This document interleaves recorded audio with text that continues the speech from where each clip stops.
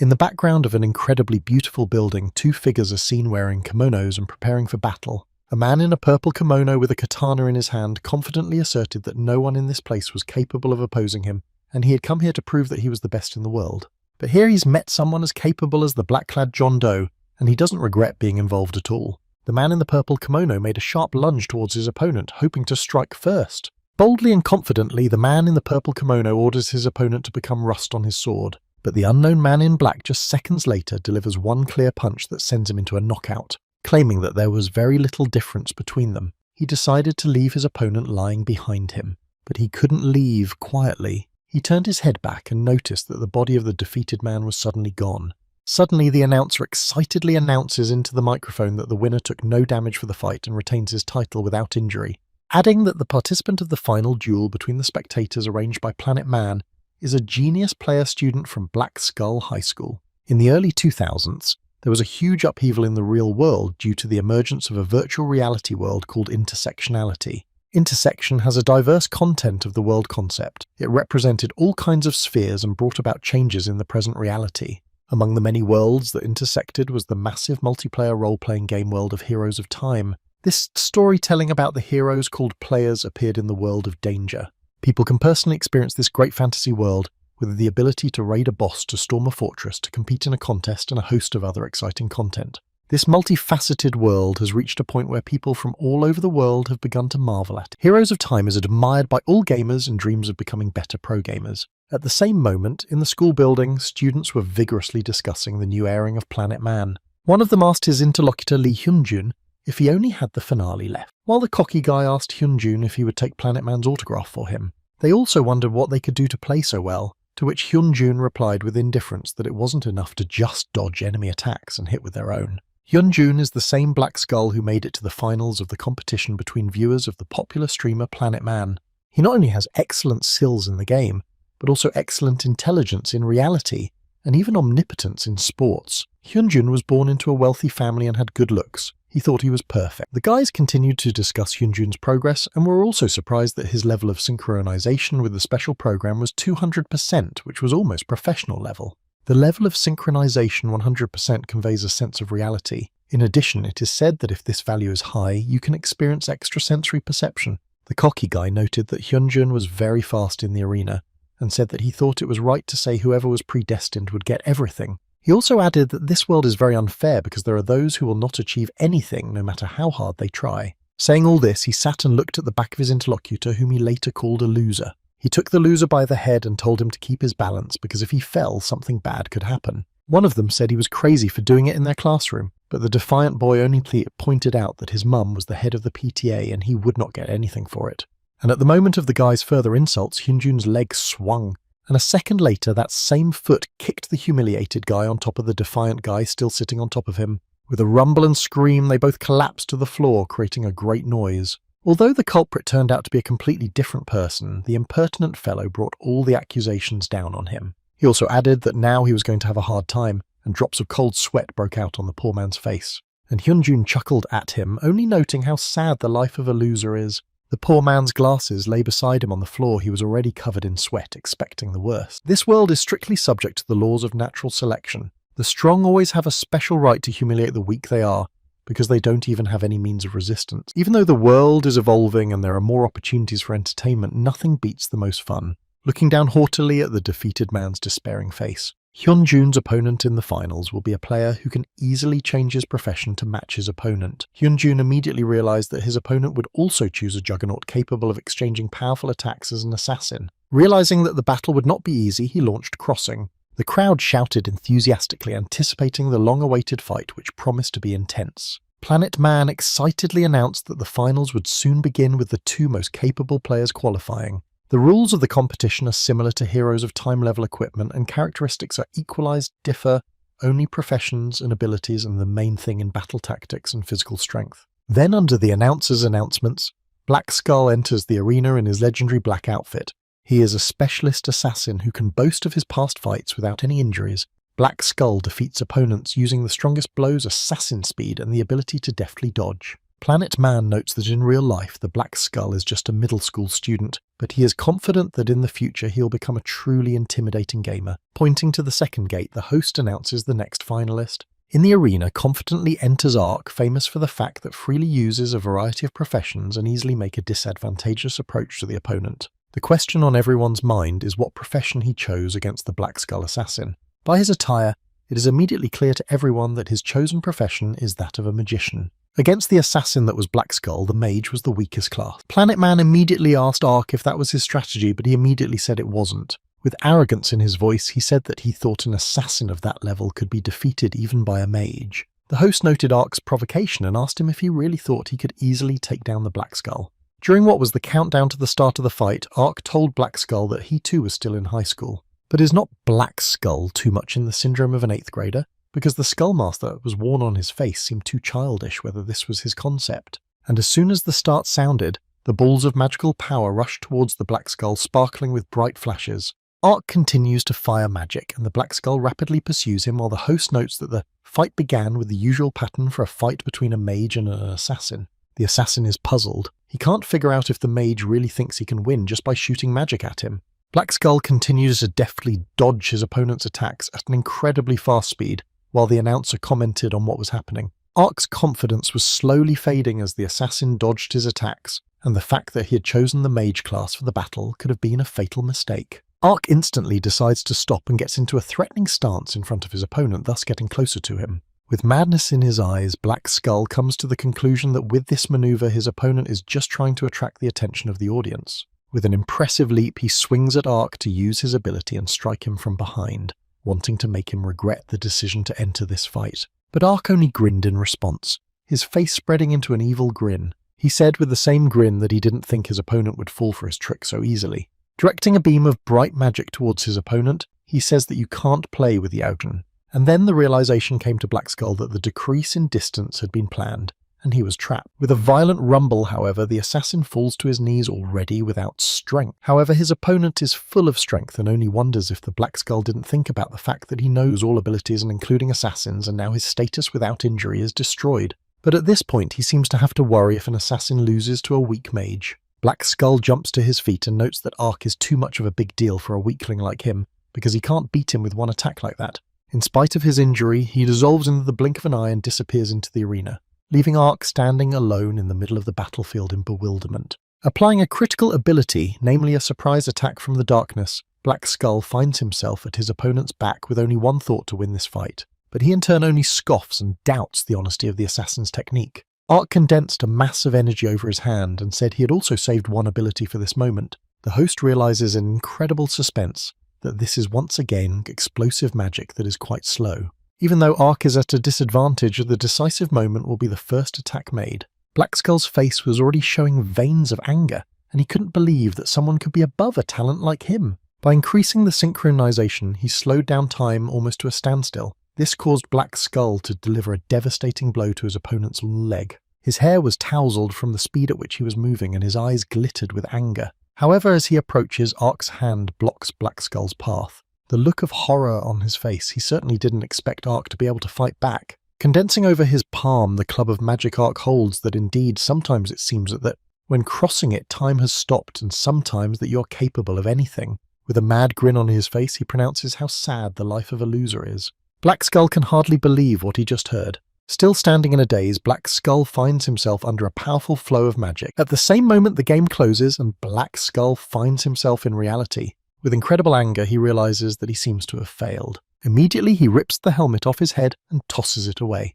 At the same time in the computer club, the guy who was called a loser in his class only reached out. His name was Pak Noah, and even though in the real world he was considered a loser in the virtual world, he was a master whose skills were admired. With a smirk on his face, all he could think about was how Black Skull would react to his defeat at school. A confident-looking man sitting in a chair with a serious expression was flipping through photos of guys and girls on his tablet. A hand appeared next to his head with a hot mug of coffee in it. The one who brought it was Kim's assistant, who wondered if a new candidate had been chosen to join the academy. Of course he respects the interests of his interlocutor and realizes that giving less well-off people a chance is a good thing, and he has one candidate too. Holding out his tablet, Kim mentioned yesterday's broadcast featuring one capable and interesting person. On the screen of the tablet was Ark, whose level of synchronization in the shown passage was very high.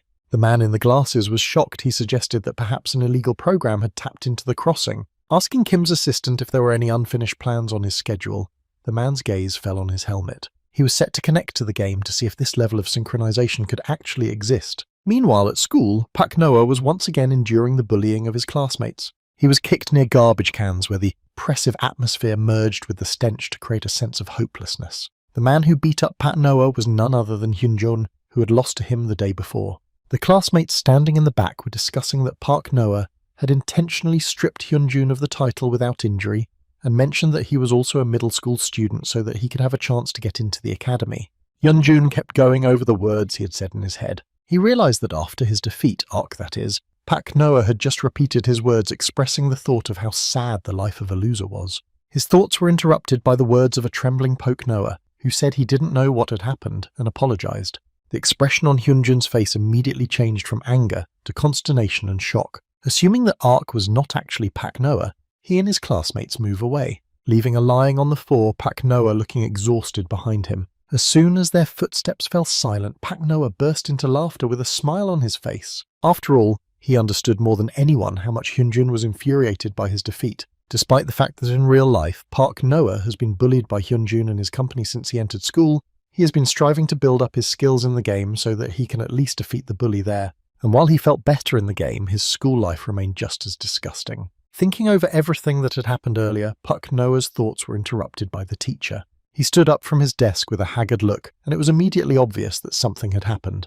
The teacher's face immediately changed, and she didn't know if she should continue to ask this student anything. But she pretended not to notice Pak Noah's condition and asked the question she wanted. Pak Noah immediately realized that he could not rely on his teacher's help and would have to deal with the situation on his own. After all, the teacher knows exactly whose work it is, but since Hyunjun and his company are from good families, they always turn a blind eye to all their shenanigans. Immediately, all the classmates around and the teacher herself turned into monsters from computer games in Pak Noah's eyes. Reality is not as good as it seems. Everything around you looks so not real. His classmates reminded him so much of the goblins from the game, as nasty and horrible not only in appearance but inside as well.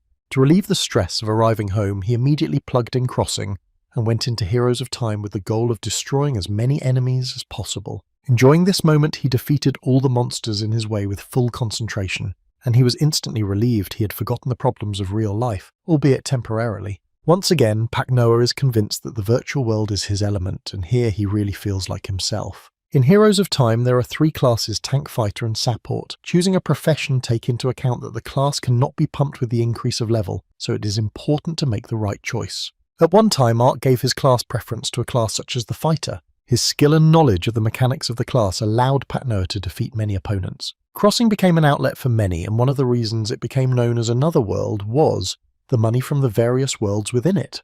And importantly, they could be exchanged for real money, but only after reaching adulthood, which Pak Noah planned to do. As he continued to watch his gambling earnings, and behind him he felt someone's presence.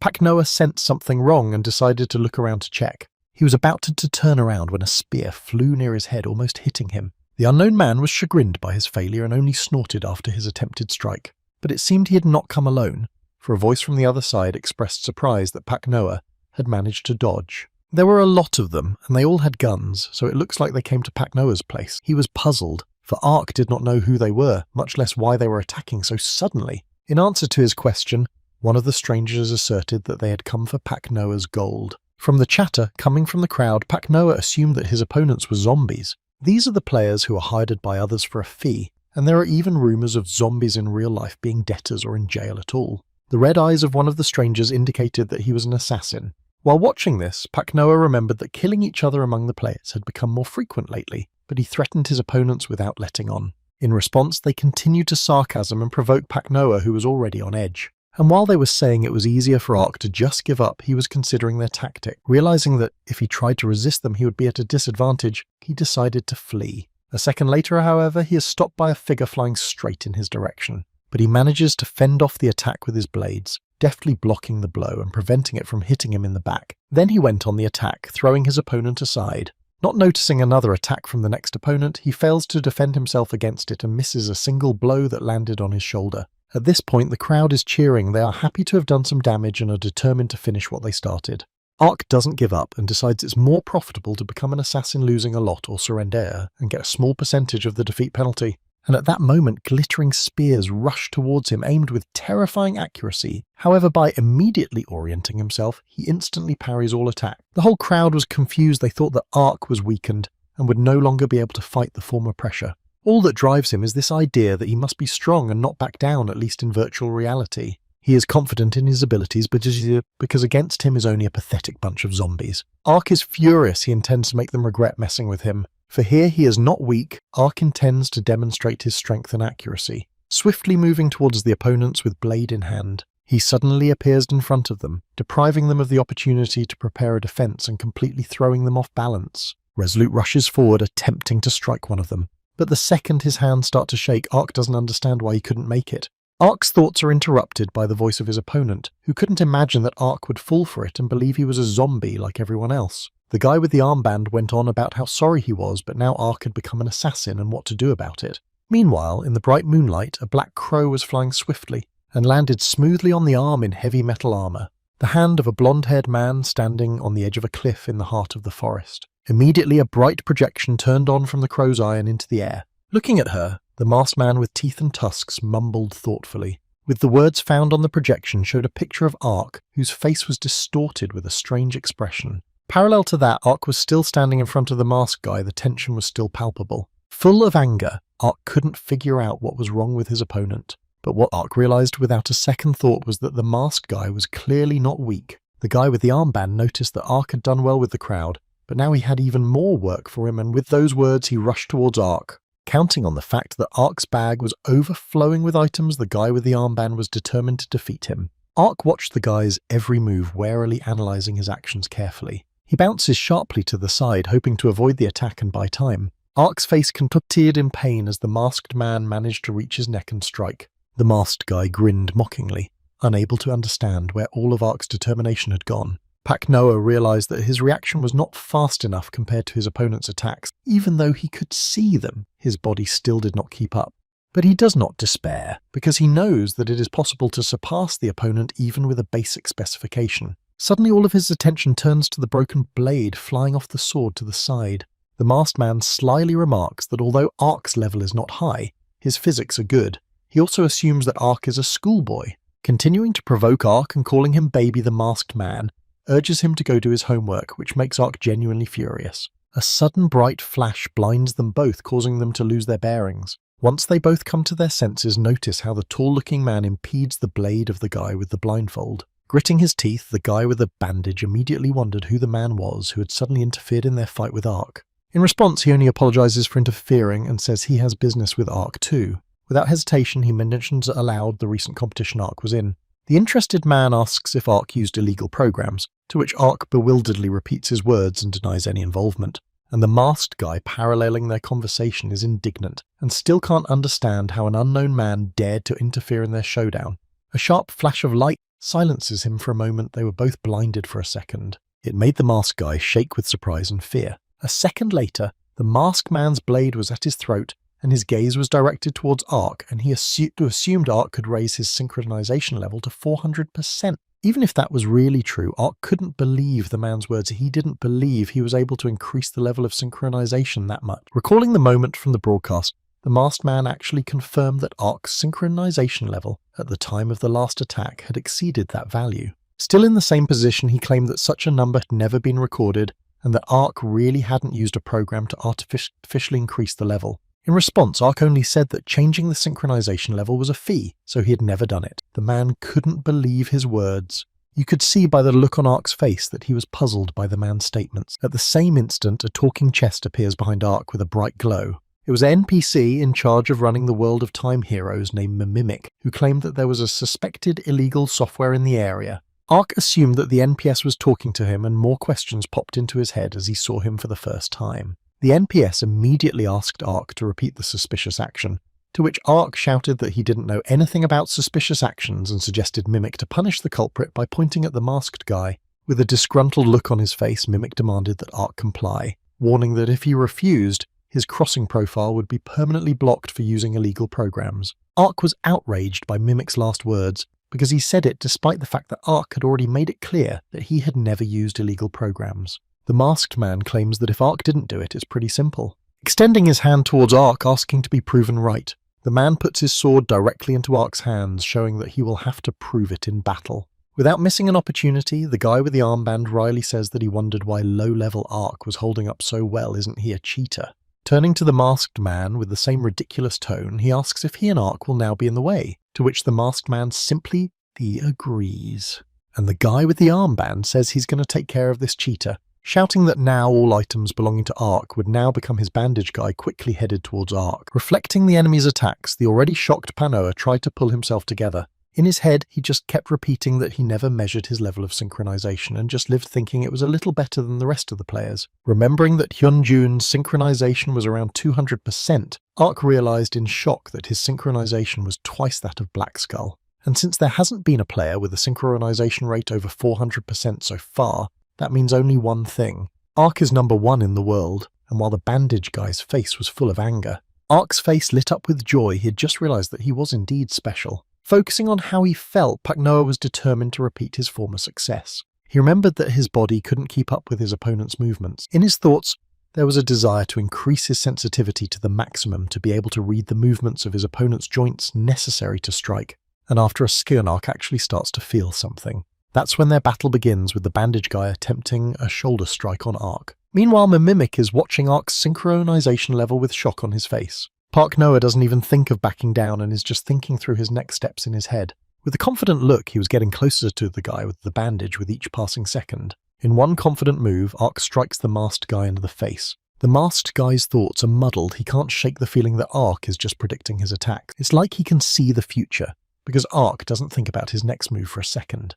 And as long as Mimic kept a close eye on the indicators, he never once noticed any signs of illegal programs being used. However, the synchronization level indicator was already a full 527%. The masked man couldn't believe it, because only recently 400% was already beyond the realm of reality, and now Ark had even surpassed 500. And while these two were discussing what was happening in front of Ark, the defeated body of his opponent was already dissolving in the air, disappearing as if it never existed. With eyes full of hope, he turned toward Mimic and the masked man. As he approached them, he proudly proclaimed that he had proven that he had not used any illegal programs. The masked man apologized for his suspicions and informed Ark that he had an offer, but Ark refused and said that thanks to him, he realized that he had been special in the crossing world all along.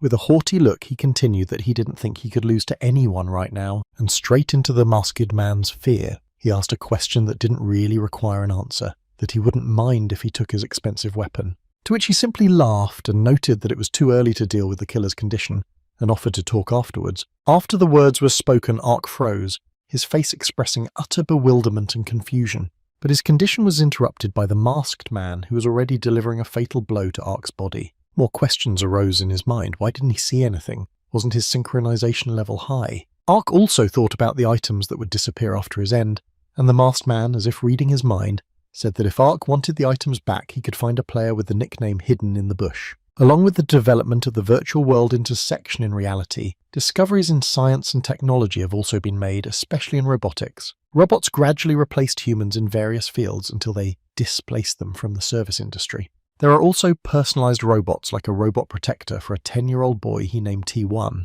Seeing the crying boy in front of him, the robot couldn't help but feel embarrassed. He'd never seen this child show any emotion before. Even when he came home covered in abrasions and scratches, he remained indifferent. When this guy asked the robot what to do, the robot's reaction was delayed because it was the first time such a situation had happened. So the reaction he was able to show was anger that needed to go somewhere. And while showing his emotions for the first time, Park Noah cried and tried to find support in the robot. He in turn continued to be angry and only expressed his desire to straighten the guy out. So finally, in an empty room, the robot and Pak Noah got together for a normal conversation. The room was tense, with the robot berating Pak Noah for spending money at the internet cafe and losing his savings in Heroes of Time. He continued to berate Pak Noah, to which the latter brushed it off, claiming it was for the sake of future investment. Having said that it was useless to talk to a gambler, the robot had no choice but to advise Pak Noah to try to get back what he had lost the way he had been told to. While Pak Noah doubted he could get it all back, the robot said that even if he had to beg on his knees, let him do it. But Pak Noah had never asked anyone for such favours, and the robot was frustrated that despite his master's maturity, he couldn't even handle such simple things. However, he still promised to help him learn the skill of asking for favors. The day Park Noah decided to apologize was sunny and warm. The man hiding in the bushes turned out to be the masked man who right now Park Noah was begging for his items and gold back, being in a very strange pose that was not clear to Hidden in the Bushes himself. Standing on his hands and already unable to bear the weight of his body, Park Noah said that this pose is called the Great Bow, and he's heard it's the best way to ask for something or apologize to someone. After a second, however, Ark was happy to change his pose because Hidden in the Bushes had just told Ark in a calm voice that he was going to give it all back. But it is worth noting that there are some conditions for this, and a projection immediately appeared in front of Hidden in the Bushes. Hidden in the Bushes was going to return things if Ark answered all the questions the man had, and a projection with the crossing contract appeared in front of Ark's face, confirming the seriousness of Hidden in the Bushes' intentions. The contract stated that if Ark lied when answering questions, all his items and savings would be lost. Having once again scrutinized the presented contract, Ark comes to the conclusion that on the whole, according to its contents, everything is not so bad for him. Then he offers the Hidden in the Bushes to ask Ark questions on the same terms, and the man agrees, because surely Ark has a lot of questions too. And in a second, all of his previously lost items and accumulated funds appear in Ark's inventory. A smile immediately spreads across his face. He looks incredibly happy and joy clearly overwhelms him. But he has to focus on the already asked question of whether he's really a middle school student. Ark mentally decided to give vague answers to questions because it shouldn't be considered a lie, so his answer was no. As soon as those words came out of his lips, everything he had just regained was immediately lost again. All of his resources scattered to the sides. Sweat dripping down his face, he's really worried, because he thought he was smart enough to take into account all the nuances of the contract. To which Hidden in the Bushes only said that Crossing is a virtual reality game that can read the minds of any of the players. Even if he was going to lie, Ark would only make an idiot of himself. In the same second, Ark confirmed like a sweetheart that he was a middle school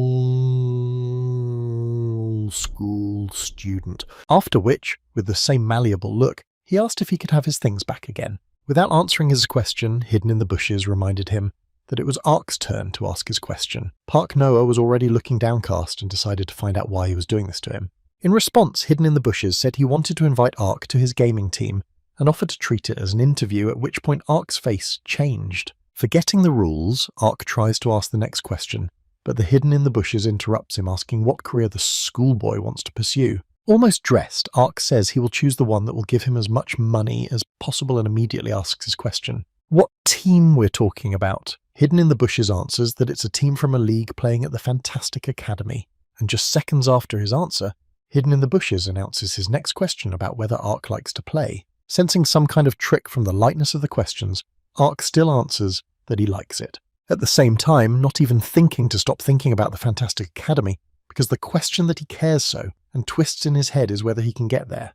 Covering his mouth with his hand, he realizes he said it out loud, whereupon Hidden in the Bushes immediately says that Ark can go there as long as he believes it. Next, Hidden in the Bushes asks Ark what if he fights an opponent stronger than him, and realizes that his loss is inevitable. Does he dare to go against his opponent? Ark replies with a proud and confident look without hesitating for a second that of course, yes. And in the same second, the image of his main enemy Hyunjun pops up in his mind. Ark immediately flinches. He doesn't understand why this man out of nowhere has appeared in his thoughts. He knows that the answer to Hidden in the Bushes' question is yes, but why is Ark haunted by the feeling that he's lying? Pressing his lips together, he still doubts the correctness of his answer, and is silent for a bit. Gathering his thoughts, he quietly answered in the negative, and stared at the floor without lifting his gaze, continuing that he doesn't want to get involved in such a battle, because it makes no sense, and even trying would be pathetic. Ark wouldn't want to be in that situation. But if this battle turns out not to be his last, he can overcome himself and become a better man. He is interrupted by the Hidden in the Bushes, saying that every year at Fantastic Academy there is a competition among the students. Faculty-led teams are focused solely on winning to become representatives of the academy. Many of them fight desperately for their position, but are defeated and give up their aspirations.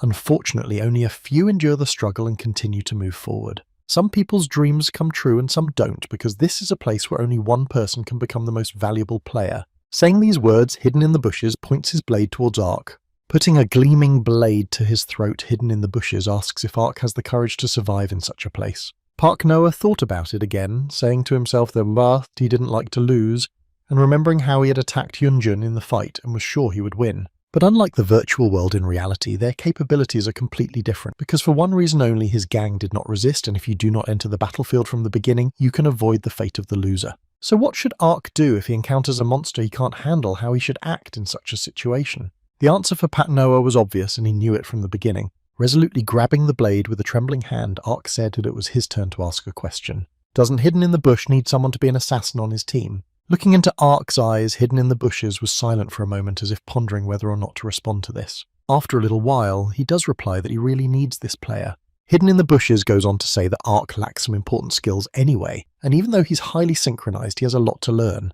Hidden in the Bushes was only able to give Ark one piece of advice: that he would need to pass the test by his own efforts in the admittance process. Now Ark would face an entrance test in 3 months, and Hidden in the Bushes, looking straight into Ark's eyes, asked his final question if he was ready to undergo the arduous training. Ark's happiness was unbounded. He felt a smile spread across his face and a lightness in his chest, and then he confidently gave his consent. So his training started the next day, and arriving there, he wasn't particularly enthusiastic. The pink-haired girl standing in front of Ark swore to him that she was here at the request of Hidden in the Bushes. While Pak Noah asked who she was, the pink-haired girl stated the fact of Ark's arrival with a smile. And to confirm her hunch, she clarified whether Ark was another one of those recommended by the professor. Hearing this, Ark wondered if anyone else had been recommended besides himself. While Ark was still reeling from her earlier words, the pink-haired girl noted without the slightest surprise that Ark didn't seem to know anything about it, and anyway, it wasn't a big deal. In a moment, she was already in the air, swiftly pointing her foot toward Ark's face. With a quick and precise movement, she delivered one clear blow without giving Ark time to react. She then expertly bounced to the side, and with a sharp break, her foot raised a cloud of dust behind her.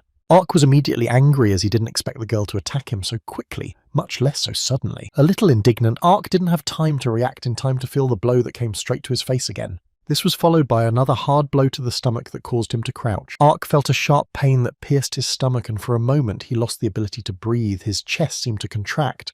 With the words that she had already heard about Ark's highest level of synchronization, the pink-haired girl offered to fight him. Barely standing on his feet, Pak Noah struggled to comprehend the meaning of the offer he had received. Looking at him, the girl concluded that Ark didn't seem to feel much pain. Probably he was somehow dulling the pain sensations. Asked what Ark's sensitivity percentage was, his answer didn't take long to come out, and with a lungful of air, Ark shouted that he wouldn't even think of telling whoever had attacked him. But the girl did not back down, and with an even more menacing look, she repeated again the question she had already asked. Assuming it could be connected to the academy, Ark said his synchronization level is 1%. The girl immediately began to resent the fact that everyone was working so hard to reduce the level of sensitivity to pain to at least 20%. She immediately assumed a threatening pose and said that if she damaged him 20 times, she might be able to make Ark feel the pain he needed. She also noted in passing that she didn't like him at all, and while Ark was trying to realize the last words the girl had said, her fist was already near Ark's face. He bounces to the side in time to avoid another attack. Turning to the girl, he expressed his bewilderment that she thought he would fall for such a trick again. Exhaling, he tried to focus and remember the same feeling he had last time. Meanwhile, the girl hesitated a bit, trying to realize what exactly Ark was up to.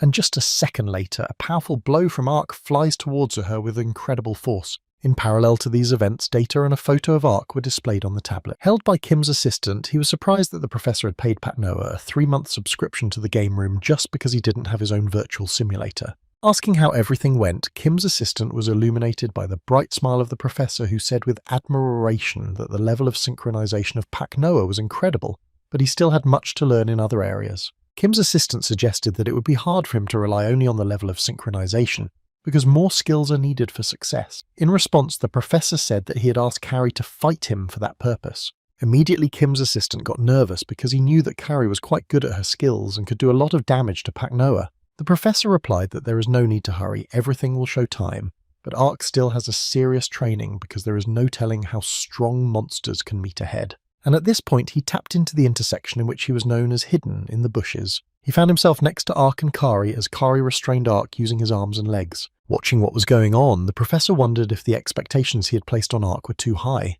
Turning to the professor, Ark asked for help because he could no longer control the raddish-browed girl. She responded by shouting indignantly. From the absurdity of the situation, the professor tried to cover his eyes with his hand not to see what was happening. After a while, when the professor managed to separate them, he decided to introduce them to each other with their consent. The professor pointed to Ark and introduced him, explaining that he was a dealer and had been selected as a candidate for enrollment, so he would soon begin training. He then introduced Carey, who is also a dealer, and unlike Ark, she was already enrolled in the group, but a full 6 months after being selected as a candidate. Once enrolled, they will both be working on the same team, so now is a good time to find common ground.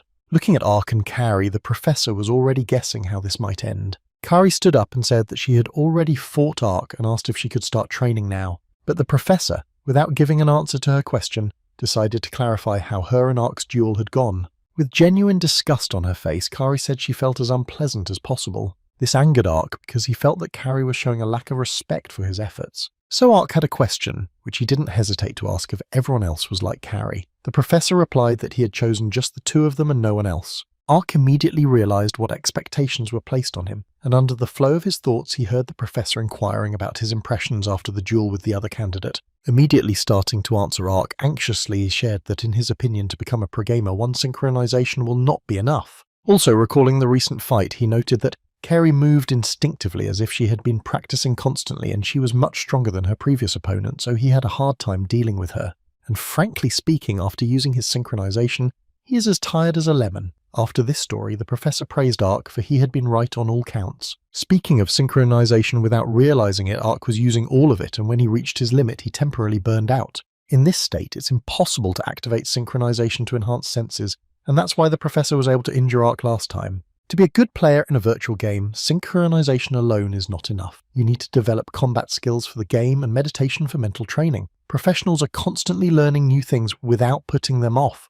The professor asked Carey to fight him so that Ark would understand. Then Ark noticed that since Carey had been in the group for 6 months, she had been training for the same amount of time, and the professor confirmed his guess with a sly smile and confidence in his words. Ark kept saying he'd catch up with Carey in the 3 months before his test. The professor replied that it was impossible and that he didn't even expect Ark to be able to reach Carey's level before the test. Archer's trump card is synchronization and Carey's is fighting skills that help you win. She was born with a talent for martial arts that manifested itself in her ability to quickly learn techniques and strategies. Besides, as a recommended student by the admissions committee, she spends all day in the game. It's better to say that Ark will catch up to her by the time she gets in. Ark is also a candidate, so the professor will be able to arrange with the school for him to focus only on training. His face was instantly happy because he realized that he could not go to school if he didn't want to, and he would no longer have to suffer Hyunjun and his unpleasant company. However, when he thought about it, the smile that had been on his face abruptly disappeared as if under the weight of sudden thoughts.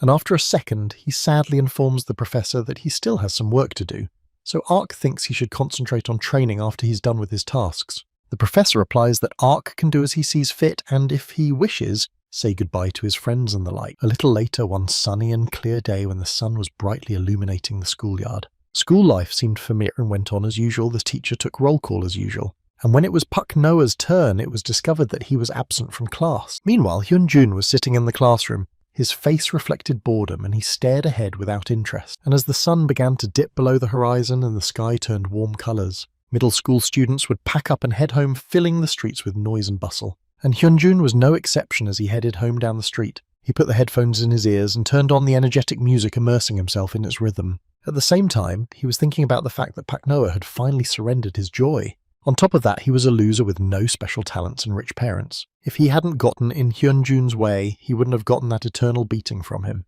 Hyunjun's mood had lifted so much during the time he didn't see Pak Noah in front of his eyes.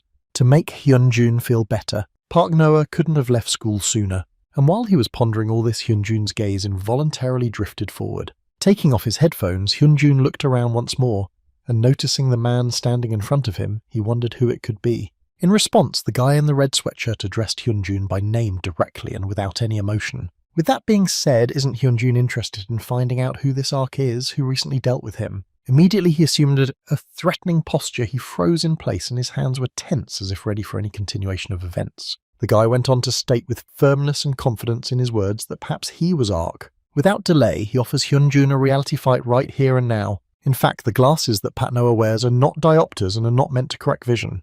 There is only one use for them. They serve as material to build his character.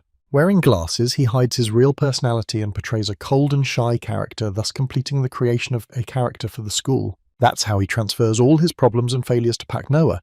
But when he puts on Ark's mask, he finds the opportunity to be his true self in the virtual world. And through this method, Pak Noah allows herself to move on in this challenging and cruel world. He realizes that misfortune is inevitable no matter how much he fights. He will not fail if he does not go out to fight, Pak Noah thought, remembering his words that only the foolish get into a fight they cannot win. The conflict continues, and in a moment of tense pause, Pak Noah makes no secret of admitting that he is actually Ark. Hyunjun's gaze expressed misunderstanding and shock because he hadn't expected the offer to fight in his moment of vulnerability. And already out loud, Hyunjun began to resent how Pak Noah standing across from him could be Ark. Hyunjun moved toward Pak Noah in bewilderment, not believing that he had been Ark all along. Hovering over Pak Noah, Hyunjun looked at him with a threatening look and asked what now. Does Ark want Hyunjun to teach him a lesson? And with those words, Hyunjun gives Pak Noah one powerful punch on the arm. Pak Noah reassured himself that there was nothing to be afraid of, because he was waiting for the moment when Hyunjun would be without his company, and he hoped that this fight would be like a game, because it would be easier for him to cope. After a second, he made the decision to provoke Hyunjun to shake his mental state. With a crazy look, he was saying that Hyunjun was really bad at acting. That's the last thing that today's teenagers want to hear.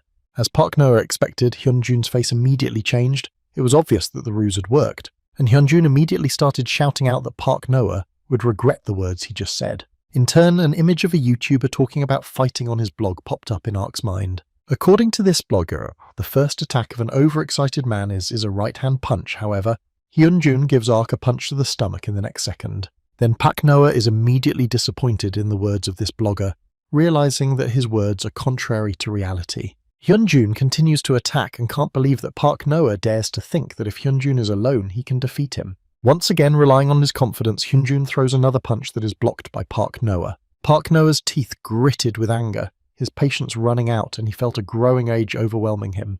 And he immediately goes on the offensive with a series of what he thought were very strong blows. But Hyunjun's sensation was different. The blows he received were like baby slaps. Pak Noah's thoughts were preoccupied with the fact that in the simulation he fought very differently in reality, but for some reason he could not concentrate and think about his actions during the fight. He followed it up with another strong and accurate blow that made him lose his balance. Yes, so much so that Ark flies off to the side, hitting the pavement and losing the ability to continue fighting for a few seconds. While he's immobilized, Hyunjun puts his knee on his ribcage, saying words to the effect that he fights as disgusting as he looks. Swinging at Pak Noah again and not giving him a chance to recover, Hyunjun's punch accurately hits his cheek, causing his head to turn sharply to the side. Hyunjun continued to attack him without realizing what was going on, and assumed that Pak Noah might have taken some kind of banned substance because suddenly he was acting like he had never acted before. If he had just surrendered, he would have been less injured. Hovering over Ark, Hyunjun again suggests that Ark thought that if Hyunjun was left alone, he could defeat him. Pak Noah, even though he was already badly beaten up, said wryly that if an underachiever like Hyunjun was alone, he wouldn't be afraid. After that, Pak Noah spat in Hyunjun's face with obvious contempt and disrespect. Hyunjun was instantly seized by anger, his eyes glittering with rage and all his thoughts focused only on making his opponent suffer. So in Pak Noah's face came a new blow even more painful than the last, and while the other streets seemed to be quiet and no footsteps or conversations could be heard. Here at this location, 2 high school students were trying to resolve their conflict and one had already disarmed the other.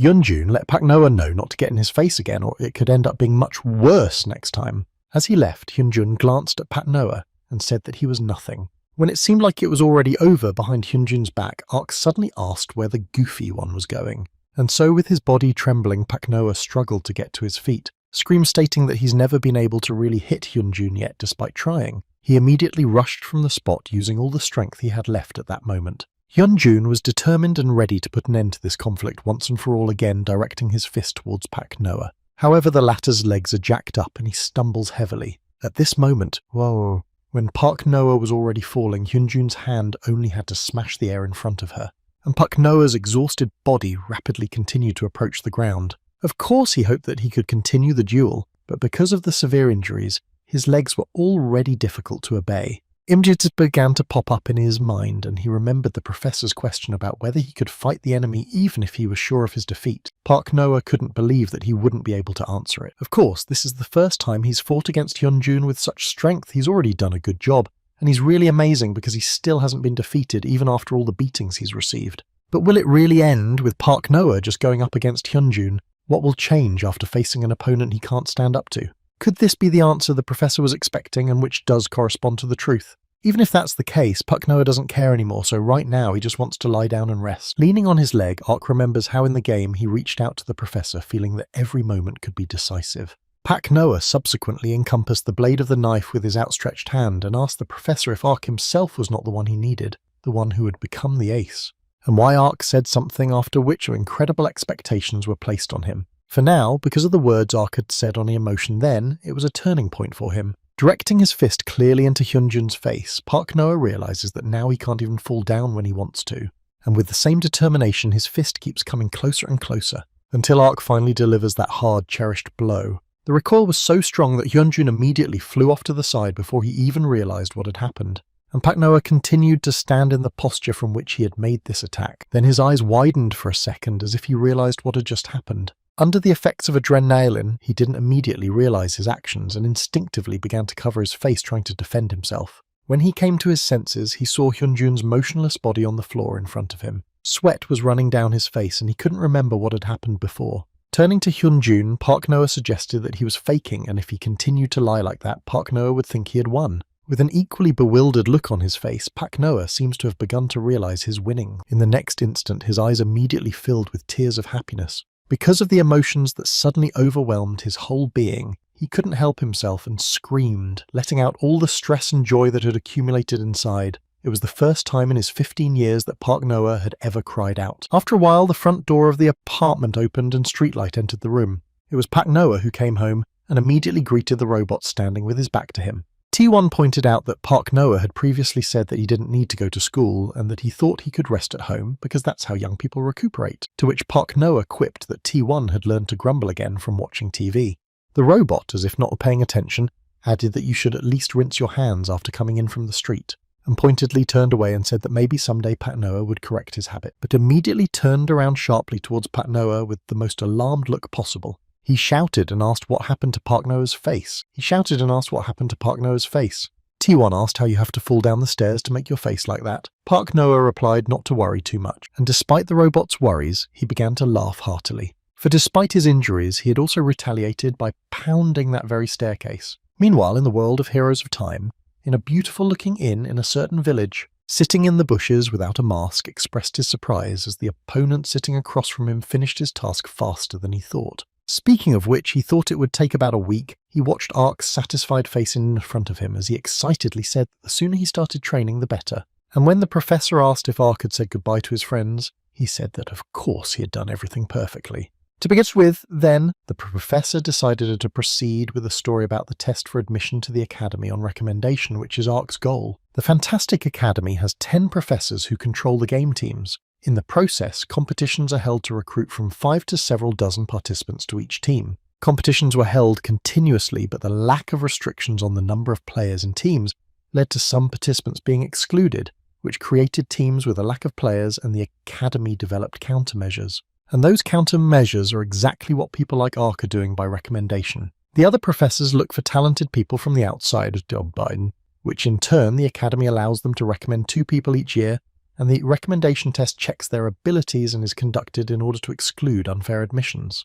Without getting enough points in the test, Ark, like everyone else, will not be able to enter the Academy. However, the professor immediately, as if reassuring him, said that Ark had nothing to worry about at all. After all, he only needs all the basics beyond the synchronization level, and over the next 3 months he will fill in all the gaps in his skills. After that, the professor identified 4 key sessions that became the basis of the program. The first was the professor's lecture. Once a day, Ark listened to the professor's lectures and accumulated missing knowledge about virtual reality, such as information about the level of synchronization of the theory of combat players' position and so on. The second is the hardening of physical strength in real life, because according to the professor, in the virtual world you play with your physical body. The third activity was investing time in hunting in Heroes of Time and increasing levels there. The professor also mentioned that it is important to get used to the Academy's schedule in virtual reality, where you have to spend 10 hours every day. And last is the daily 2-hour fistfights at the stadium with Kari, in which the use of synchronization boosting was banned. During these fights, Kari noticed that Ark's sensitivity level had increased a bit, and now it was more interesting to hit him.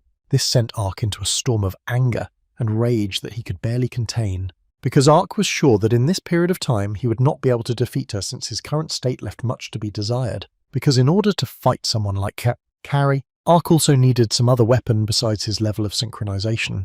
And even if he can't win yet, it doesn't have to be tolerated. After all, what he learned from his fight with Hyunjun is that if you don't give up, there is a way. so he continued his preparatory training with even greater diligence. Very quickly, the 3 months flew by and the day of the academy admission test came. Ark was busy preparing things that might come in handy later. Of course, not without the help of the T1 robot, because he was just as worried as Ark at that moment. Again and again, checking things he might have forgotten, Ark worried that at this rate he might miss his train.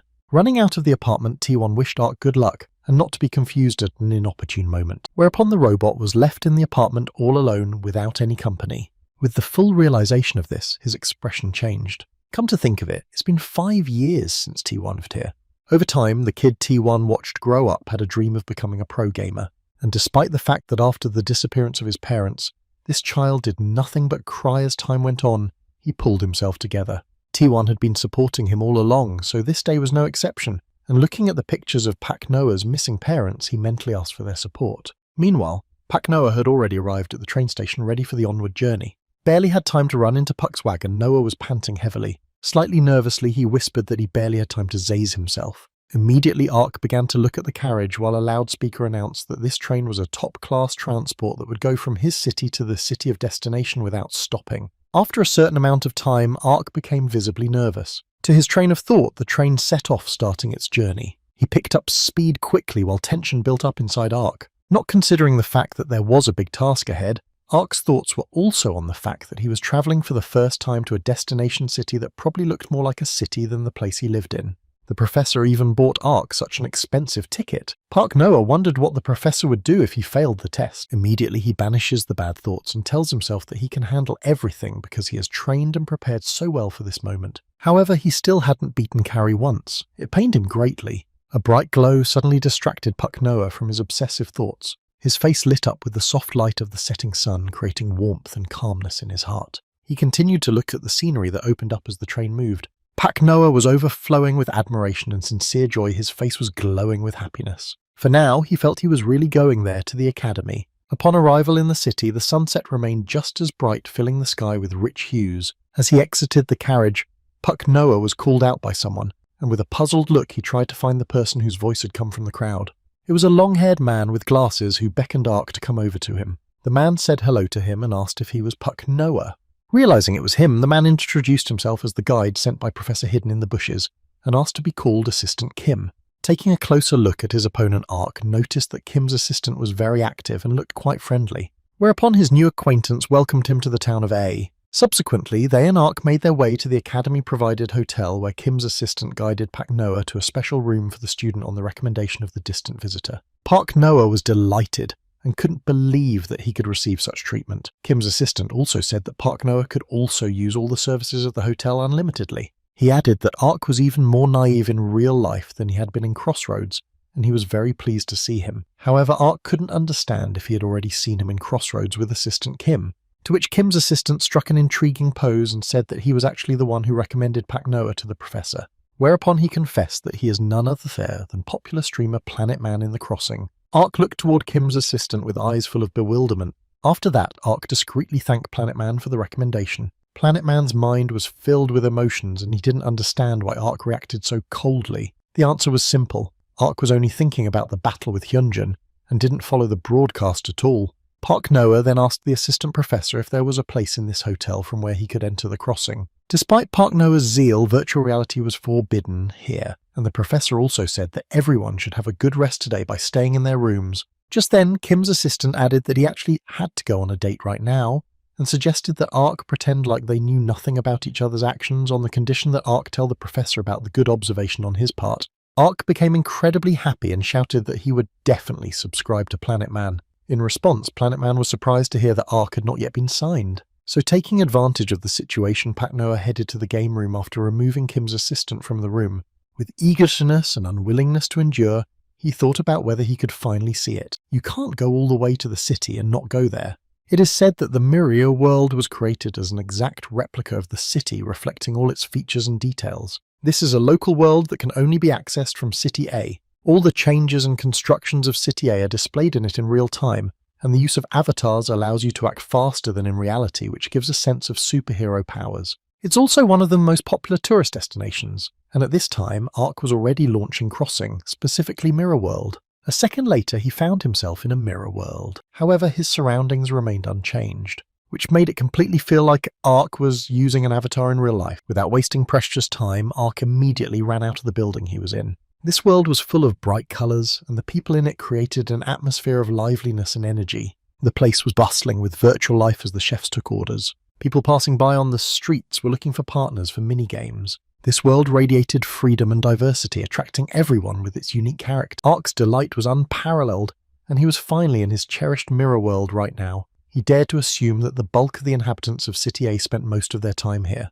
Telling himself that there was no time to think, Ark set himself the goal of finding her sooner rather than later. Running down yet another cozy street with benches and beautiful buildings, Ark couldn't contain his delight. Happiness was written on his face as he finally found her. A majestic and incredibly beautiful statue of Faker full of fine details that only exists in a mirror world. Faker is one of the best and most famous gamers who suddenly left his field and hid from everyone, but his name is still on people's lips as the best gamer who left countless achievements. The internet said that praying in front of this statue guarantees a smooth game, so Ark immediately began praying at the statue, asking for help in getting into the academy as a recommended student. After a short while, Ark heard Carrie's prayer coming from behind him. They turned to each other almost simultaneously and asked in surprise as to what you were doing here. Ark continued and asked Carrie if she had come to pray to the statue because she was as worried as he was. She immediately became indignant and asked Ark not to put them on the same level. She then asked if Ark had come to the VR room at the hotel, despite the fact that the professor was supposed to tell him to rest today. Ark said that it was a secret, so he couldn't tell her anything. Ark immediately realised that Carrie was an exchange student like him, and of course the professor should treat her the same way. Carrie replied that she was ace, so it was okay. Waving it off, Ark noted that he had just gotten here and still had a lot to see, so he was going to head over to the Fantastic Academy. Carrie asked why such a futile effort since Ark couldn't get there, and Ark's face immediately changed. Ark decided to ask Carrie what she meant, and she grudgingly said again that his efforts were futile. He was in despair because how come he wouldn't be able to get into the Fantasy Academy? Then what was going on in the last 3 months of his life? In the 3 months of training with Carrie out of the 132 fights, Park Noah had not won a single victory, not a single draw, and all 132 fights he had lost, he had never once been able to defeat her. Not only was he unable to win, but he never once took damage. But despite his defeats, his desire to improve became stronger. He thought every day about how to defeat Carrie and searched for his technique. He always enjoyed the process because Pak Noah considered Carrie a worthy opponent, the man he aspired to and had to defeat with his own strength. So the words Carrie had just said were a blow to him. He couldn't understand why she had said it. After all, he was sure that he would not lose always. Pak Noah knew that in time his efforts would bring results. To which Carrie got into a fighting stance and offered to fight him right here and now. It was obvious from the look on Ark's face that he was ready to accept the challenge. Carrie's face also expressed a sea of emotion. She was looking forward to what was about to happen. In a second, Ark and Carrie were rushing towards each other, ready to start the battle. And in the same second, a sudden energized red glow appeared. After the glow dissipated, Carrie noticed Ark standing right next to her. Carrie didn't realize what had just happened when she heard Ark tell her to take it. Pointing his fist in her direction, he said that he too would pass tomorrow's test and would definitely get into the academy. So let her take back what she just said. As if she didn't understand what was going on, she expressed her bewilderment, saying that she didn't know what he was talking about and why he was yelling about such an obvious topic. While Ark's thoughts were confused, she abruptly threw him onto the sag, saying that was where she needed to pick up. Through the pain, Ark said that she had just claimed that he couldn't get into the academy. Carrie replied that it was true, and Ark went on to say that now she was saying it again. Carrie exclaimed, "How can he get into the academy if entry for people from the outside is forbidden? The mirror world has no incarnation for such people, and they can't even see her from the outside." Ark's face immediately showed despair and tears appeared in his eyes, and on top of that, Carrie was surprised that Ark didn't even know it. Getting up from the floor, Ark continued to be indignant because Carrie didn't even bother to tell him that he wouldn't be able to get into the academy, but Carrie replied that Ark seemed to have a very strong persecution mania, since he understood her words exactly like that. And why would she say that now that Ark is on her team? His success depends on her, so she should support him. And on the contrary, let him remember if he fails tomorrow's exam, Carrie will be sure to teach him a lesson. At these words, Ark was so moved that tears immediately flowed down his cheeks, and he did not hide his emotions and continued crying right in front of her. Carrie couldn't stand the weakness and shouted at Ark to stay away from her with his tears. After stretching and getting a little away from the events, Carrie realized she was hungry, and knowing that Ark was in the same VR room of the hotel as she was, she offered to eat together, to which Ark agreed. After her words, it was as if he was shaking off the previous events and started trying to understand what Carrie had just said. Coming to his senses, Ark realized that she had offered to let him eat together, which meant that he will meet Carrie in real life, and consumed by these thoughts, he notices a girl approaching him. Thinking back to the past when they continued to fight Carrie in Heroes of Time arc, something interested me. What she actually looked like in reality. He only knew that her abilities were outstanding despite being the same age. He also knew she had incredible punching power. After getting beaten up by her for 3 months, Ark gathered information from which he formed his idea of Carrie in reality. This collective image was, to put it mildly, not a pleasant experience. But why was it that when Ark finally saw her, he felt a strange, almost inexplicable feeling? After all, a smiling girl with short hair approached him and asked if he was Ark. The appearance was a stark contrast to what he had expected. Seeing Ark shaking, she confirmed that she was indeed Carrie and in real life wasn't going to hit him. She added that in real life they couldn't call each other by nickname and suggested that Ark introduce himself. Deciding to start first, she said her name was Lee Shia. Ark, still with a frightened expression on his face, nervously said his name Pak Noah, and Lee Shia immediately reached out her hand with a smile and said that she was counting on Pak Noah. So as planned, they went out to eat, picking out some delicious food that they definitely deserved after all that was behind them. Lee Shia looked very happy at this moment. After all, she was happy to have such a delicious meal. At that moment, Ark thought to himself that it was just ramen and kimbap, and she was so happy. As his thoughts were interrupted by Lee Shia, she asked where Pak Noah was from, and he said that he was from A City. She in turn said that she was from F Town, which is very close to Pekanoa Town, and this shocked him. Then he remembered that the city of F was what they call the #1 crime rate underworld, and realised that Carrie lived in the city with the lowest level of public order. Carrie noted that it was even possible to eat in the city, and that it was a great place to live. Pak Noah heard this and concluded that it was not even possible to eat in the city of F. He couldn't understand how she'd been able to live there all this time. Pointing her wands towards Pak Noah, Lee Shia began to say that a little earlier. He has excelled in training in the use of synchronization, hasn't he? Pak Noah confirmed her assumptions and said that he didn't want to keep losing, and Lee Shia said that he was more determined than she expected and it would be more interesting to fight him. Pak Noah then decided to ask her how she became a recommendation student, to which Lee Shia replied that the professor recruited her after their battle. More specifically, it happened in Heroes of Time. They first met him in the Heroes of Time arena. He didn't look like an academy professor at all then, and his actions were such that Carrie could barely breathe, as if he were calculating her movements and abilities, attacking with incredible precision. She tried several times, but she couldn't beat him. That got Pak Noah thinking, because if Carrie's sure she can't beat him, then how strong is the professor? Then Lee Shia asked if Pak Noah thinks so too, because it would be strange if the professor became famous with such powers. But even if you search for his hidden in the bushes ID, no information appears. At that moment, the two hadn't met him in real life, although they would have liked to see his face, but it looked like they would have to wait until tomorrow. Lee Shia added that Pak Noah hadn't seen the professor in real life either. The professor recommends them to the academy, which is attended only by the elite who come from good families, so the question arises as to who this professor really is. However, despite their strong desire to find out as soon as possible, it is likely that they will not receive this information until tomorrow. The very next day, you could see on the professor's face that he was visibly nervous. He sat at a table in the packed hall surrounded by the others who took their seats. The professor couldn't believe that the entire faculty was gathered at such a late hour. The headmaster said that he would reveal the content of tomorrow's exam today, and the professor couldn't understand why he was doing it so early the day before it was to be held. It seems the principal is up to something again. What kind of exam he's prepared this time? The other professor in the room turned to Professor Lee, which caught him off guard. The blonde man continued by asking if Professor Lee had found intelligent students to recommend this time. The man was a professor from the academy. His name was Bazen. So Professor Lee turned to Professor Bazen and said that, judging by the fact that he was asking such a question, he too had found someone capable. In response, Professor Bazen laughed with certainty that he had found an incredible genius. He was sure that his student would be the best among the recommended ones, but Professor Lee replied that his guys were not so easy either. While they were discussing, a man intervened saying that their students were still homeless children from the slums. It was a professor from the academy named Siler, a long-haired, statuesque man. Professor Siler went on to say that Professor Lee brings in poor people every year who don't realise where they're going and cause chaos in the academy. Professor Lee responded by noting that it is said that standing water spoils over time, and he believes that personality can manifest itself in any environment, so these children will be the pioneers who created a generation. After interrupting him, Professor Bazen agreed with him and said that this time he had found someone from the city of F.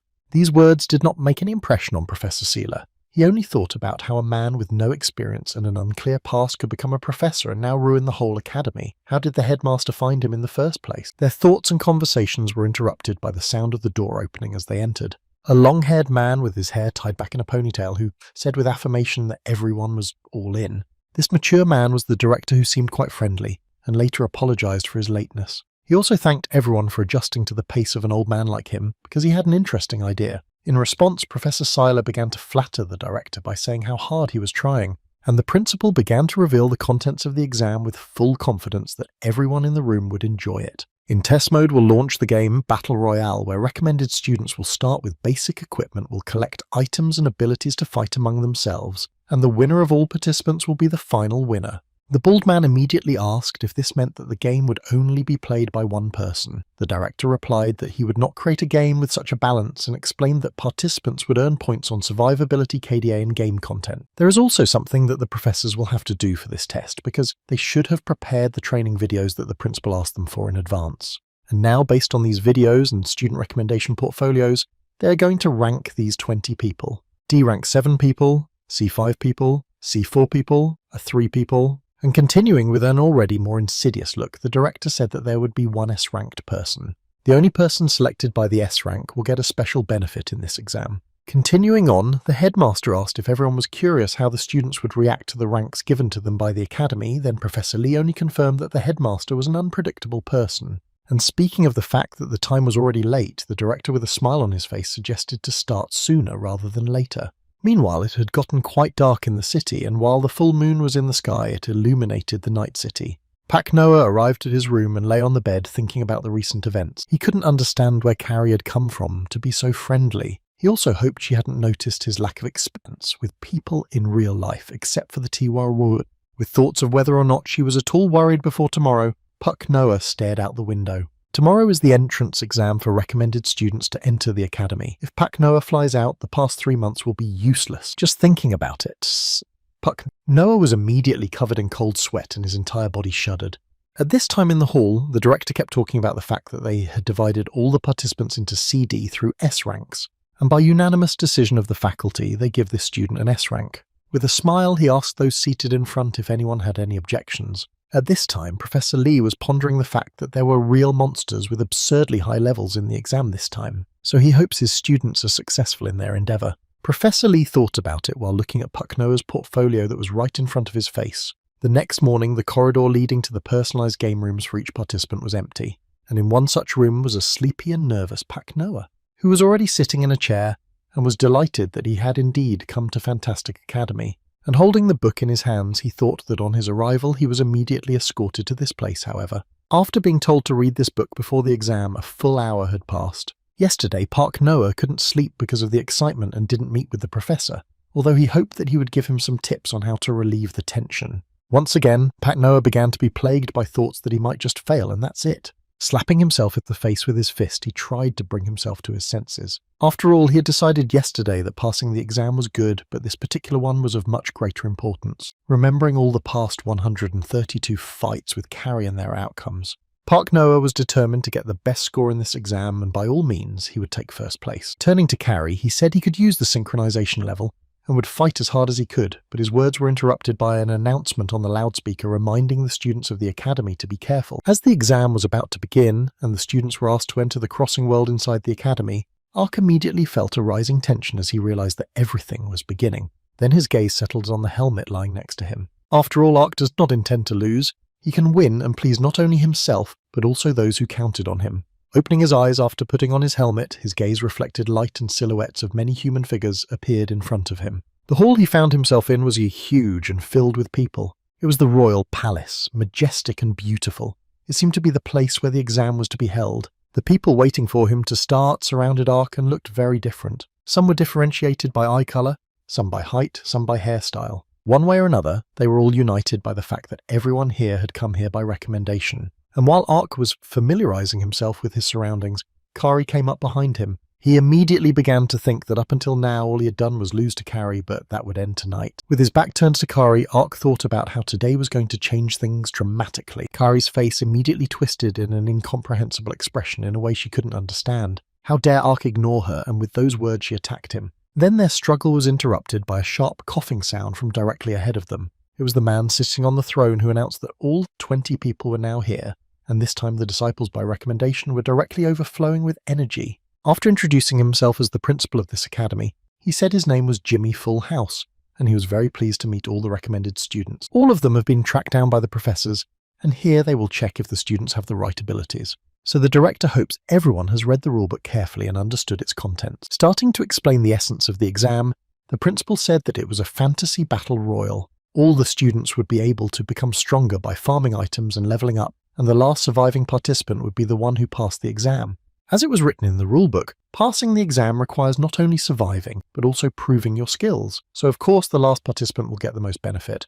Then a red-haired guy approached the principal and said he had a question. He found something unusual in the rulebook and immediately asked what rank was, to which the principal replied that it was a good question, because it was one of the main factors in this exam. Another topic of the exam is the rank capture war. Participants will start the game divided into groups from D rank to A rank, and if the opponent who will be higher in rank will be defeated by one of the participants, they will be able to get his rank. So the basis of this system becomes the survival of the highest of the ranks. However, they will not be able to recognize their rank from the beginning. The ranks assigned to them will be revealed in the first log of defeated Battle Royale players. There is another funny thing among the students. There is one person with S rank. So the Academy's treatment of them will depend on their rank, so the principal and professors promise better treatment for a person of S rank. At this point, Ark was wary, but also realised that S rank sounded very cool. The girl with the ears interrupted Ark's thoughts and decided to ask a question to the director. She asked what criteria were used to assign ranks, and if it could happen that a participant with S rank would be in a favourable position from the beginning.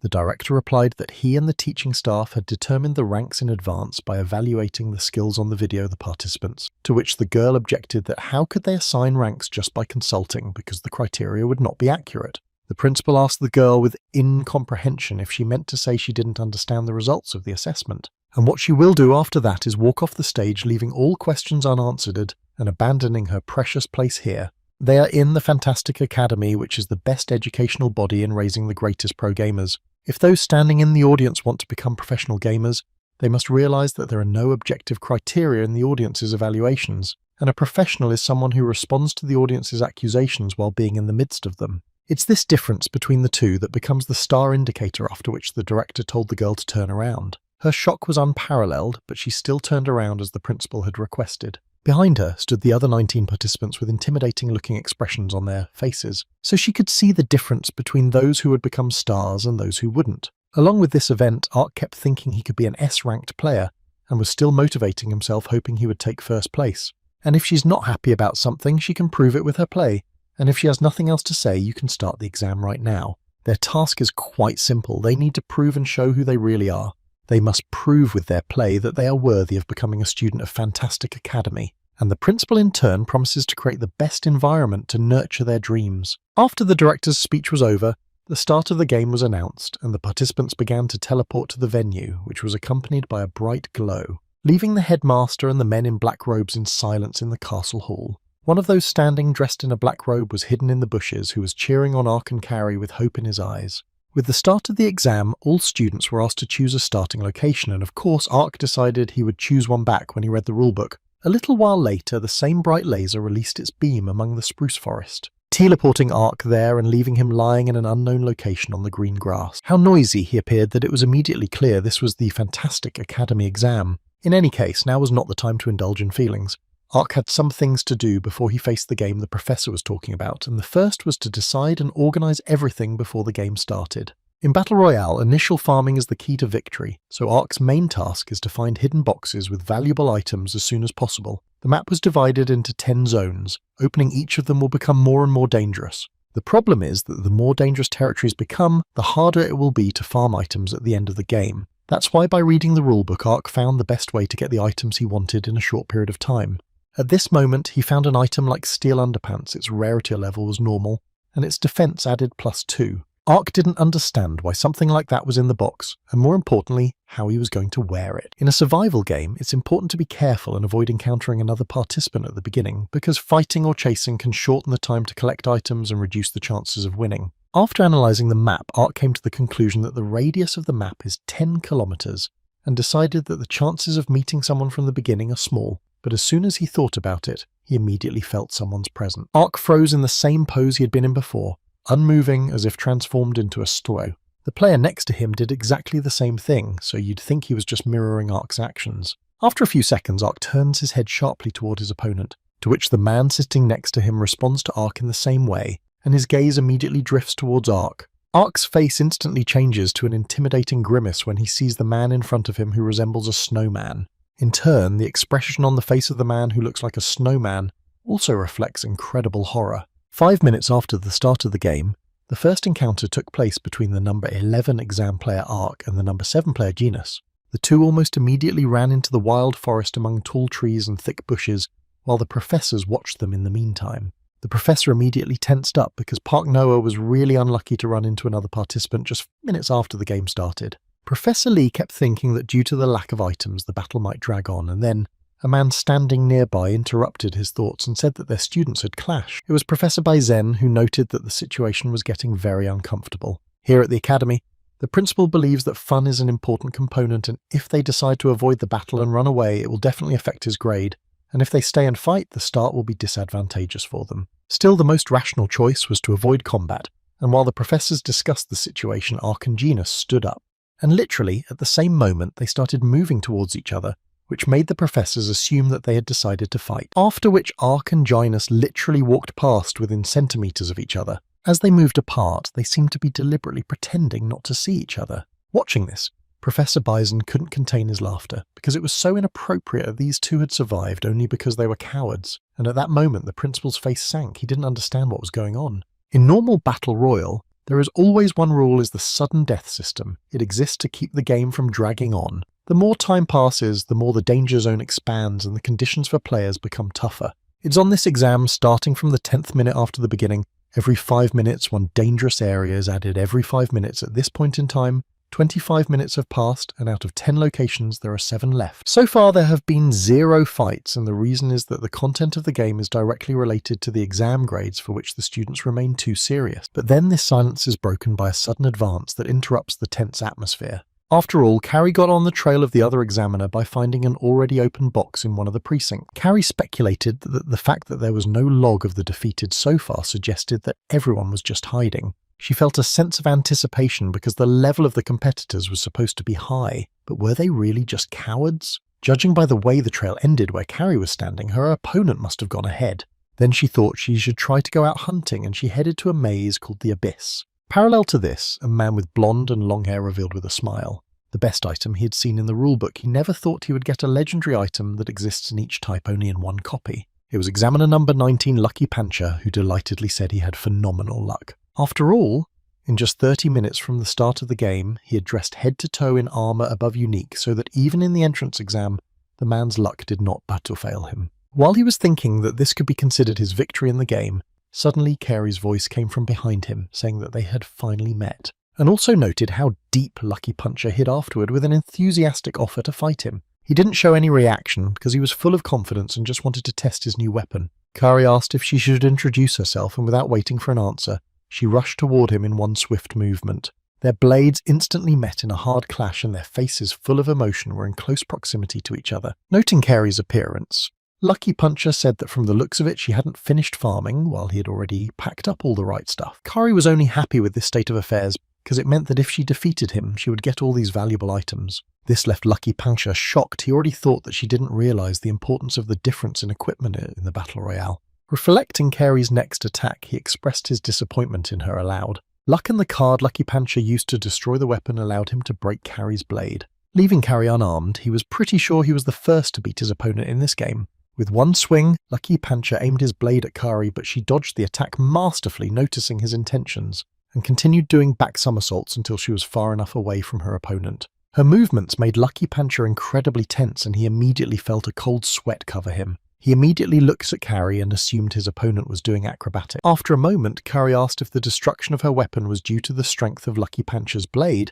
to which he replied that she seemed to have only just realised it, since the difference in equipment determines combat power. Carey kept a positive attitude and said that since Lucky Puncher's gun was so good, it would be hers now. Lucky Puncher felt a little uneasy and said that she didn't understand what he was saying, because he was saying that she was going to lose. Objecting that he was the only one who thought so, Kari dropped one of her hands to the floor. It's usually the disadvantageous situations that show skill in the super game, and immediately she named Lucky Puncher the Golden Goblin. This is a player who has no abilities but has a lot of good items. This really hurt Lucky Puncher, and he shouted at her to make her doubt her powers, because he had no idea how she was going to defeat him even without a weapon. With a sharp tug, he called Kari's rabbit ears aloud and urged her to surrender. However, having already done a somersault in the air, she was on top of him, after which she firmly grabbed Lucky Puncher's throat with her hands. Her face was full of tension and the strength in her hands was so palpable. In the next instant, she was able to literally throw Lucky Puncher into the wall opposite.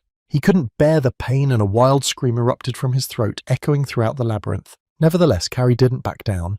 The adrenaline rushing through her veins gave her extra strength, and with even more vigor and determination, she lunged toward Lucky Puncher. She aimed her fist right at his face, but Lucky Puncher managed to dodge, and Kari's hand just punched through the wall that was right behind him. What he saw shocked Lucky Puncher. He could not understand how he could make such a powerful blow with his bare hands. He immediately thought it was a scam and maybe everyone started the game with different parameters. Laughing at his words, Kari replied that he didn't seem to know much about how to use the avatar in Crossing. Here, his abilities from the real world are amplified several times over. And thanks to the platform's well-manifested physical engine, if you manage to channel the flow of its power, you can deliver a devastating blow using all the power of your body and directing it to the right point even if you don't have a weapon. After the crushing blow, Lucky Puncher fell to his knees, thinking about how unlucky he was to encounter such a monster in his path, and yet he recognized himself as incredibly unlucky. The pain made the tears flow helplessly down his cheeks. He couldn't hold them back. Lucky Puncher suggested that Kari is nothing more than an S-ranked player, only she immediately said she didn't know it herself. But it seems not long before she can figure it out, and guiding her foot toward Lucky Puncher's head. Just as Kari's foot was about to touch his head, a screen projection appeared in the air, which made it clear that the first lethal result had just been committed, and now the ranks of the examiners would be revealed. Kari was surprised at the announcement, for she had not yet had time to do anything, and while she was thinking about it, Lucky Puncher crawled away from her in relief, for it was this message that gave him a chance to continue the game. But he was glad too soon, because Kari hadn't forgotten about him, and noticing his attempt to escape, she still struck the blow she'd planned. After defeating Lucky Puncher, Kari couldn't understand how someone could beat her by beating another contestant before her. She wondered who it could be. Looking more closely at the projection, she opened her eyes wide, for on it she saw that the man who first defeated the opponent was Ark. 10 minutes before these events, at the incredibly hot location of Blazing Mountain. Ark stood panting with a tired and haggard look, as if every second of being in this hot place had forced him to exert an incredible amount of effort. He was practically armorless, with only a shield and sword in his hands, his appearance clearly showing that he had not been able to find all the items he could use. As he continued to breathe with difficulty, he reflected that he had never expected to meet such an opponent. He was incredibly strong. Ark's opponent was a guy with turquoise hair armed with 2 katanas. Going back some more to the moment when Ark had just stepped into the location of Blazing Mountain, which was about 10 minutes after the exam had started, Ark ran through the area, remembering that he had met another apprentice from the beginning, which was why he hadn't even been able to farm properly. Judging by the fact that you can quickly move from one location to another in about 5 minutes, Ark thought that the territories here are not small, and he assumed that he would not meet other examiners here. And at that moment, his gaze was immediately fixed on the chest in front of him. Walking closer and opening the chest, Ark took in all the items lying in it. It was a sword and shield, which Ark was happy with because he had gotten a weapon with good balance. In addition, it was rare, and it had an ability called Golden River Shield, which allowed it to emit light from the shield after it was used, and the enemy who would attack Ark at that moment would enter a state of stasis. With such valuable items, Ark enthusiastically decided that now he could really start farming. He was ready to face any opponent and confront anyone. Kari didn't count, of course. Continuing to move through the location, Ark's gaze stopped on something interesting. A guy with turquoise hair was lying on the floor in front of him with his face down in the chest. Ark couldn't understand why this guy was stuck in the chest, because if he had been defeated, he should have appeared in the log of the defeated, but he still wasn't there. Ark's first option was that the guy had already been defeated but didn't show up in the log, but that was unlikely according to the rules of the exam. The second option was a trap for the enemy, but Ark thought it was too stupid and rejected the idea. So there was only a third option. If something had actually happened to this guy's body, we had to report it to the academy immediately. After Ark touched the turquoise-haired guy on the shoulder, he immediately stood up, causing Ark to lose his balance and fall. After that, the guy with turquoise hair looked towards Ark as if nothing had just happened. This only added more questions to Ark's mind. Then this guy leaned over the chest again and said he'd sleep for another 5 minutes. Ark turned to the guy and said that he had just said he would sleep for another 5 minutes, so he was just sleeping. The man looked at Ark with saliva on his lips and asked if he was the other examiner. When he woke up and realized what was going on, he remembered that he was on an exam and said that he was trying to farm, but it was so warm that he even accidentally fell asleep. Still in a drowsy state, the turquoise-haired guy offered Ark a fight. Ark gripped his weapon tighter and said that nothing bad had happened anyway, which meant he had no reason to give in. And finally he would be able to evaluate the results of all his training. With those words, he rushed toward his opponent, namely those useful training sessions with the crossing techniques the professor had taught him all those 3 months ago. Attempts to train with Carrie, during which Ark never managed to defeat her, but thanks to these 2 training sessions, he became much stronger. So the guy who fell asleep right in the middle of the exam was absolutely nothing to him in Ark's opinion, and in the flow of these thoughts, Ark pointed his blade towards his opponent with a sharp movement. But as soon as he did so, the expression on Ark's face instantly changed. The guy with turquoise hair stopped Ark's blade just still holding his katana. The professors in turn continued to watch on their screens. With a smile, Professor Bazin again noted that his student and Professor Lee's student had met again as if their fates were inextricably linked. Turning to Professor Bazin, Professor Lee suggested that this child was probably his student. Professor Bazin agreed, adding that this time Professor Lee's ward was unlucky to run into Han. He had previously mentioned Han's name in their conversations. This is the guy Professor Bazin found in the city of F, who is an incredible genius. However, as far as Professor Lee knew, this examinee had received a D rank. Immediately confused, Professor Bazin said that it was only because Han is very lazy. He even refused to make videos of his training for this reason. You could say that, although not intentionally, Khan has become his secret weapon. Remembering Professor Bazin's words during the battle, Han was sure that he was saying that the academy exam would be fun. And yet it seems the professor has deceived him. Han jerked the blade of his katana against Ark's shield. Ark realizes that this guy seemed to be sleepy, but then why is he moving so fast? From the very beginning, as it turned out, he met an incredibly strong enemy who knows how to make clear and strong blows. And then Ark remembered that he has a shield ability that allows him to stun an enemy that attacked him. Activating this ability, Ark felt everything inside fluttering in anticipation of the enemy's next attack. But almost immediately, Han caught the rhythm of the arch and realized that he was hiding something. Ark couldn't understand what Han meant by the word rhythm, and it made his body goosebumps of fear. While Ark was distracted trying to make sense of Han's words, he quickly seized the moment and attacked Ark sharply. His legs immediately gave out because he had no time to react to such a precise blow. After his legs weakened, Han didn't let the moment pass and delivered another blow, this time with his foot to the stomach. The blow was so strong that Ark couldn't hold back the pain, that his face contorted with fear and pain. At this time, Professor Bazin said that it was a hidden crossing system called synchronization. It's an opportunity to experience what cannot be felt in reality, and it surpasses all sensations. Professor Lee didn't think much about the words he heard, but thought that Professor Bazin was talking to himself again. Professor Bazin had previously wondered if there was a way to increase the level of synchronization and what the limit was. Then he heard a rumor about a guy who felt something strange while in the intersection, so he immediately went to F City. And there he met Han and saw new possibilities for the synchronization level. Han then told him that if he increased the level of synchronization, he would hear them. The sound of your opponent's breathing, the number of heartbeats, all sounds that react to changes in his opponent's heartbeat. Thinking it was a cheat, Han then said it was much more boring to play that way than he had previously thought. Professor Bazin continued that Khan's synchronization affects his hearing, so he is able to learn the number of heartbeats of his opponent and understand his intentions. Plus, this guy can read the enemy's facial expressions, and there's no way Han is going to lose in psychological warfare. It's the same as if he were playing poker while watching his opponent's trick. After saying this, Professor Bazin remarked that Professor Lee's student was very lucky, to which Professor Lee objected that it might not be true at all. With an incredibly sly look, he continued, because after all, Professor Bazin wasn't the only one with a secret weapon. At the same time, the battle between Ark and Han continued. It was already hard for Ark to stay on his feet.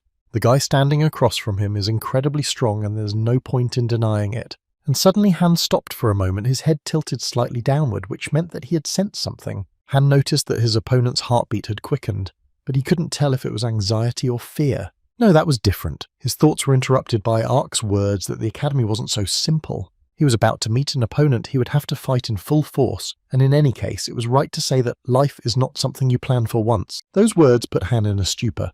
Then Ark added that he was going to use synchronization during the fight with Carrie, but before he could continue, he tried to focus.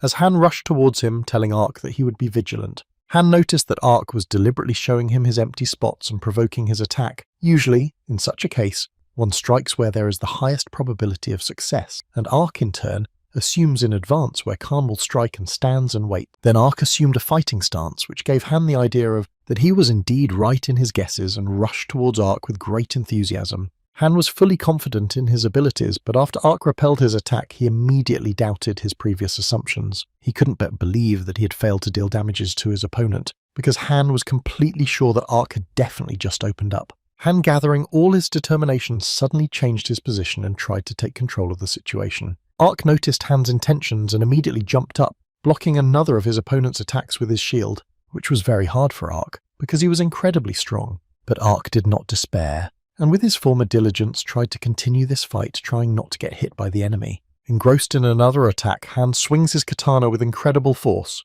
Breathing heavily and catching his breath, he suddenly notices something strange catching his attention. Simultaneously with what was happening, the professors watching were also stunned by what they saw. Professor Lee thought that Park Noah had only gotten D rank because they hadn't revealed his skills, but he would definitely be starting to become famous someday.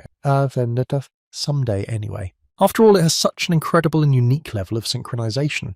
The events happening at the location of the blazing mountain only made it hotter, and the expression on Han's face remained as confused as before. He kept repeating in his head that he was sure that at the moment of his attack, Ark was open to being hit. But every time Han tries to attack these places, Ark constantly puts up a shield and defends himself. Han assumed that his opponent was revealing himself intentionally, but immediately reconsidering his guesses, realized that it didn't look quite right. In this case, it appears that Ark fights to see the attacks in a very short time. His interest in the situation made him ask his opponent's name, and the first thing he did was introduce himself by calling himself Khan, and Ark in turn called his own as well. Han then called Ark a capable player, and for the first time in a long time he seemed to have more fun than sleep. Saying these words, he lowered his hand into the inventory appearing beside him, saying that he doesn't want to lose, so he will fight at full strength. At the same time, he throws an unknown ball towards Ark. He notices it immediately, because the unknown object is moving straight towards him, while releasing dark smoke.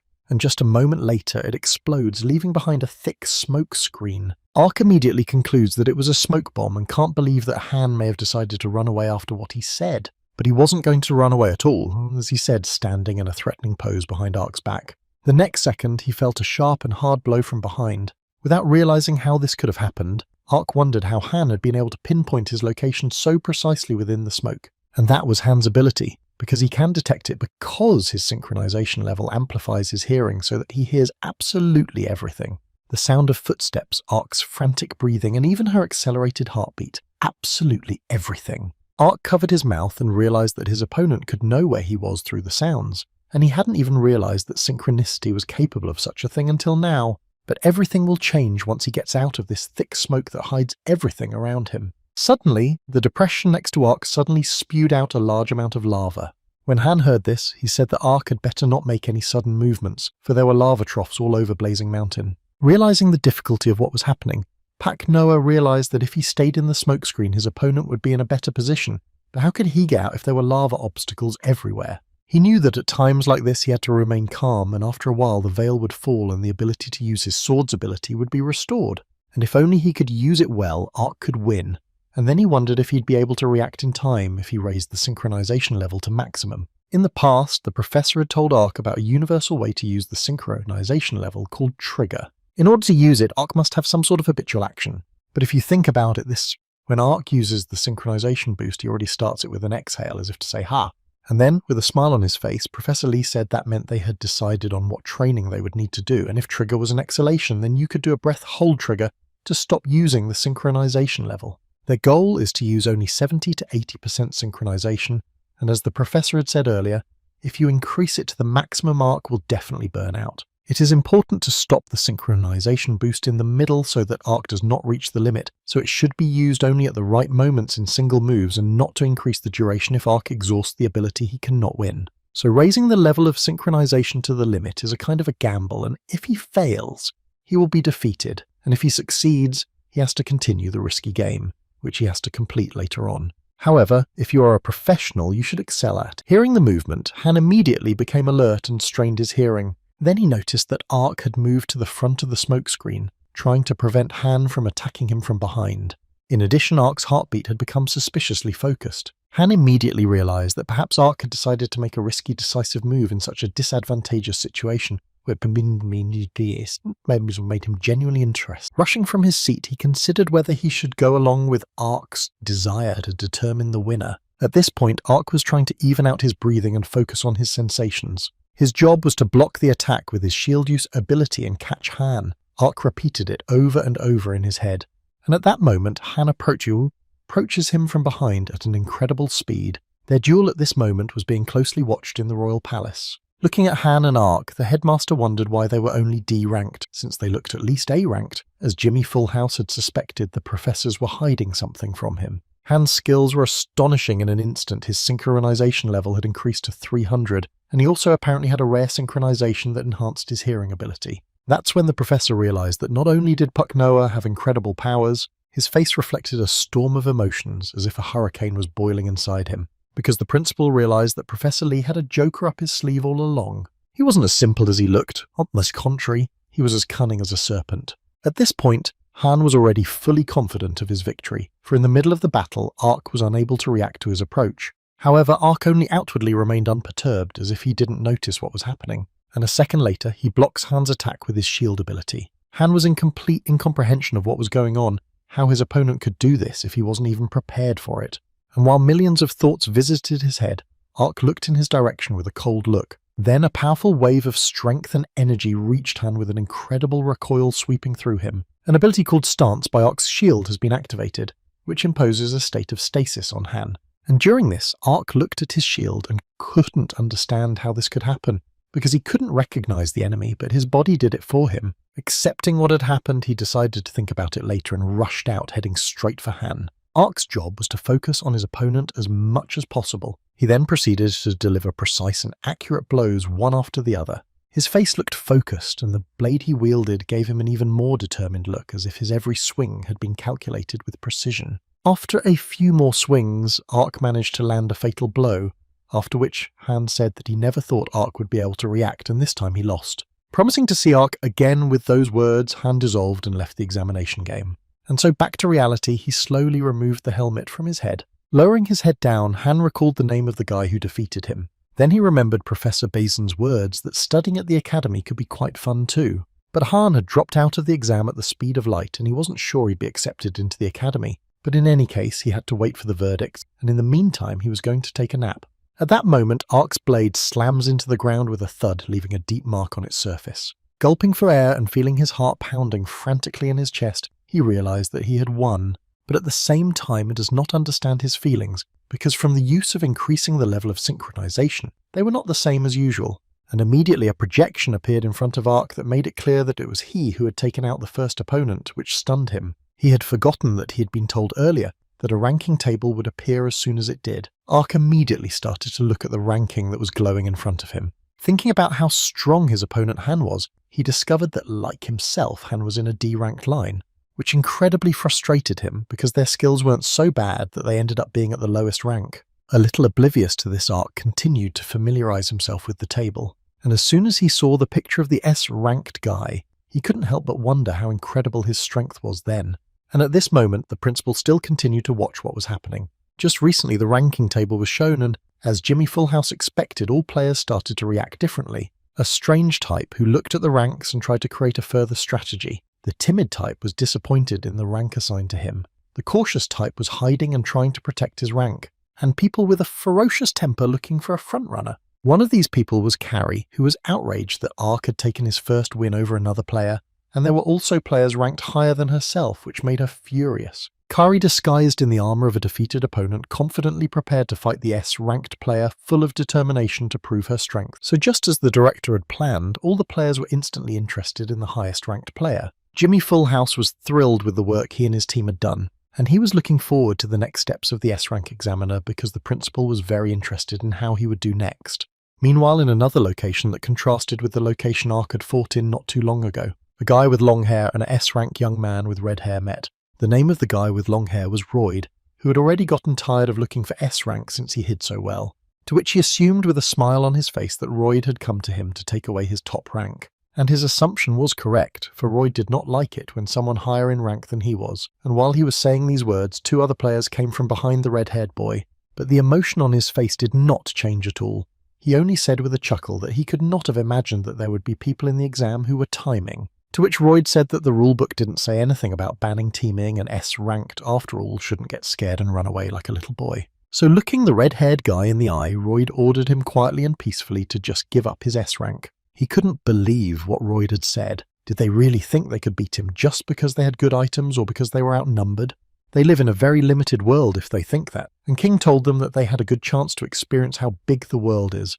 At this time in the royal palace, the professors in black robes either continued to observe or discussed with each other what they had seen. The projection in front of them showed all the portfolios of the examiners involved in the current showdown. Professor Seiler, who is in charge of the participants, is asked by Royd and Max about the recent actions of his students if they are not doing the timing. He didn't understand what the problem was, and the girl with glasses pointed out how cowardly his students were, because they had the same rank and had formed a team and were playing a single game. In response, Professor Seiler pretended not to understand and pointed out that one of the students named Boratz was under Professor Vaughn's supervision, so he wouldn't say it was his students who were in the group. Hearing them talk, the headmaster sitting on his throne said it didn't matter at all. There really wasn't anything in the rules about timing, so it wasn't forbidden. To be honest, Jimmy Fullhouse didn't think anyone would do that during an official competition. It was entertaining enough that he was willing to forgive them, and Professor Silder responded to the girl with the glasses by saying that it wasn't against the rules, so it should be seen as their strategy.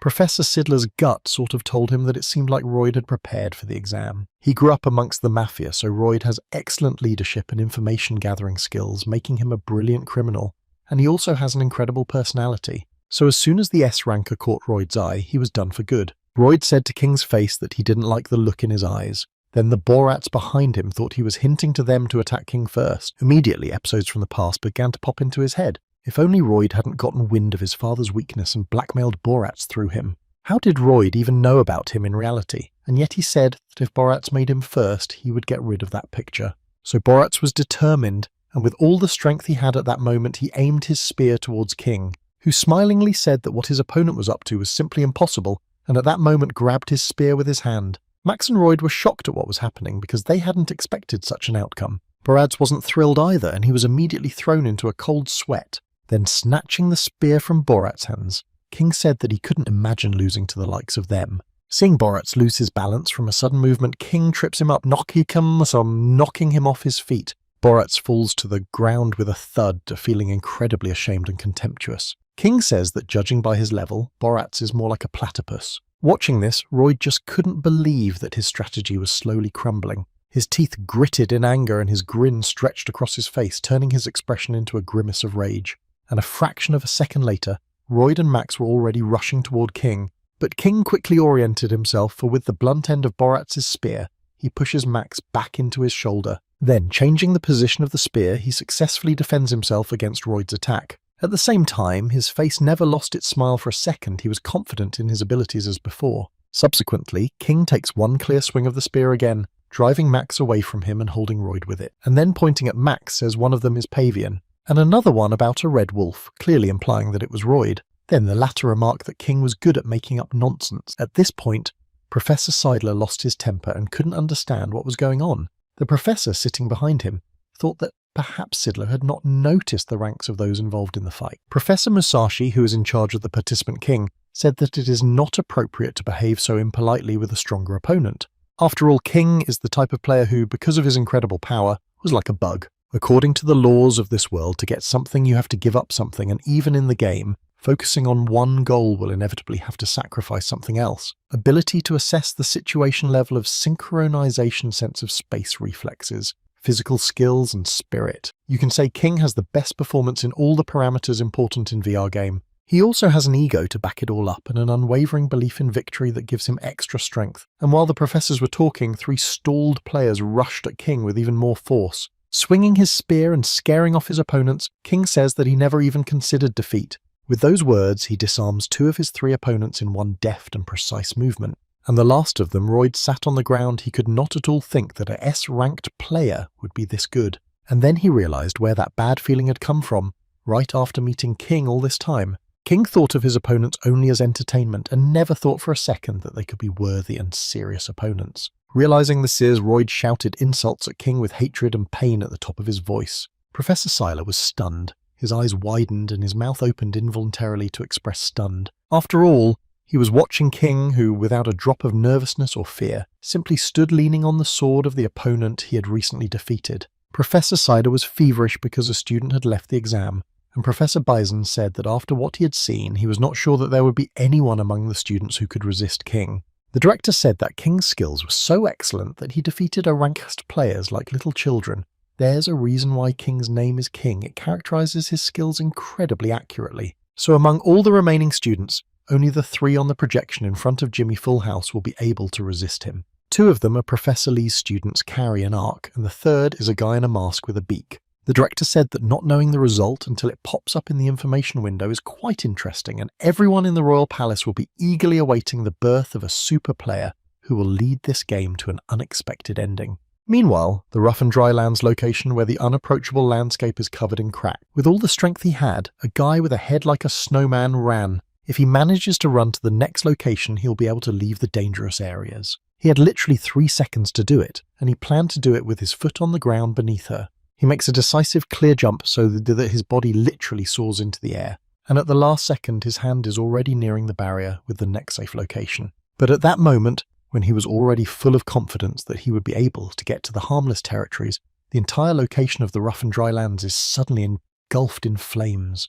and a guy with a head like a snowman in complete incomprehension of what's going on literally begins to melt before his eyes. After that, the area he was in is completely engulfed in flames that are rapidly consuming everything in the land. Meanwhile, 50 minutes had passed since the exam had begun. As the number of dangerous territories increased, and the number of active fights between the students who entered by recommendation increased, so did the number of those who dropped out of the fight. And the best of all the students who, thanks to the huge number of defeated contestants, reached first place in the overall score was King. At one point, there were only 5 contestants left in the exam. And at the Promised Land location, Carrie and Mai were at the Promised Land location, and at the Murderer's Den location, King Joe and Ark were at the Promised Land location. Ark's place was horribly dirty and condensed water dripped from the ceiling. Ark concentrated on watching the drops of falling water, trying to catch them with his hand in order to feel every moment of their fall. And when he managed to catch one of them, it seems now the Ark's synchronization level has kicked in. Remembering that Ark himself was D rank and Carrie was A rank made him very sad. Even though he's never beaten her, it doesn't say at all that Ark should be on the lowest level of D. For starters, Ark decided to focus on the game because there is another dangerous territory here and he has about 4 minutes to leave it. Then Ark looked out the window next to him in an attempt to reconnoitre the situation. He tried to understand what was going on outside and assess the possible risks that might await him. Then looking around carefully, Ark spotted a red-haired guy. It was a rank duo who was sitting in puffs of rather thick smoke. His rank meant he was as strong as Carrie, so he posed a greater threat to Ark.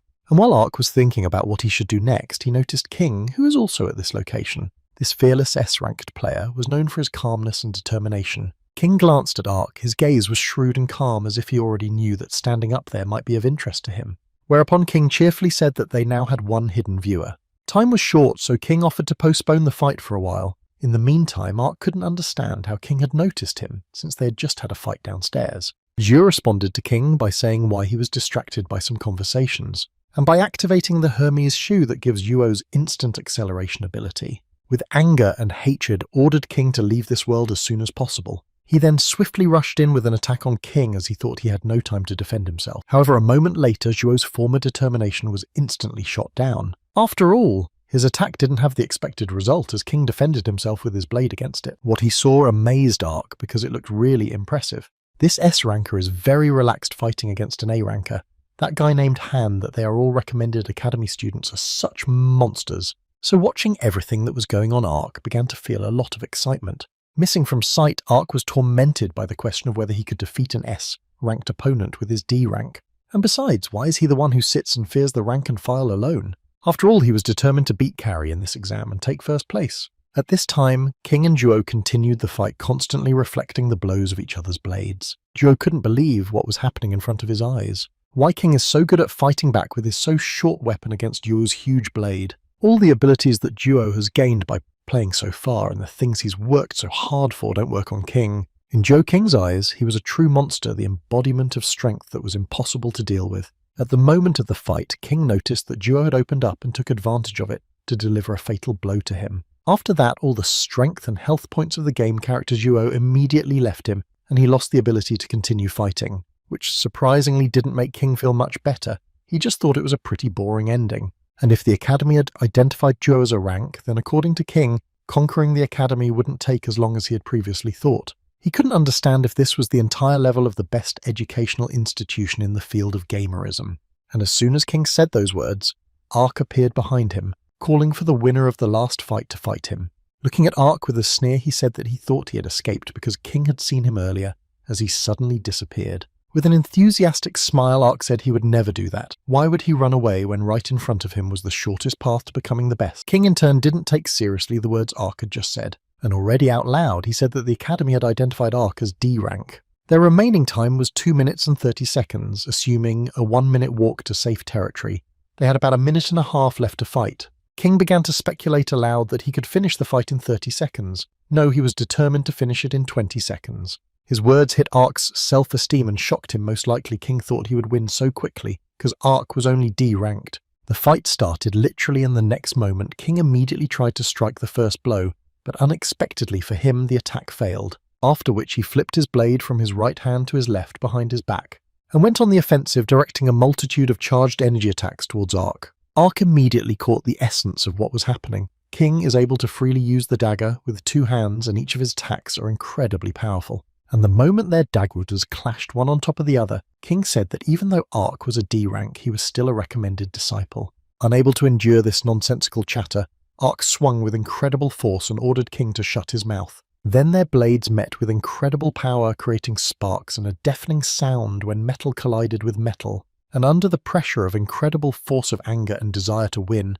Ark managed to knock the blade out of King's hands. But as it turned out, King managed to intercept him and clung to him even tighter than before, then pointed it towards Ark, who just couldn't contain his shock. Ark managed to dodge this attack, but was immediately followed by another. King was full of confidence that all he had left to do was finish off his opponent, and as soon as he looked up, he noticed that Ark's stance was broken, though he managed to defend himself with his shield. So now was the right time to attack, and King aimed the sole of his boot right at Ark's face. With one precise strike from Pak Noah was thrown off balance momentarily. He literally had a footprint on his face. Ark couldn't believe that King had been able to make another attack at such a moment. While King glowed with delight, his eyes blazed with excitement, and it seemed like he was ready to throw a bunch more of those punches. They still had about 10 seconds left, and Ark was still feeling the effects of the last attack. Tears even appeared in his eyes. Ark noted aloud how fast this combo was executed. With 9 seconds left, King wasted no time in rushing towards Ark. Every next second they counted down in turn and continued to swing their weapons in an attempt to strike a fatal blow.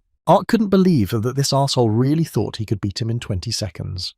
And then he remembered the professor's words, saying that adjusting the level of synchronization was like Ark pouring water into a glass with his eyes closed. If it was too low, the effect wouldn't fully manifest, and if it was too high, it would burn out. The ability to keep it at a level where it almost exceeds the required value is a synchronization control that only the best of pro gamers possess. The most important thing is to stay calm, and if Ark can control the level of synchronization, King's abilities will become simply useless. In an attempt to deal damage to Ark, King hits his shield, and then sparks fly from it with a bright glow. After all, King was affected by the stanza that Ark activated with his Golden River shield ability. Seeing that the ruse had worked, Ark pointed his blade forward and lunged toward King. He couldn't move or react to what was happening because Ark used the ability he had in his arsenal in time. But King also had an ability called Shining Oblivion Gum, which instantly removes the effects of stun and sleep. Applying it, King immediately regained consciousness and his mind cleared from the temporary confusion. So he immediately and clearly repelled the blow that was already closing in on him.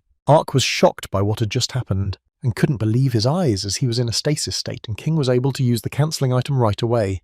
How he does all these things in a game he's playing for the first time. Meanwhile, the last second of the 20 seconds that King was going to win had expired. He couldn't believe he was capable of miscalculating the amount of time he needed. This simply couldn't happen, or the Academy judges who had given Ark a D rank had made a mistake in their selection. No matter what the reason, the fact that King didn't follow through with what he said really spoiled his mood. And a second later, he was directly in front of Ark's face. Swinging his blade with the expectation of damaging Ark, he only hits his shield. And streams of thoughts continue to rage in Ark's head, and one of them is the atmosphere around this underdog. He continues to suppress each of Ark's subsequent attacks without stopping. King kept his gaze on Ark's every step, confident and precise as he steadily closed the distance despite Ark's attempts to fend off his attacks. He continued to intensify his onslaught and began unleashing more powerful punches one after another, The professors watching were shocked and couldn't believe their eyes. And then Professor Musashi asked Professor Lee whether he thought the existence of geniuses was possible. But without waiting for an answer, he answered his own question by saying that he himself did not believe in such things, for if they existed, human endeavours would be useless. However, something was happening that made Professor Musashi think that perhaps it was his childish unwillingness to recognise the illogic of the world. It came to a head when he went to a friend's house to talk. His family was very prominent and helped the elite to emerge, active in many industries. The room he was taken to was impressive, for the wall on one side of it was completely covered with trophies of all kinds. And the friend whom Professor Musashi met for the first time in a long time began to talk as if he had been waiting for him. He said that his son, who had been boxing for 3 months, had recently competed in his first competition. And hearing this, Professor Musashi sighed involuntarily, because his friend had begun to brag about his child. During the first fight, he was never hit and made it to the finals with a boxing star and a newcomer of only 3 months. Anyone would have thought it was a bluff. But because of a sharp turn in history, it started going in a completely unexpected direction.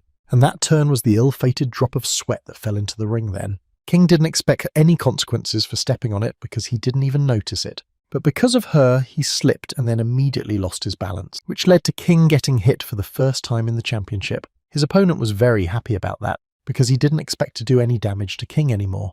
But he was not happy for long because it made King angry, and what happened next could only be called horror. It was a true expression of cruelty and what could be called a brutal massacre. An endless sense of humiliation, hopelessness, denial of the path he's travelled. If Professor Musashi had been King's opponent, he assumed he would have felt something similar. And at some point the hero of the story obviously became a negative character. The spectators present at the time were dumbfounded by what they saw. The mixture of ferocity and ruthless precision with which King threw his punches made them feel uncomfortable. At the end of the fight, King didn't feel a bit of guilt. He was pleased with the job done. And his opponent, who was a rising star, announced his retirement from the sport. Professor Musashi's friend then proceeded to tell him other incredible stories, and at one point he found himself completely immersed in the way his friend praised his son. But hearing his last words, Professor Musashi couldn't help but be surprised. After all, the trophies that filled an entire wall were actually collected by a 16-year-old genius. Right in front of Professor Musashi's eyes then was evidence of bragging that was hard to believe. And then King's father said with a mad look that he thought that in order for his son to rise even higher, he had to show him the experience of defeat, and he didn't hesitate to wonder if there was anyone in the academy who could beat his son. Professor Musashi at that moment was thinking about the genius of the boy who didn't experience defeat, and his parent who still strived for more development. He didn't think there would be another family so interesting, and he was never able to answer his question, and even now in Professor Musashi's mind, there is only one phrase he can say to his friend, and that is that he thinks there is no such person here. After all, King is so narcissistic that even in virtual reality he created an avatar that exactly replicates his real appearance, and so far he has lived getting what he wanted. So if something goes against his plans, he reacts very violently. So Professor Musashi sincerely wished that Professor Lee's disciple's mental state would not be broken. And just at that moment, Ark felt a strange feeling inside. That imaginary glass of water was spilled, which meant only one thing. Ark immediately felt a change in his body and literally froze in place. King then makes his long-awaited first attack in the fight with Ark. King's eyes suddenly opened wide with surprise. He realized that now Ark couldn't use his synchronicity. Immediately, King grabbed Ark by the throat with incredible strength and fury. His blade even fell out of his hands in surprise, and Ark heard himself saying that without his level of synchronization he was no good at all. King also added that because of a loser like Ark, he threw his words to the wind, and now in the future he will need to pay more attention to judging other people too low. It was a minute before the area became dangerous, and if they ran, they could reach safety. At that moment, Ark thought about the time spent on training and realized that he had no other strength besides the level of synchronization. However, the feeling he had was different from when he lost to Carrie. Those bright eyes Ark saw before him brought back memories for him. About Hyunjun, who had humiliated Ark in real life in the past. His gaze clearly expressed contempt and unwillingness to recognize Ark, which left a deep impression on his memory. And as Ark's avatar's health rapidly dwindled, he realized that he was once again being played for nothing. He didn't want to lose, and he didn't care if he couldn't rely on anything other than his synchronization level as long as he could prevail. Meanwhile, the already overflowing glass continued to overflow over the edge as if symbolizing the limit of Ark's abilities. With each passing moment, the water poured faster and faster over the edge of the vessel on the table, filling its surface, until at one point the liquid pouring out at all filled the entire table and began to spill out onto the floor. After that, and the surface of the floor began to fill with a literal sea of water, and so the table and chairs around it could no longer stand on the surface and floated in an endless amount of leached water. At that moment, Ark's hand reaches out to King's face, from which the former smile immediately disappeared. Ark's frantic look made it clear that whatever might happen next couldn't be simply predicted. His eyes glittered, as if reflecting the storm of emotion and strength that was about to burst forth. A little earlier on the Promised Land location, there were some events going on as well. A girl with purple hair named Mai was screaming as if she had seen a monster. She called Carrie a terrible monster, who couldn't understand how such a weak girl could say such words, while flying into Mai's face with both the feet. After defeating her opponent, Kari thought it was easier to fight with her bare hands than with weapons, and this was the third opponent she had defeated. So now, Carrie only has to defeat the S-ranked guy with the nickname King and Ark, who did survive until the very end. He's doing better than Carrie could have imagined. And since the location she was in was designated as the last safe area for whoever became her opponent, Kari would be waiting for him there. And parallel to these events, Ark's hand hovered over King's face. Tension hung in the air, and King noticed the way Ark's eyes looked at that moment. Just a second later, Ark takes a swing of his shield toward King as he bounces away. He couldn't get used to what was happening, because not so long ago Ark had been at his limit, but now something about him had changed. It was as if his energy had come out of nowhere, and it was frightening. King couldn't figure out how it came to be a skill item. He had learned absolutely everything written in the rulebook, but there was no such thing. And this pissed King off incredibly badly, so he immediately made an attempt to attack his enemy. But Ark, as if knowing what was about to happen, dodged the attack that was aimed in his direction. He continued to dodge all subsequent possible attacks, dodging them time after time. His face expressed absolutely no emotion, and his eyes were shining even brighter than before. So it wasn't just King who was shocked to see this picture, it was Jimmy Fullhouse, who couldn't believe his eyes, if what he was seeing was really possible. The level of Ark's synchronization that was shown on the projection in front of the headmaster was rapidly increasing with every second. And the fight between Ark and King continued, but now the tension was even more intense. Every second cost them a place on the exam, because very soon the territory they were in would be destroyed. King realized that there wasn't much time left, and every next move could be decisive. And in the next moment, Ark swipes his blade right in front of King with incredible strength and speed. Thus he managed to wound King, and feeling the pain, his face contorted. Now Ark was experiencing sensations he had never felt before. It was something new and unexplored, as if his soul and body had been separated, as if his feelings had taken off. He completely sensed how the opponent would move and how he himself should move, the variables that could happen in this place, and even the feelings of the opponent, absolutely everything. It was as if something was telling him how he should move and with what force he should make all the following attack. He dodged masterfully, leaving King no chance for him to land a single blow. And the next time King tries to reach for Ark with his sword, he crouches down to dodge. Ark then strikes King's liver with the hilt of his dagger with great power. Ark was not enough of his power and wanted to feel more, and the moment his synchronization level was 999 in reality, blood spurted from his nose. And in the royal palace immediately began to appear windows with warnings, because what was happening was very dangerous. Professor Lee became incredibly nervous and immediately checked on his projection to see how Ark was feeling in the real world and noticed exactly what was happening to him. He immediately began to teleport away while Professor Musashi tried to ask him what it all meant in the first place. King holding his side, and Ark still remained in the same places as before. King's face was twisted in pain, and he couldn't understand how Ark had managed to attack him with the hilt of his sword. King felt terrible, and further under the pressure of Ark's relentless attack, King planned to reach his opponent. He didn't expect to succeed with the deceptive move, but it helped him stop Ark for a second. King was starting to get mad at what was happening and the anger inside him. What should he do to destroy Ark? He'd have to think of a move if he didn't want to lose. Under the flood of thoughts, his face took on a horrifying look that was the result of hopelessness and madness. In his mad eyes reflected the inner turmoil, and his hand covered the rest of his face as if trying to hide his pain and fear.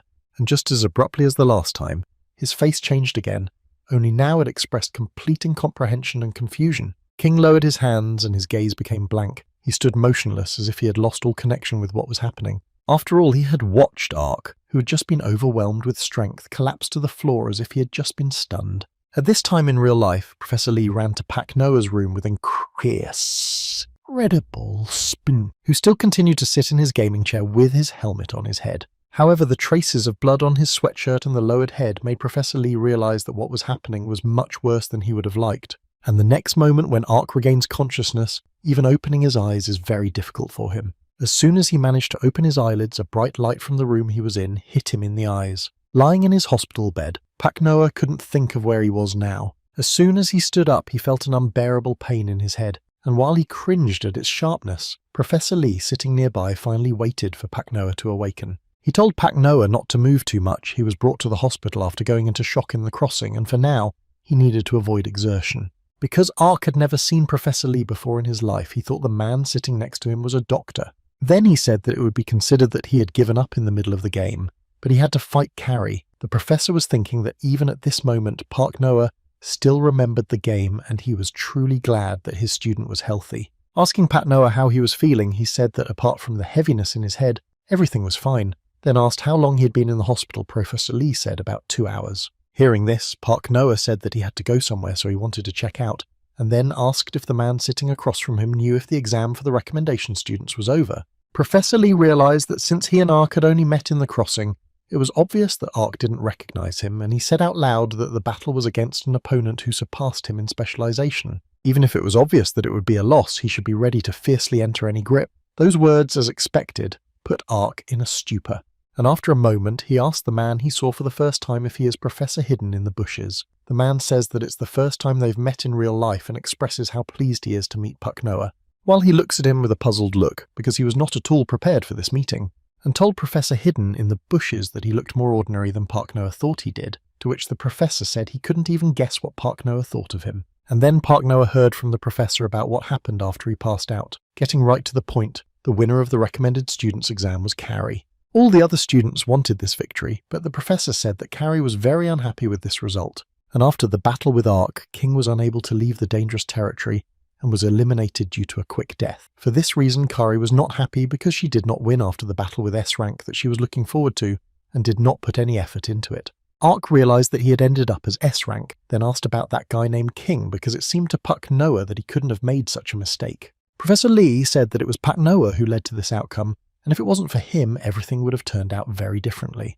The reason why King couldn't leave the dangerous territory is because after Ark's departure he didn't run to the safe lands for some reason, but stayed there looking at one point. It started with how exactly Ark influenced King, and it's very controversial to give Ark a grade as a D rank, so on this exam he showed up at his most unexpected side. The professor thinks that Ark shone the brightest in this exam, and this is his assessment as a spectator watching the game. His words made Ark incredibly happy, and he realized that the professor was proud of him. Further stroking Pak Noah's head, Professor Hidden in the bushes warmly stroked his head. After all, the entire faculty had agreed to this decision, which meant that Ark had made it into Fantastica Academy. And with cries of unbelievable joy, Ark straight up jumped up in his hospital bed while the professor tried to calm him down. Whereupon a hospital robot emerged from the hallway and ordered them to be quieter in the hospital. Then Professor Lee, turning to an incredibly happy Ark, said he had something to tell him. And Professor Hidden in the bush's gaze immediately changed, and his expression became more serious, as if he was preparing to say something important.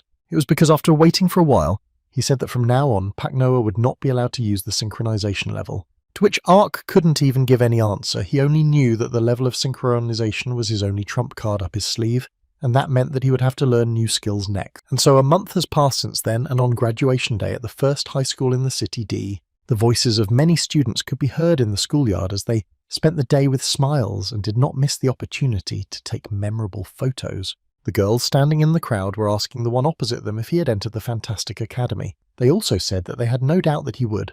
The one standing in front of them was Hyunjun, who said that it was just an admission and why they were so happy. They were showing genuine happiness because now they had their first acquaintance who had entered Fantastic Academy, and while the established company continued to chatter, the figure of Pak Noah appeared behind them. Hyunjun was still surrounded by the girls as they praised him, and they made sure he was admitted because the phone number he gave them said that he was really admitted. At that moment, someone called out to Hyunjun, which instantly caught his attention. The person who called out to him was Pak Noah, and immediately Hyunjun instantly became nervous. Pak Noah smilingly said towards Hyunjun that he seems to have entered this academy as well. Then turning her phone toward Hyunjun, the girl who had also run over to see what was on the screen, did not hide her surprise. After all, there was Pak Noah's exam number, which meant that he had gotten into the academy by recommendation. When the other girl saw it, she said that if he had passed by recommendation, it was even cooler than regular admission. Pak Noah immediately smiled happily, because this was exactly the reaction he had expected. The veins on Hyunjun's face even rose from anger,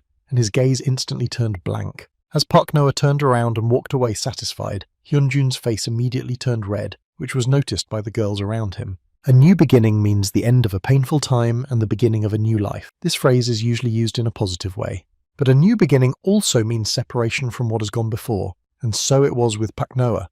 The moment Park Noah was packing his things, T1 had already been just staring silently at the TV for some time. According to the rules of the Fantastic Academy, all its members must live in the dormitories that are located on its territory, and it is forbidden to bring their robots to the Academy area.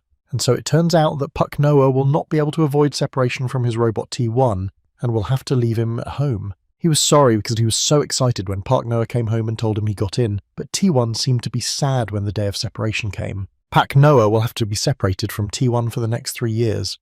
And then thinking about all this, Park Noah, turning to T1, said that he would do well so that the robot wouldn't have to worry. Recently he has been paying his rent on time without late payments, and he has been praised at the part-time job he has been working for some time. He has also become well-oriented, as he was able to travel alone to another city and come back. And even after he leaves for Park Academy, Noah will continue to pay rent, so while he's away from home, T1 can skimp on electricity and walk around with a full charge. Thinking back 10 years ago, when Park's father Noah brought T1 into their family, they became fast friends with him. They played and fought together. Thinking back on it now, it seems like a lot of things happened. And when his dad disappeared and his mum was sick, T1 was always there for Park Noah, supporting him in such a difficult time. T1 is a friend of Park Noah's as well as his family. He has taken care of him for at least 10 years. Hugging T1 from behind, Park Noah promised him to come back in 3 years and grow up even stronger, so he really hoped his friend would wait for him. After saying these words, he was even more moved than before and cried as he hugged his robot. But the man remained silent, and when Park Noah turned to him again, he began to get nervous, for he never got an answer. And after Park Noah loosened his embrace, the robot simply fell like a breathless body. The longing that had already overtaken Park Noah was replaced by utter horror, for he could not understand what had happened. T1 still continued to lie on the floor with no signs of another life. And then there was the laughter of T1 asking Park Noah what new drama he's acting out here alone. This is really the funniest show he's seen in a while. And then a small smile appeared on Park Noah's face, which was all in tears, and his gaze settled on her. Connected by a cable to T1, a phone on which an emoticon with a robot face was glowing. Park Noah didn't understand how T1 got into his phone, and the robot immediately replied that if there was a place to transfer the data, it could be transferred to any technology, so Park Noah should read the rules of operation. T1 kept laughing at him because he cries over anything and yet calls himself an adult. That's why T1 can't send him off on his own. Anyway, he's his guardian, so he's willing to walk him to the academy, and Park Noah doesn't have to worry about anything. T1 said that you never know what's going to happen when you use public transportation. The robot told Park Noah to get there 30 minutes before the start. After a while, when Park Noah reached the right place, it was already sunset outside. At the huge and beautiful building with coloured floors of the Gamer Faculty Dormitory at a Fantastic Academy. Standing in formation were a large number of disciples, and in front of them in turn stood 3 men. And Ark, standing in the midst of this crowd, was tense because he was in front of the Fantastic Academy dormitory. At this moment, in the pocket of his jacket, T1 was encouraging him to keep his shoulders straight. Then one of the men in front shouted for everyone here to be quiet. It's 5 hunk PM check-in time, so right now they're going to start checking in everyone here. The massive-looking man said that he was the dormitory manager of the Gamers Faculty of Fantastic Academy, and his name was James. If the students strictly follow the time rules and their behaviour, he would have no reason to interfere. From the moment they enter the academy, they will all forget their real names and use nicknames from the crossing. Unlike others, their gamer faculty works on a rank system, and the higher the rank, the better equipment and bonuses they can get. There is bronze, silver, silver, gold, platinum, diamond, and challenger. The higher the rank, the higher floor they will be able to get a room on. They can also increase their rank through exams during the school semester and dorm scores. Everything is decided according to their ability level. There can only be 20 students with the rank of diamond and above. Depending on their rank, the environment around them will vary from a budget studio to a luxurious hotel room. Now, thanks to the messages, the students who entered in the usual way will be distributed. After they have checked these messages, each of them should wait in his room. The students who were recommended will stay here and be divided into groups according to their rank. Hyunjun, who was standing in the crowd, immediately thought of Park Noah, which made him really angry. And when all the regular students had already left for their rooms, the students who had been recommended were left alone with the representatives of the Fantastic Academy. James went on to say that due to the fact that the students ahead of him had shown their abilities in the Academy entrance exam, they would be given a bonus. D rank is bronze, C rank is silver, B rank is gold, A rank is platinum, and C rank is diamond. Each of them would be assigned according to their rank. At that moment, Ark realized that the ranks they had been given in the exam determined the ranks of the dormitory. And a second later, James asked if Carrie was here, and when she heard that, she put her hand up and said she was here. He walked over to James and told her that Carrie's A rank would be raised to S rank for winning the recommended student exam, which shocked everyone behind them, including Ark. As she stood in the seat she had been told to take, Carrie noticed that King was standing next to her, whom she greeted and said it was nice to meet him. King was silent, but Carrie didn't mind. She went on about how everyone was talking about how the Academy recognized him as S rank, and she wondered what his abilities were. Now he's her fodder, so she wants him to never lose to anyone but her. But King once again didn't react to her words, which made Carrie very annoyed with her. Turning to him, she asked King if he was now trying to ignore her so blatantly. At that moment, King turned away from her and strode away. Ark was also outraged when he saw what had just happened. He couldn't understand why King had such a serious look on his face. Then he began to reason that the school was a place where if he lost his way to leadership, it would become predator territory where danger would develop. This time, Ark was determined not to show his weak side. Just looking at him, the guy standing next to Ark had already put him down as the underperforming player. At that moment, James, who was standing at the entrance to the dormitory, became visibly alert. The cause of his alarm was King, who approached the crowd in which Ark was. The guys standing nearby who saw King approaching were surprised. One of them even remembered that King had won him during the test. The girl standing next to him noted in her head that King looked exactly like his avatar in Crossroads. James couldn't understand why an S ranker would approach a D rank group, and then King asked which one of them was Ark. After all, he had never seen what he looked like in real life. Immediately pointing a finger at himself, Ark says it's him. As soon as he said that, Ark realized that answering too quickly also looked weak, and the guy standing next to him thought, why would an S-ranked guy like that need a D-ranked kid? Then, with an ominous look, King loomed over Ark, who even staggered at such an unexpected action on the part of his former adversary. King looked at Ark and with disdain on his face asked if he was the same Ark that had fought him earlier. And King also added that next time he'd be sure to win. Carrie was watching along the way. She instantly felt anger at what was happening and her face was clearly making it known. As Ark took in a lungful of air, he tried not to show a single emotion, but in his head he was literally shouting that he had defeated King. He's ranked King as the top rising star among the students by recommendation in the academy. He managed to beat 8 players in the exam.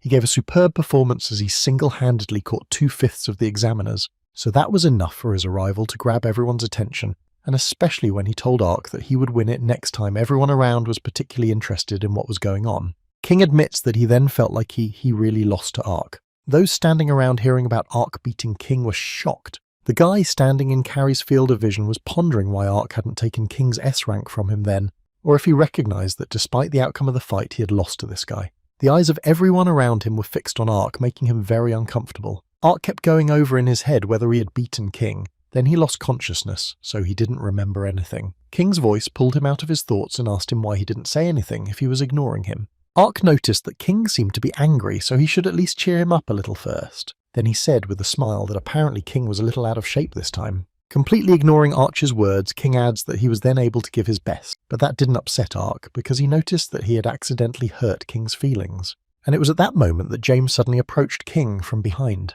who ordered King to return, but if he continues to make noise he will be given dorm penalty points. King turned around with a look of displeasure. Ark thought that school life was not going well, and James said that now everyone could go to rooms that suited their ranks. Afterward, everyone headed to the dormitory that was now their home. Entering his room, Ark's eyes lit up as he was excited to see his new home. However, it didn't live up to his expectations and his room looked rather plain. Well, since they said the D ranks would get the older rooms, it was so obvious. After Ark said that, a blue-haired guy poked him in the shoulder. Ark jumped back in surprise. The blue-haired boy, noticing his reaction, said that since Ark was here, he would live in this room too. He apologized for his abruptness and asked if he could use the second floor of the bed. Ark didn't answer his question and asked if the guy already knew him. He said that they had met at an exam before and that his name was Han. When he remembered him, Ark said that he was the guy who played well even in a half-sleep. Han thanked him for his praise, if it could be called that. Han was very angry after losing to Ark and he intends to win next time, so he suggested that Ark fight again. Then he added that he thought Ark's specialty was the level of synchronization. After that, Ark was visibly nervous and remembered what the professor had told him, because now he could no longer use the synchronization level. Ark's thoughts were interrupted when Han turned to him and said that he would like to be friends with him. Han turned to him and said that he would like to be his friend. Han says with a smile that he'll count on Ark for as long as they live together. Ark couldn't hide his happiness and a wide smile lit up his face. Then he said that he too would rely on Han. And it was the real Pak Noah, who was happy to have a friend at school for the first time in his life. And as the sun disappeared over the horizon and the stars covered the sky, Assistant Kim inquired about the gamer faculty dormitory. Pak Noah, who was walking behind him, said that the bed was too hard and the room was cramped, which reminded him of a regular dormitory. In response, Kim's assistant laughed and added that he thought Pak Noah would get up quickly, so he should be patient for a while. Afterward, Carrie said that her room was too big and posh for her alone, and she couldn't get used to it. The bed was too soft and she would probably be more comfortable sleeping on the bare floor. Ark was shocked to realize the difference between bronze and diamond.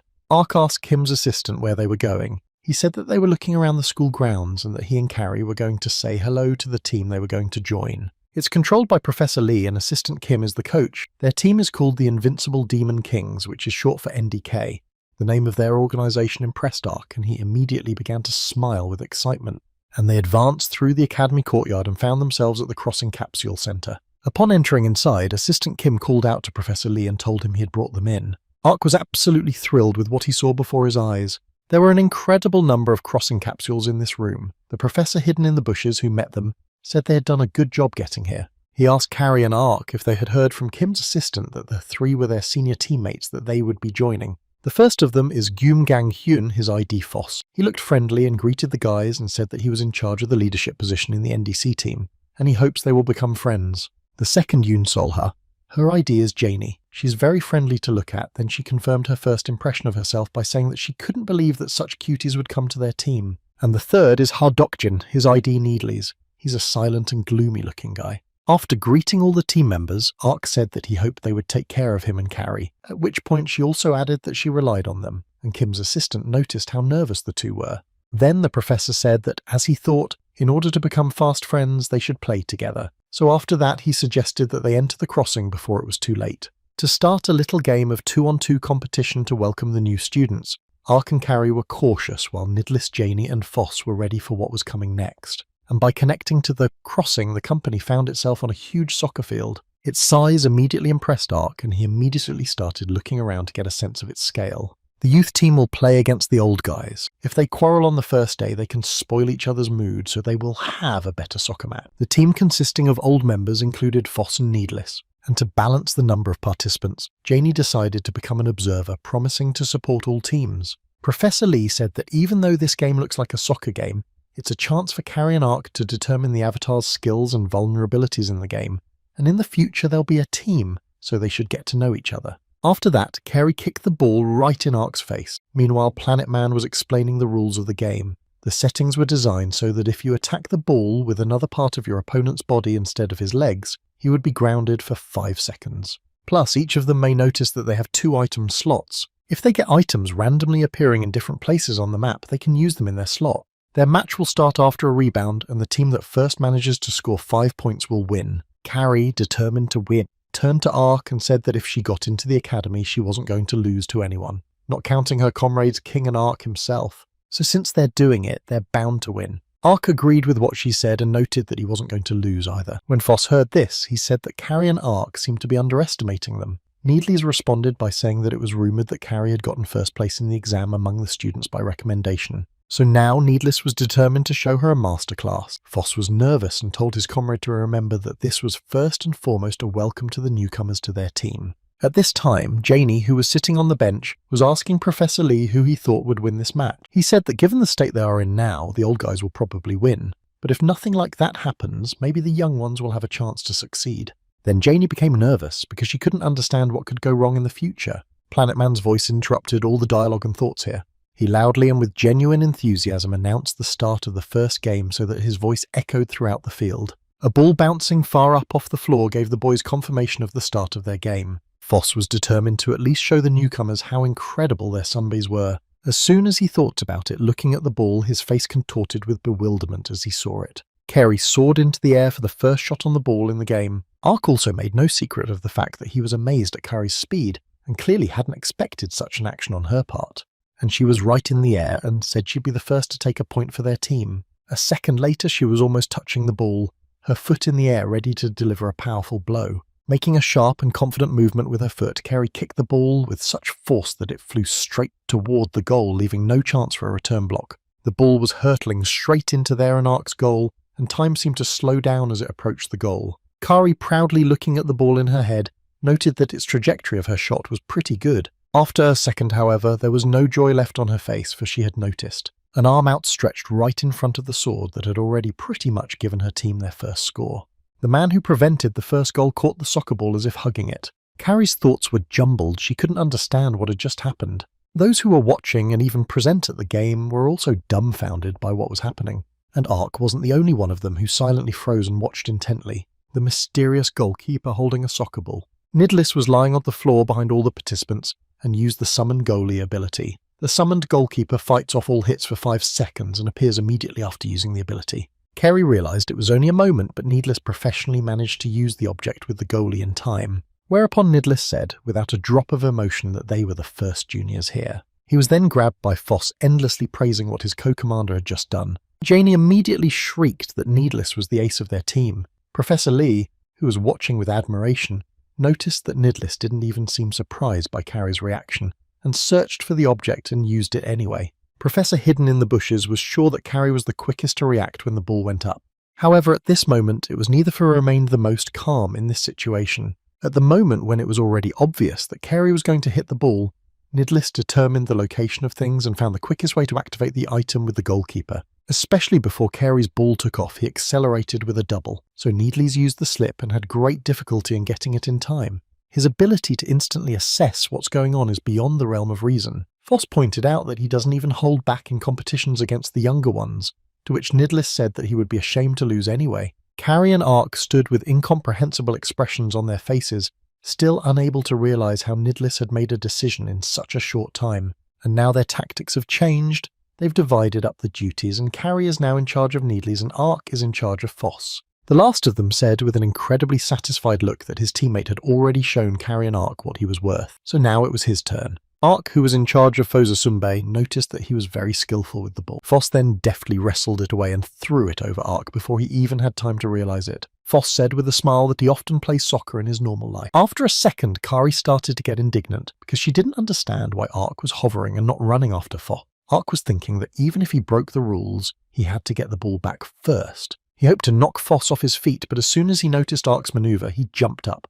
The moment Foss discovered he had nowhere to stand after the jump, he made the decision to use Ark's face to push off for his next movements. And while his opponent, dazed, stunned, continued to lie on the field, Foss continued to drive the ball. With one accurate and sharp kick on the ball, he scored the first goal of the game. Foss, showing a thumbs up, was happy to get at least 1 point to start with. Kari's anger had no limit, for he and Ark could have gotten the first goal even earlier than the team and their opponents. And running up to Ark, Kari began to resent him for not coming to his senses. Ark had just conceded a goal, and he was so happy about it that he was just lying there. In fact, the reason he couldn't move was because of the stanza. Kari was screaming and trying to impress upon Ark that they were sure to score this time, so he'd better get his act together. Rising from the floor, Ark thought about the fact that if he used the synchronization level, he would definitely be able to stop them. Professor Lee, who was controlling the events, immediately realized what Ark wanted to do and began to give him all sorts of signs that it should not be done. Ark knew this even before the exam for the students on the recommendation that it would not be possible to survive in the academy with only synchronization, so Ark worked hard to create a new weapon. Seeing his efforts, Kari tried to cheer him on in every way possible. There was hope in Ark's eyes. He would do anything to become stronger.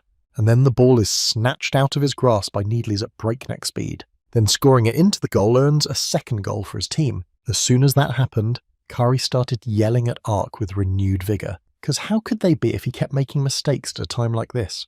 But it was at that moment that something came up that Ark understood well. In an attempt to deflect a pass going from one opposing player to another, Ark misses again. Subsequently, they are added another point and their score becomes 3-0.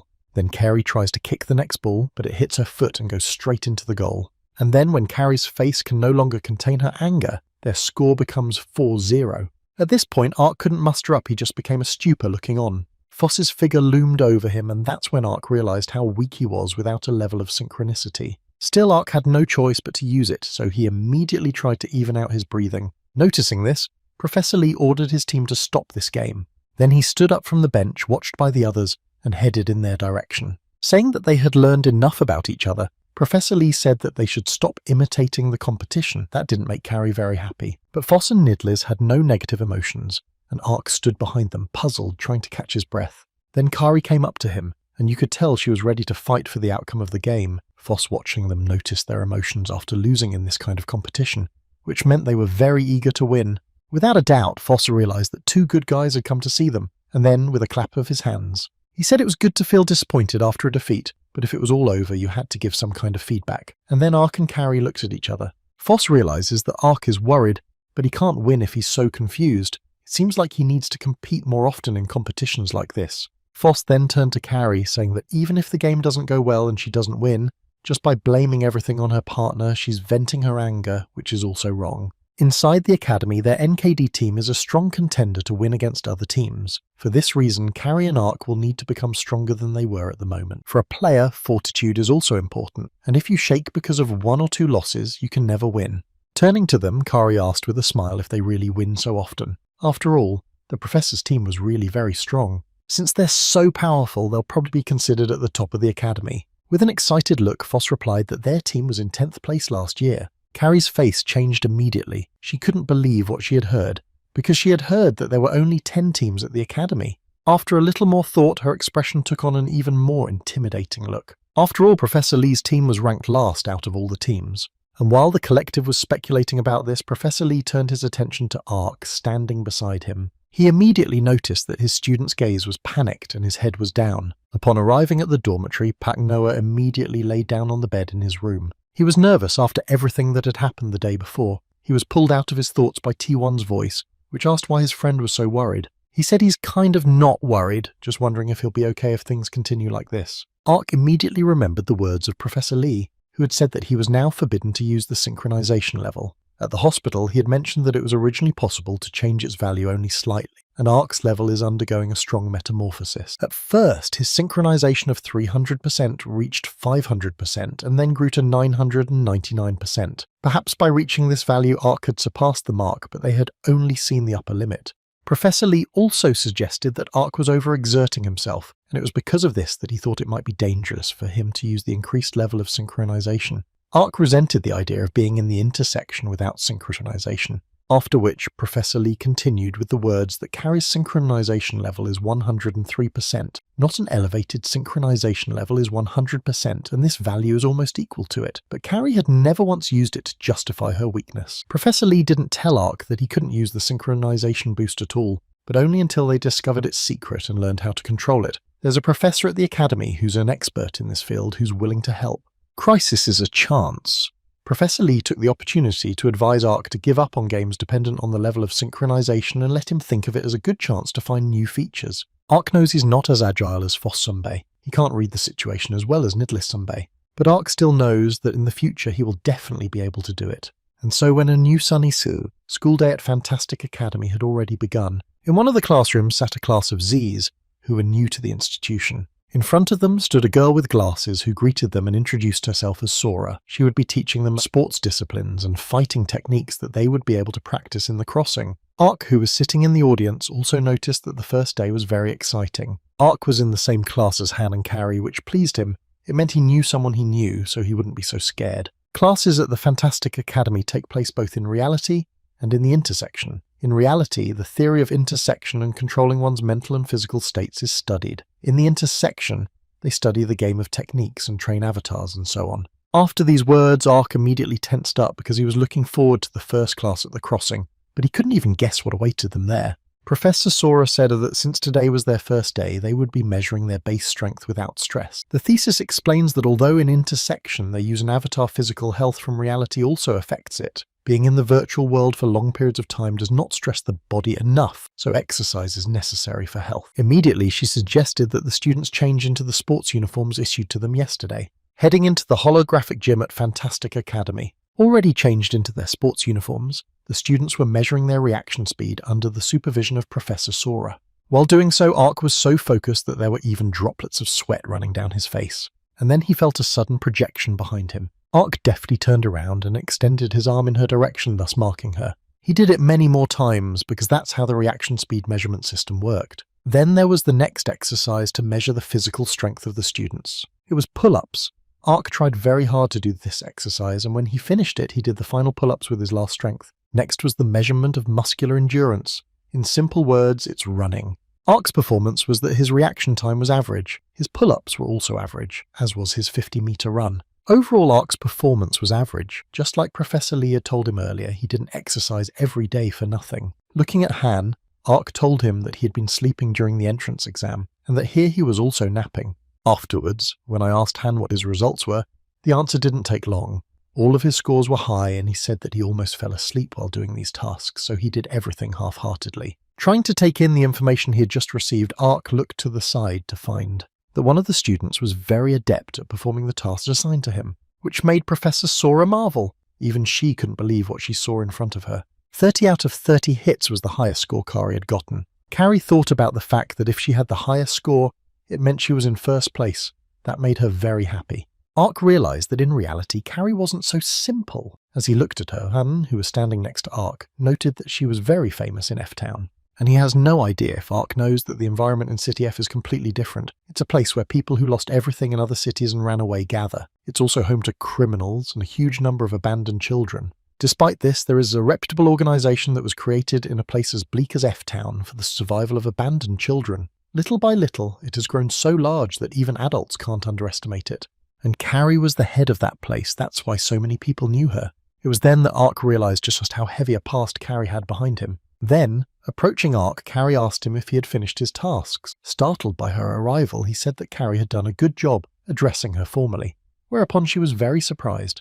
And when she sat down next to Ark, asking him if he'd heard about that there are 10 teams in the academy, and each team has between 20 and 50 participants. Therefore, it is said that the team is usually divided into first and second sub-teams. But their group doesn't even have any candidates, and there are only 5 people who could hardly play against each other. Plus, last year they were in last place in the last year's rankings. Kari, looking at Ark, suggested that their team might be in some kind of trouble. Ark agreed with her after a moment's thought, but the sun was already sinking below the horizon. Foss, in his sweat still occupying the hall, heard a voice behind him calling his name. It was Janie claiming that Foss was the best member of the gym. He responded by saying that if he didn't move, his body would get really sore.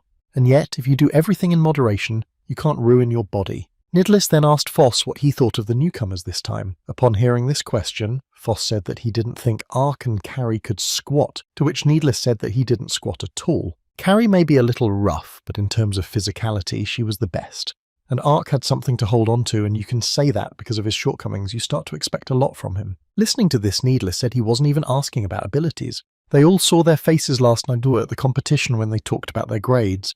It looked as if the newcomers might leave altogether. Nidlis wondered if it would be better to recruit the regular students before the situation worsened. If it continues like this, can't it end up like last year's incident? And Foss, as if to refute Nidlis's words, said that it was Professor Lee who chose these two. And even if some of their team didn't believe in Ark and Kari, Foss suggested they believe in the Professor's choice. After all, he must have a reason to choose them. But those words didn't exactly reassure Needles. Kari looked at him with a frightened look because she couldn't even think of such a thing before, because she really liked the newcomers in their team. Whereupon Janie staggered away from the gym with an oodles of thoughts. She was thinking that maybe they should discuss all this with the Professor, because if this kept up, things would start coming apart before the season even started. Everyone seems more receptive from last year, but they didn't do poorly because of a lack of effort. Without finishing her thought, Janie's gaze drifted to the window, and she found Kari standing downstairs with a tall, black-haired guy. It was Matthew from the Viper Elementals. He was asking Kari if she'd gotten first place on the recommendation exam. Without waiting for an answer, he offered to get straight to the point and invited Kari to join his team. Kari asked Matthew again what he meant. At the same time, Janie watched the scene from above with shock. Kari said she was a student of Professor Lee's recommendation, to which Matthew pointed out that referral students could change teams too, but unlike regular one students, they have a penalty in the form of a 1-year ban from tournaments. Besides, Professor Hidden in the Bushes is famous for forming a team with only poor people. That's why they call NKD Academy losers. And if Kari goes to Matthew's team, which finished second last year, he can avoid that fate. Matthew also promised her a sponsorship to support the players. After that, Kari wondered. And then she asked how much Matthew's team could give her. When she heard that, Janie tensed up even more than before. Matthew was already smiling happily, thinking that Kari had fallen for his offer. She visibly unnoticed Matthew listening to his plan cautiously, and under Janie's supervision, their conversation continued at the same pace. A lot of thoughts were going through her head, and one of them was whether Kari was going to leave the team. She was distracted from her thoughts by Needless's voice coming from behind her. He asked her what she was looking at. Janie was startled by his sudden appearance and even shouted at him, ordering him not to look at what was happening. Whereupon he immediately noticed what Janie had been watching all along. And then Matthew asked Carrie how much she wanted to get then, and in his head he was sure his plan would succeed. He thought that all slum dwellers lost their minds at the mere mention of money, and she herself would join them if they gave her to 1 or 2 million won. Then Kari said that with a little math, Matthew's team should at least give her at least 1 or 2 million won. As Needles waited for what I would say to Carrie, his face twisted with an expression of disgust, and a second later, when he heard that Carrie had asked Matthew for 10 billion, Needles' eyes rounded with shock. Carrie continued that only on the condition that Matthew give her 10 billion would she consider his offer. Matthew's mouth dropped open in indignation and shock. How could a poor girl like Carrie make such terms for him? But Carrie couldn't understand why Matthew was so surprised. It's the amount of money that just comes out of the calculation. After all, she would lose her pride as a professional, and also because of this choice in the future, when she becomes a superstar, she will get a lot of disapproving comments. But what's most important about all of this, if you add a fee for her, hand over the professor who found her and gave Carrie a chance in the past, which despite the fact that Carrie was a helpless orphan, left in the slums of City F. He's the one who saw potential in her, and he's the one who changed her mind, saying she has the ability. Carrie should have a chance too, and though she's been held back by her environment so far, now she should get what she couldn't. After which he suggested that she discover her abilities at the Fantastic Academy. With all that, Matthew's team owed Carrie at least 10 billion, just a fraction of what the future superstar would earn. What Carrie had just said was causing endless anger inside Matthew. And when his nerves got the best of him, he lunged toward Carrie, whom he called crazy. Does she think he looks like some kind of simpleton to her? Then he tried to stab Carrie directly in the face, but she deftly dodged it. And firmly, with a strength Matthew clearly hadn't expected, she intercepted his arm. Carrie then hacked him up and pressed his face into the tiles beneath their feet. Then she said that in F-Town she had stood up to the likes of Matthew countless times. The opinion of the well-to-do that money can buy everything. It was completely disgusting for her, and with those words she twisted his arm even more. He started screaming that he was giving up, and Needless, silently watching them from above, couldn't believe his eyes. And then everyone within the confines of the showdown was distracted by a voice calling Carrie's name. It was a dumbfounded-looking Ark who noticed what Carrie was doing now. Immediately he rushed toward Carrie, saying that violence is bad and that she should stop doing it immediately. He was intent on stopping her, but Ark was in such a hurry that he tripped over a rock sticking out of the ground. Clearly not expecting this turn of events, he began to fall with fear in his eyes, and Matthew, who was lying on the floor, tensed up even more when he saw it. That Ark's swift, fast fall lands precisely on his head. The pressure immediately made Matthew's nose bleed. Ark did an involuntary elbow drop to the side of his opponent's head. Kari immediately started laughing at Ark because he had just elbowed his Sunbae in the fall, but he immediately started to defend himself, saying that he was trying to stop Carrie, and she praised Ark for actually helping her. Then they decided to move Matthew aside so that he would wake up a little later. When Carrie and Ark had already taken the arms and legs of Matthew, who was unconscious, they noticed witnesses watching them from above. It was Nidlis Sunbae and Ginny Soba, who clearly didn't expect to be noticed. Afterward, they called Arch and Carrie to come upstairs for a serious talk, and they headed together to the gymnasium where Foss was still in. He was covered in sweat from his workout and couldn't figure out what those in front of him wanted him to do. Teammates. But then he heard that the rookies knocked Matthew out of the Vipers.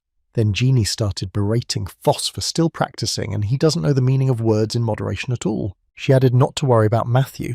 The guys had hidden him, but Fosu's problem was that he'd blacked out. Needley said Ark had hit him hard on the head and there would be no witness problems. Right after Foss asked what the team wanted his permission to do, and then they asked if they could tell their newcomers about what happened last year. Foss said he didn't think Needleys would be the first to talk about it, and he was wondering if he should tell Carrie and Ark too. And then, addressing the new foals, he mentioned that their team had previously told Ark and Carrie that their team had come in last place last year. And there was a reason for that had nothing to do with their abilities. Originally, the place called Fantastic Academy was a school for the elite that was attended by the children of high-ranking people, and it was the system of enrollment by recommendation and Professor Lee in particular that stemmed the tide. Then Foss asked if the boys knew that all the students chosen by the professor on the recommendation were from the cities DF and Z. Ark immediately assumed that their teammates were also from those cities. But Foss went on to say that although City D is now in the process of development, cities F and Z are too far removed from this generation and are called slums. So if you compare them to City A, you'd think they're from completely different worlds. Because of this, Professor Lee caused a stir at the academy, and there were forces opposing his admission on the recommendation of the slum students. They even pushed for the professor's complete resignation.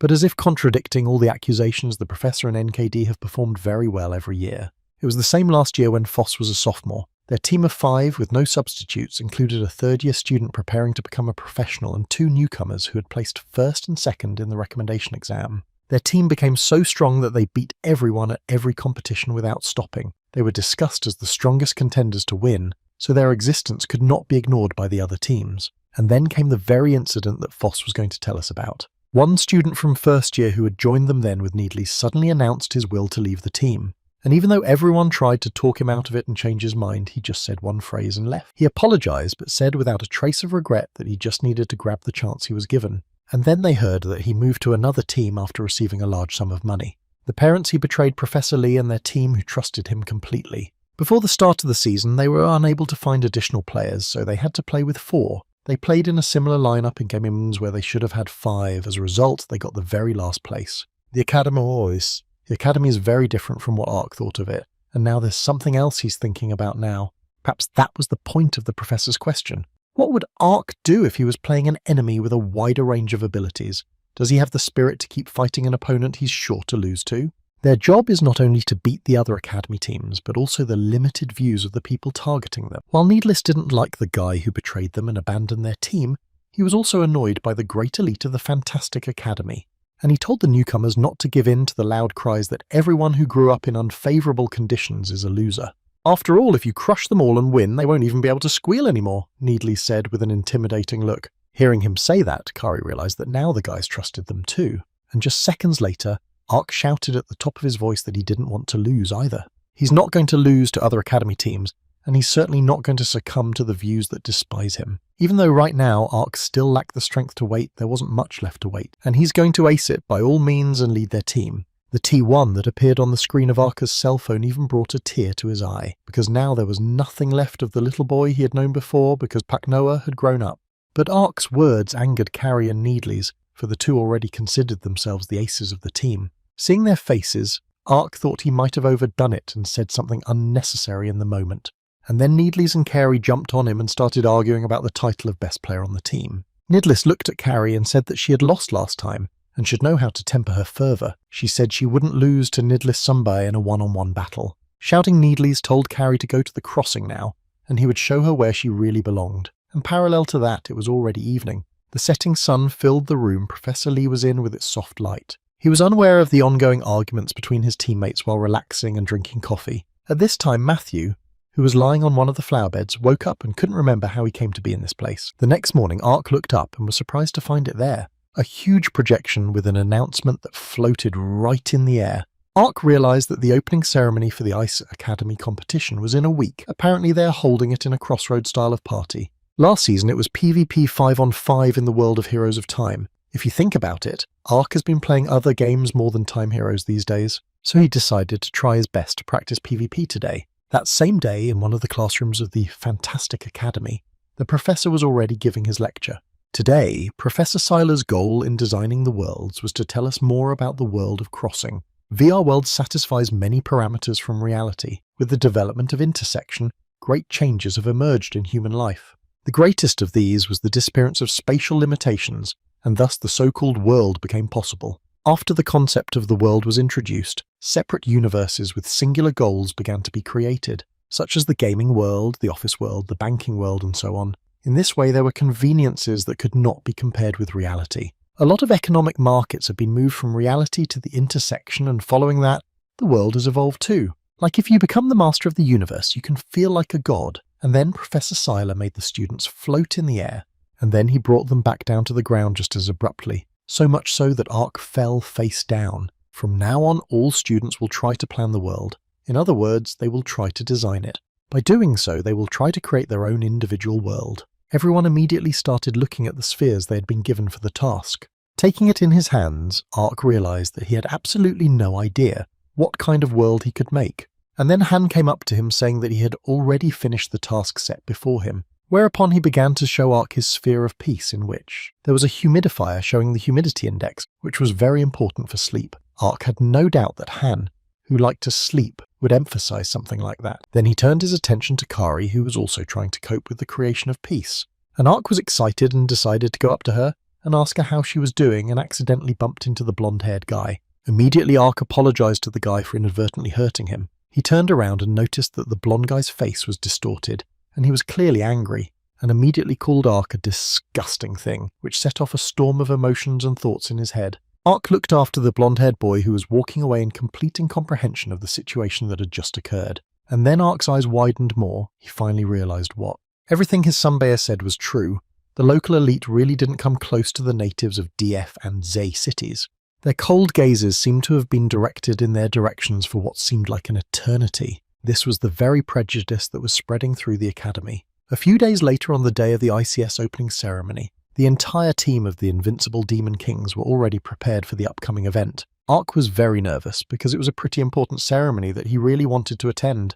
A little earlier, when the entire team and Professor Hidden in the Bushes were sitting in his office, they discussed the fact that Carrie and Ark had never tried playing MOBA mode before. Nidlis said it was true because they had no idea that there were people who didn't play the most popular games and modes. At that point, the competition is only a month away, and at the time when other teams start to postpone their teamwork, the NKD team will have to train. They have a whole month, and that means everything is going to be fine and they have to get everything done.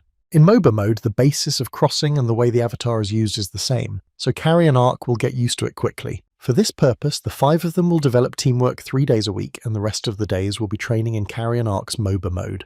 Foss and Janie will be in charge of Carrie, and Nidlis will be in charge of Ark. Professor Lee relies on them and hopes that they will be able to explain everything about the regime to the newcomers. After all, in his team there are only reliable guys who can help in any situation. Already connected to the crossing, the boys could see incredibly beautiful structures in front of them. The majestic world of Heroes of Time operating in MOBA mode opened up before them. Carrie and Ark were impressed with what they saw in front of them right now. Nidlis told them that before their training session he would brief them on the regimen. This was the teacher's instruction, so they would have to do their best. The essence of MOBA mode is to storm the fortress. This is a game in which participants must pump the character to overcome enemies and win when they destroy his base. In order to destroy it, you must destroy the towers in front of the base. While the front towers are standing, the buildings behind them are in a vulnerable state. In addition, there are 3 ways to get there.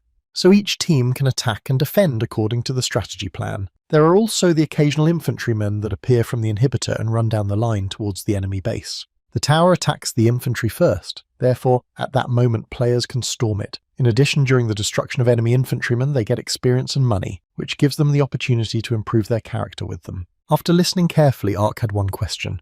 Nidlis, calling him a conscript, asked him what he didn't understand. Ark thought that his style of speech was beginning to resemble that of a professor's assistant. Then he asked his question, which concerned their ability to break just one line with 5 men without complications. The answer was not long in coming, and it was negative. If you defeat infantrymen together, experience is shared and fast pumping is impossible. And pumping is a key factor in winning in MOBA, so you need to properly distribute participants on the lines and collect experience without missing infantrymen. This is the basic concept behind the MOBA games. Now Nidlis proceeds to explain about what is being added to the MOBA world of Heroes of Time. In it, you can use registered items and skills obtained in RPG mode, so Ark and Carrie have every right to buy them at the MOBA store. This is the end of the explanation of the basics of MOBA. Such a long lecture by Nidlis bored the newcomers. Regardless, they would now begin practicing. Having said that, Nidlis wished his recruits good luck. Carrie's team, which includes Foss and Janie, was already on standby. And then the glow that appeared beneath their feet instantly picked up her playmates for Carrie. Janie tells Carrie that this is her first regular game and she and Foz will be watching in viewing mode, so she should just play it cool. Carrie's blonde-haired co-commander called her Mrs. Rabbit Ears and asked her which line she was going to follow. After that, she told him she would go to the centre, mentally deciding that whichever side didn't look in the centre would be the most important. And being on the centre line already, Carrie was eager to start stepping up. Then she saw her first opponent in front of her almost immediately, and then Foss spoke to her, saying that it would be better for her to attack with the Marines first. If she went forward alone, she would have to fight back alone. But Carrie will have no problem going 1 against 1 in any way. I mean, she's confident in her physical strength. After saying that, she sprinted forward at high speed towards her opponent, who in turn had already realized that Carrie was coming at him alone. Immediately, the foot soldiers protecting Carrie's opponent swooped down on her with their blades, but their attempts to do her any damage were unsuccessful, for she dodged them masterfully. At the same time, she was methodically destroying the infantrymen, eliminating them one by one. She wasn't leaving them any chance that they could even reach her. Foss and Janie, who were watching, were amazed, because they had literally just warned Carrie not to take any risks, and already she was throwing her opponents around. And Foss realized he'd felt it when they played soccer together. Physically, Carrie was on the level of a monster. Her stats were already pretty impressive at the start of the game, and then Carrie got to upgrade her uniform and weapons, which she was very happy about. Noticing this, Janie happily told her that she was pumping really fast. Carrie smilingly told her that she never doubted her genius. Then Janie suggested that Carrie look at the map because her teammates had marked a request for help, which meant there was a group fight going on. If she didn't help them, they'd be defeated. And then Carrie was alerted to think of her next actions she would have to take. She asked her Sombers about what they said about MOBA being a mode where the main goal is to destroy the opponent's base. They immediately confirmed her words, and then Carrie said that she seemed to understand now the exact way to win in this mode. Carrie thinks that while there is a group fight going on, she's already pumped up to go and destroy the opponent's base. She thinks her solution is really brilliant, right in line with Carrie's, but Janie immediately objected because it's just impossible to do that. Foss, stopping her screams, said it would be better if Carrie experienced it for herself. Just because you can't win in MOBA by physical strength alone. Carrie, with absolutely no thought of the consequences, with madness in her eyes, was advancing on her opponent. A fireball started to fly in her direction, but it didn't surprise Carrie at all, because she couldn't imagine who would let herself be hit by something like that. Just a moment later, an explosion and a puff of smoke caused by that very same fireball caught her attention, who wiped out all the Marines on her team who were helping her in battle. And then the girl that Carrie had attempted to confront gave the first reason, saying that even if Carrie was strong, she could just defend the tower, and getting rid of the foot soldiers would be the end of it. Because if they don't, Carrie will have to take the biggest hits from the tower herself. Remember the girl's words, Carrie tried to dodge the tower's projectiles, and while she was focused on this action, the next opponent was already approaching behind her with a weapon. Sensing this, Carrie managed to dodge the attack of the massive man's assailant. It was hard for her to get her bearings, because she was sure there was already a group fight in another part of the area. Hence the second reason that MOBA is a team game. The guy in the front said that Carrie was really pushing and going it alone, so of course they redistributed their participants. Hearing that just now didn't make Carrie happy, but only caused tension. Abstracted from these thoughts, Carrie shouted that she didn't care if there were 3 or 5 of them or more.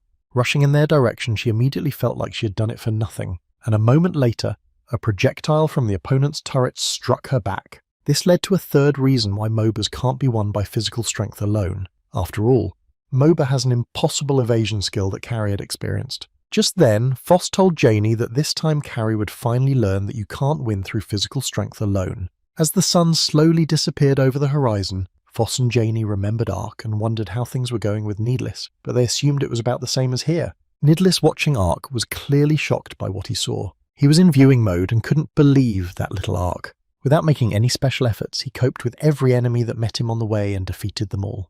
Then Needless came to the conclusion that Ark is without exaggeration a genius. Going back a bit, the members of the second team were Paknoa and Needless. When the game began, Ark was masterfully confronting enemy foot soldiers. He was fascinated by this battle on the line of MOBA mode. After all, as he had heard, the controls were no different from the RPG mode he was used to. The most interesting thing about it is that in each game starts from the first level, and also the trees of skills and items allow you to change in each game, which means that all of them can pass differently. Selecting the skill Ark wanted to get next, he noticed an opponent approaching him. The girl dressed in a blue set of armor thought Ark had opened up and made a crisp lunge. And while doing so, Ark used the ice arrow skill and his opponent's leg immediately froze. After all, as he thought, the water on the map also freezes from the use of ice magic. It seems that Ark needs to properly distribute skills, paying attention to the specifics of the map. Then he turned to the girl, saying that because he plays only with people from the academy, it seems to be much easier to attack and defend against them. So maybe Ark should try to relax a little. With those words, he swung his weapon with a satisfied look, and gave it one precise and accurate blow right on the girl's head that made her lose her balance. Needless, tracking Ark's movement, realized that he is strong in the use of skills and many other aspects that make him stand out among the regular players. But in contrast to reality, he has a rather dirty style of play, but perhaps that is his true colours. If Carrie's specialty is her physical strength, then what's Ark's talent? According to Needless, who analysed their first soccer game, there is a possibility that Ark can only grab the team by the ankle. So Needless takes this opportunity to check out the professor's reason for choosing Ark. That's when he thought of the boss raid. If you win a boss on the map, all team members will be able to get a special buff to the fortress rubble. Thanks to it, you can overtake the other teams or dramatically change the critical situation. Therefore, all players gather at the location where the boss appears. It also serves as the time of the 5-on-5 battle. So participants fight not only with the boss to get a buff, but also with each other. Ark also takes an active part in this battle fighting alongside the others. He was even more energized by the fact that this was his first overall fight and first game as a team. Needless noticed that Ark's opponent on the line wasn't that strong, so he didn't see him as gifted, but that could change during a team fight. There were many players fighting around the boss, each of whom was eager to win. Without wasting a chance, they also waited for the right moment to strike stealthily to frame the enemy. What was happening there surprised Needless, making him literally freeze. At this point in time, there were already 2 completed items. With the abilities of the player Needless was watching, he clearly had no place in the beginner's room, and then Needless suggested that it could be a so-called losing troll, a player who purposely suffers defeats in order to lower his rating and then fight weaker opponents. Even though he was confident in his abilities and brazenly continued to destroy player after player, he was also hit in the face by an attack. This attack was directed by Ark and accurately flew towards him without even giving him a chance to dodge. The troll, with his head thrown back and excitement in his voice, suggested that there might be one guy here with a good striking skill. With a crazy look, he said he was going to break through just the front, but he's going to change his plan. And for starters, he decided to use all his power to defeat Ark. As the troll approached Ark, he dared to assume that his opponent specialized in hand-to-hand combat. Making a leap to another place, Ark said aloud that the troll was nothing compared to Carrie, and that shocked the troll, and Niels, who was watching. He couldn't believe Ark's audacity. Then the troll, noting that Ark had used a leap, assumed that he was learning evasion techniques. He immediately rushed out of his seat and added that the surge has a 20-second recharge time, and a mage like Ark will be finished when he can't dodge. But then Ark's attention was grabbed by something a little ways away from him. It was another player who used his shield to knock down a troll flying at Ark. The one was incredibly indignant and didn't understand what a player with a tank ability was doing here. The blonde-haired boy looked at the troll with an innocent look, not understanding what he expected to come here. Next, the troll's attention had already been drawn by a beam of magic aimed directly at his face. Ark's weapon was poking from the blow he had just made. He was incredibly pleased that it had worked out the way he wanted it to. And at that moment, a shadow of fear appeared on Needless's face. His eyes widened slightly, his lips quivered, and there were even drops of cold sweat on his face. An evasive technique usually used to retreat backwards. Ark just used it in a direction where he could be helped by a teammate. As a consequence, he got help from the tank that came after the hill. The key for a player with a long-range type of attacks during the general battle is to find the right position. It is necessary to use the landscape together with the tank and manage to attack enemies from the place where it is difficult to attack them. Needles suggested that what Ark had just done could have been an accident. After all, as a first-time MOBA player, he could have used such a skill. In the past, in his very childhood, the withdrawn boy did not like to be in crowded places. But the moment he had to be there, his shoulders would clench, his hands and feet would shake, and cold sweat would break out. The boy was very afraid of what society would think of him. He needed to become strong. After all, after the disappearance of the head of his family without a trace, he didn't want to make his sick mother worry. For this reason, the boy made the decision to meet face to face. With his fear and one school day, he volunteered to answer a question orally in front of the whole class. The classmates around him had a complete lack of interest and only smirked slightly. The looks he met were far from the horrible scenarios he had imagined in his head. After he found out, there seemed to be nothing special about what was happening, and at that time, his trembling hand stopped shaking as if nothing had happened before. That day, the boy developed the habit of reading the looks of the actions of the people around him and evaluating them. This is where the phrase "watch for nunche" comes in. It means, in short, to analyze the people around you. So nowadays, this habit has started to turn into a talent in team games. The outraged troll that was right in front of Ark continued to shout its greatness, trying to do some damage in the process, but Ark deftly dodged. He put his open hand out with his palm facing his opponent. The troll immediately froze in place, his gaze expressing utter bewilderment, and then analyzing the actions of Ark, Needless realized that what happened earlier was no accident at all. A young man who Needles had previously thought was not that talented, a player. As it turned out, all this time he was choosing his position by determining the location of all the people in the vicinity. After a moment, Ark uses a critical ability called Energy Blast, a compressed mana bomb that deals incredible damage to enemies due to its slow strike speed. Pointing his hand forward, Ark corrected her trajectory, thereby further solidifying Nidlisau's thoughts that little Ark is a true talent. And all that was left on the battlefield were the scattered bodies of his opponents. While Needles thought Ark was a real genius, Ark himself thought what had just happened was too easy, probably because it was all newcomers. And when their training had already come to an end in one of the buildings of the Fantastic Academy, Nidlis was telling the rest of the team about what had happened at Mobay. Ark was blushing at how much he was being praised. Foss and Jeannie were shocked, and Carrie was even a little indignant. Nidlis also added that in order to consolidate his previous result, Ark played a few more times. Afterwards, Foss proudly praised Ark because the fact that he can detect all people's gazes even during a difficult team fight is incredible. He said, embarrassed by the words, that he used to think everyone could do it. Kari, standing next to him, was not happy about it, which only made her angrier. And then Nidlis came to the conclusion that, as expected from the professor, he already knew about the abilities that Ark himself had not even guessed about. In his thoughts, Ark thought about the fact that he had previously only tried to play PvP and single-player games, so he couldn't even assume that he had the ability to play team games. Ark realised that he had found his talent beyond the level of synchronicity. As Nidlis said earlier, with Ark's abilities he'd be better off as a long-range player. His strength is his high sensitivity and ability to anticipate people's actions. This art is called safe detention. While Ark was thinking about it, Foss joked that Ark had a 10,000th level of nunchi tracking. But those words threw him into a stupor. It was something he hadn't expected to hear. Pak Noah objected, and before he could say that it was just a safe detention, he was interrupted by Foss, who said that such a thing was unbelievable and only possible with the help of nunchi tracking. Ark tried to justify himself again, but Foss interrupted him again with the words that Ark was just following the moods of so many people at once that it was amazing. After a second, Ark shut up with a look of indignation. Pak Noah had really struggled to find this talent, and Foss simply called it nunchi watching. He couldn't understand how long he would be considered so uncool. Ark then wondered with a nervous smile if he could interfere with other people by doing so. At this point, Foss asked Nidlis if he had thought about it, to which he said that he realised it after watching these two play.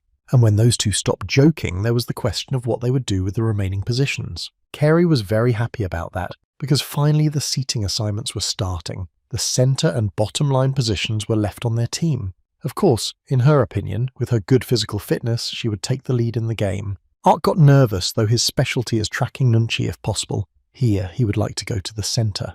And then Needles lowered his gaze to the floor and said that in his opinion. Ark should take the centre position and Carey should take the bottom position. Ark's face immediately lit up with happiness because he will take the centre line as he wanted. Already in reality, he triggered the nunchi tracking skill because Ark sensed a change in the atmosphere and shifted his gaze to the side. To his right stood a maximally enraged Carey, for she had not gotten the position she wanted. Then, when they had talked and discussed all the past events, they went to their rooms and fell asleep, and the next morning, as the sun crept through the dark curtains and glinted on Ark's bed, he realised it was time to get up. Gathering himself, he quickly went outside and started running, feeling the fresh air on his face. His partner in this endeavour was Foss, who looked at Ark's tired look and asked him what it was like to wake up in the morning and run, to which he said it was wonderful. Then Foss, remembering the recent, told Ark that he couldn't even think that Ark would suddenly ask to train with him from now on. So Foss asked Ark why he had suddenly started training with him. Ark said that he had heard that his Sunbae was very diligent and he was going to do whatever it took to become strong. After all, Ark's statement about becoming an ace wasn't idle chatter. It brought a genuine smile to Foss's face. And he told Ark that he was keeping up with him better than he thought he would. And he told Ark that he was keeping up with him better than he thought he could. After SKT's opening ceremony, Ark's daily schedule was incredibly heavy and didn't even have a spare minute. After training with Foss, he practiced MOBA, then watched replays of matches with Needles and got recommendations from him. And the rest of the time he asked for practice fights with Carey now and then. Even though there was no free time in the schedule he had created, the opportunity to find a new talent made Pak Noah enjoy his pursuit of ability development. A little later, Professor Lee, chatting with everyone, mentioned that since Carey and Ark were now well accustomed to MOBA mode, we could start the first real 5-on-5 NKD team battle. And unlike a normal game, communication with your teammates is very important in a competition. You also need to get used to the signs used by your teammates during the game. When everyone confirmed that they understood the professor's words, he told them to disperse to their chosen positions. Ark immediately recalled their earlier argument in which Kari had bewilderedly quizzed Needless about why she wasn't at the centre. She said that she was obviously better than Ark, physically or otherwise. When Nidlis heard that, he asked her if she was really unhappy with her position, and she looked Nidlis in the eye with an extremely indignant look and said that she was very displeased. That tired of Carrie's stubbornness took a breath to catch his breath first. Then he came closer to Kari and asked her if she knew why two people had to stand on the bottom line. Without waiting for an answer, he continued about unlike the centre line on which should stand the one who is able to quickly pump up from the beginning, on the bottom line is a person who, although weak in the first few minutes, becomes very strong at the end. The reason why the team's side needs to nurture a bottom player is because that in the second half of the battle, he will be in charge of the whole game. In other words, he's the protagonist and the leader. These words did not calm Carey, but made him even angrier. Needles said that if Carey didn't want it, there was nothing to be done. After all, he thought that with such developed physical strength she could be the main character, and he started to walk away. Then Carey grabs him by the shoulder and screams. She stammered and told Needless she was ready to go to the lower flank after all. Ark immediately noticed that after Carrie had talked to Needles, she was surprisingly in a very good mood. And then Professor Hidden in the Bushes strongly suggested that we start the game. The team entered the intersection and found themselves already in the MOBA mode they knew. Ark, occupying the center line, immediately began fighting his opponents. At the time of the battle, he felt he was very used to playing on the line, so if he keeps it up, maybe winning the competition won't be so unrealistic. Absorbed in his thoughts, he struck the first opponent along the way. The girl was caught in Ark's mass control. It's a magic or a technique that prevents characters from acting.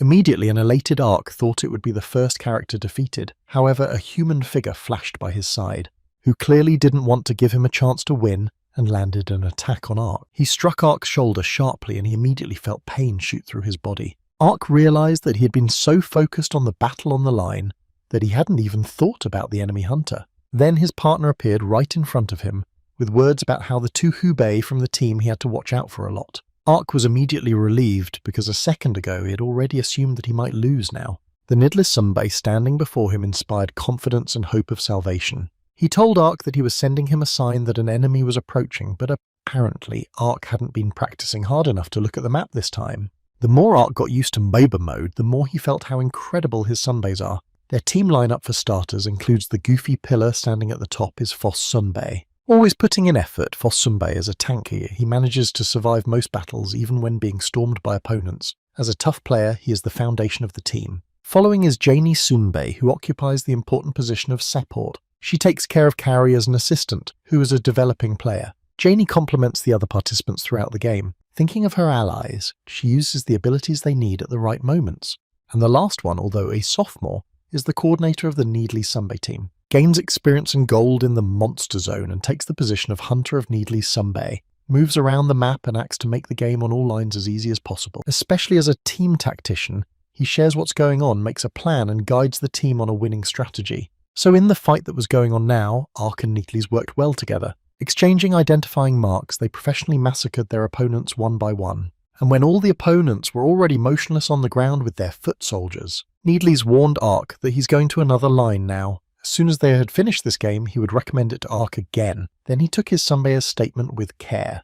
The seniors on the team are definitely very strong. With a squad like this, they can win. A little later, when the fight was already over, down the hall, Kim's assistant ran into the office where the whole team was, looking excited. He brought the guys the news that they had finally published the competition schedule. Hearing this, Ark immediately realized that they would now be able to detect their first opponent. In turn, Kim's assistant told everyone else to look forward to this moment. And after looking at the schedule, the team discovered that they, Invincible Demon Kings, would be playing against Viper Elementals. These are their opponents for their first competition. Last year they took second place. What they saw in the program certainly shocked all the boys. Then Assistant Kim said that it seemed that such an opponent would be enough to spread the word about NKD to the whole world. Ark, not understanding the last words, immediately heard an explanation from Kim's assistant, who meant that SKT was being shown all over the internet. Carrie immediately said that the Viper Elementals were the same ones that were talked about as cowards. She was ready to deal with them. Kim's assistant, nervous, assured her that this year would be different, because last time they'd worked under the influence of the then captain. Ark was immediately confused by the word then, because that meant he could have graduated by now. Foss said that this year their captain was most likely Matthew. Nidlis continued to look at the schedule, and noticed that the captain of the Viper Elementals wasn't Matthew at all. At the head of their team is Royd. None of the Invincible Demon Kings knew him, but Ark remembered him. He too enrolled this year along with Ark at the same time. Their captain turned out to be a young 10th grader who, despite his age, took this responsible position. At this time, in a room filled with students, a guy sitting in the centre. By the name of Royd held in his hands the schedule he learned that their opponents in the competition would be NKD, which means that there is a guy on this team who defeated S-ranked King. The future fight interested Royd so much that he even clenched the schedule sheet in his fist. At this time, Carrie and Ark were staring into the depths of the room with expressions of utter incomprehension on their faces, in which Kim's assistant was sorting through endless boxes of stuff in which he was looking for the said spare uniform he needed. Ark looked at it and thought about the fact that they came here to get a uniform but saw a bunch of stuff, and then his gaze fell on a medium-sized box containing a robot. Taking it in his hands, Ark wondered if it worked. Kim's assistant immediately said that with artificial intelligence it would work, but right now, it was just a hollow shell. Collecting robots used to be his hobby based on personal satisfaction. When he came to the academy as an assistant professor, Planet Man had gotten rid of all of them, but the one Ark was holding was exclusive, so he still couldn't sell it. While Kim's assistant was telling the story, he finally found the right shape. Found the right mold. Kim's assistant confirmed his hunch and looked at him warily. He wondered why Ark was suddenly speaking so impolitely. Despite his relaxed appearance, the assistant didn't like this format of communication. In response, Ark even raised his voice to say that it wasn't him, and the T1 he had in his pocket, which he'd told in advance to stay out of sight during the day. He then pulled his phone out of his pocket and showed it to his assistant Kim, and he and Carey, who was standing next to him, noticed Ark's robot emoticon on it. In order to make sure of what had been said earlier, Kim's assistant asked a question to clarify whether the robot, not Ark, had really spoken earlier. In response, T1 immediately stated that he was the guardian of Pac Noah and was counting on them. Kim's assistant asked admiringly how Ark brought artificial intelligence to the phone. T1 replied that Pac Noah is not up to the level of the modern world. Evaluating his words, Kim said that, judging from the free communication, it is a very advanced AI. In return, he said that he was tired of sitting on the phone and that he liked the situation. T1 didn't hesitate to ask if he could briefly use the body Ark was holding, calling Kim's assistant handsome. The robot's sudden compliment pleased Kim's assistant, and he thought that this AI really knew about people. He then allowed Ark to use his collectible robot. An overjoyed T1, who had already hooked up to his new shell, said that this enclosure was much better than his last model from 5 years ago. After all, expensive things are very nice. But after a second, his emoticon changed because he couldn't understand. Why is everyone staring at him like that? It's not the first time they've seen a robot move. Janie, standing next to him, was delighted with him. Ark, who was behind him, asked his assistant Kim if the T1 would be uncomfortable. He calmed him down by saying that the case was lying idle anyway, so it was better to use it at least in this way. In addition, Ark said earlier that he's lived with T1 since he was a kid, so it would be easy to assume that the robot would want to see him perform in person too, especially now that the team has a mascot, which is great. But Ark was still ashamed that he had caused such inconvenience. Assistant Kim said that at times like this, a simple thank you would suffice. After all, Ark can sense the reactions of others. At once Ark blushed, for he remembered that tomorrow was the beginning of the long-awaited competition in which he was determined to win. When the next day arrived, a huge projection of the live broadcast was glowing in the sky above the arena. The host, whose head resembled a star, welcomed everyone here, and said that he was introducing himself to everyone for the first time as commentator and co-host Star Bro. Then the second presenter standing next to him introduced himself as a competition analyst named Big Fish. Everyone here now is at the annual SKT Fantasium Academy Festival. The first competition was decided to be held on the floating islands of Fantasium. Starbro wants to assure all viewers waiting for SKT that they will not regret joining in watching this season. Now, before the match starts, the director wants to give his valedictory speech. Coughing, Jimmy Fullhouse admitted that he was one of SKT's ardent fans. He added that watching the abilities of the Academy students was his only joy. Through their play, he has conveyed the strength that the participants exert in these competitions. Their blood and sweat penetrate his soul, and at one point the director realized that he had already become a fan. However, no matter how cruel it was, only one team would be able to win. When he said those words, Ark tensed up. The director further added that he hopes that the participants will show their fervour through the game so that they will not regret anything in the future. Since everyone is ready, the director asked the two teams that will participate in the first match to come out, and the undefeated Demon Kings team heard this.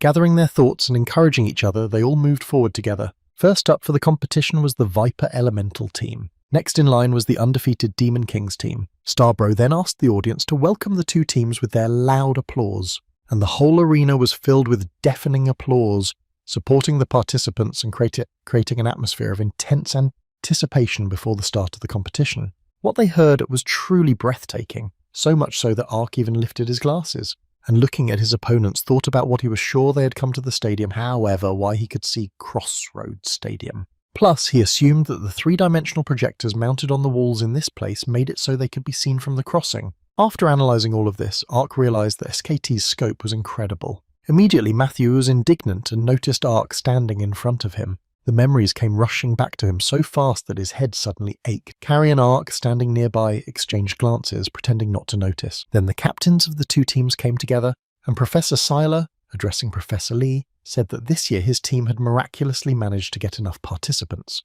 But of course he thought it would be the same as last year. Professor Seiler will be hoping for an opportunity to make the competition exciting, and with those words he extended his hand towards Professor Lee. In turn, Professor Lee also immediately extended his hand towards his opponent and said that he wasn't sure if it would be that exciting for Professor Seiler. In fact, his guys are so strong they'll exceed his expectations. These words incredibly angered Professor Siler so much that he even took his hand away from Professor Lee, saying words like how his mouth even dared to say such a thing. Watching this, Ark realised with a smile that this was the first time he had ever seen Professor Lee engage in a verbal battle. Then, standing across from Ark, Royd addressed him by name and said his real name was Pak Noah, and he was 16 years old. He graduated from the first high school of D-City. With a cheeky look, he continued that Pak Noah had lost his parents early and had been living with one robot domestic helper the whole time. Immediately after, he asked Ark if he was the unfortunate boy head of the family. Those words made Ark nervous, because he didn't understand how Royd knew so much information about him. Without waiting for an answer, he said to Ark that he hoped for him in this competition. As soon as he finished, a very happy-looking Carey appeared in front of his face. She came even closer, and with a creepy look she suggested that he shut his mouth before she hurt him. If she hit him, he'd be in a world of hurt. Then her gaze was suddenly blocked by a hand that appeared between them like a barrier. The tall guy who did this looked at her with a kind of threatening look. At this time, Royd said that Li Xia was the most active of the slums of F-City and really wasn't afraid of anything. He assumed her life was worth a pittance and she didn't feel sorry for it at all, and immediately the four of them locked gazes like an invisible net, making tension hang in the air. At this point, Starbro said that a mind-blowing psychological battle is now unfolding between the two teams, and it looks like they are going to see a heated match like the first match. As the players stood around the virtual simulators, Royd, standing next to Ark, told him not to lose his resolve as the hosts were just trying to mentally pressure them before the fight. Nidlis nearby immediately noticed Ark's unstable condition. He was very angry because that unpleasant guy had caused Ark to lose his spirit without realising it. Ark was determined to get back at him for that during the game. Watching this, Nidlis realised that this kid had changed a lot too. Their thoughts and worries were interrupted by Starbro raising his finger up and saying that from now on, the long-awaited first match of the SKT, which everyone has been eagerly preparing for, is finally starting. The moment Starbro announced it, players from opposing teams responsible for the top line of the map stood in silence. Also, the players in charge of farming gold and experience exchanged glances. The participants controlling the center line exchanged glances, knowing that every decision could affect the outcome of the game, as those in charge of the bottom line stood calmly ready for any turn of events, and the supporting players stood quietly beside their comrades waiting for the match to start. Once connected to Crossing, they immediately found themselves in Heroes of Time in MOBA mode. 4 projections of his co-commanders immediately appeared in front of Ark. They were determined to achieve high results, striving for a successful and quality game. Ark's gaze became determined but also intimidating after a second, and then before his face appeared the skull that was the tip of his opponent's weapon. It was Royd, who was waving his hand in front of Ark's face with a smile. He was much farther away from him, though. At that moment, Ark realised that fear and doubt had completely disappeared, and Royd, realising that Ark was not afraid, concluded that his opponent was far more determined than he seemed at first glance. And that's when Royd realised he needed to test the abilities of whoever was able to defeat King. At a moment when everyone was in their positions and some had already come face to face with their enemy, Starbro announced that the battle between the invincible Demon Kings and the Elemental Vipers had just begun. And then he asked Big Fish's analyst what he thought of the fight. He replied that he thought that the most important thing in it would be the battle on the lines. Judging by the types of professions, it seems that NKD will be in a favourable position, but the analyst is looking forward to the development of Elemental Vipers. If they can improve their abilities at the battle line stage, they will have a chance to tip the scales in their favour. Addressing the audience, they urged them to keep a close eye on the key moments of the battle on the lines. And then, Royd used the Skeleton Hound's summoning ability, which borrows power from the Necromancer. Royd knows that even when he fights on a line with a pumped-up mage, it doesn't inconvenience him too much. But watching Ark from the beginning of the battle, he seems very inexperienced in them. He couldn't believe this man had defeated King, but that didn't matter, because he was going to destroy King too. As he thought about it, he turned to the crocodile-headed teammate to begin his actions. The one accepting his boss's order immediately swung his massive hammer, and headed resolutely toward a clearly unprepared Janie. When his hammer was already near her, Janie managed to defend herself against his attack with her shield. At this moment, Starbro noted that the lower line of Elemental Vipers were boldly trying to launch an attack, and at this moment, a panting Carey came to Janie's rescue, but Janie told her it was fine, and she was doing fine. Due to the fact that the enemy did not get rid of the mobs and immediately attacked it, became that the target of the infantryman was a guy with a crocodile head. So Jenny was determined to use this to her advantage. The host commented that the Viper Elemental's Sapot player Wans, who had been hit by a group of mobs due to a rash attack, had decided to return to recover.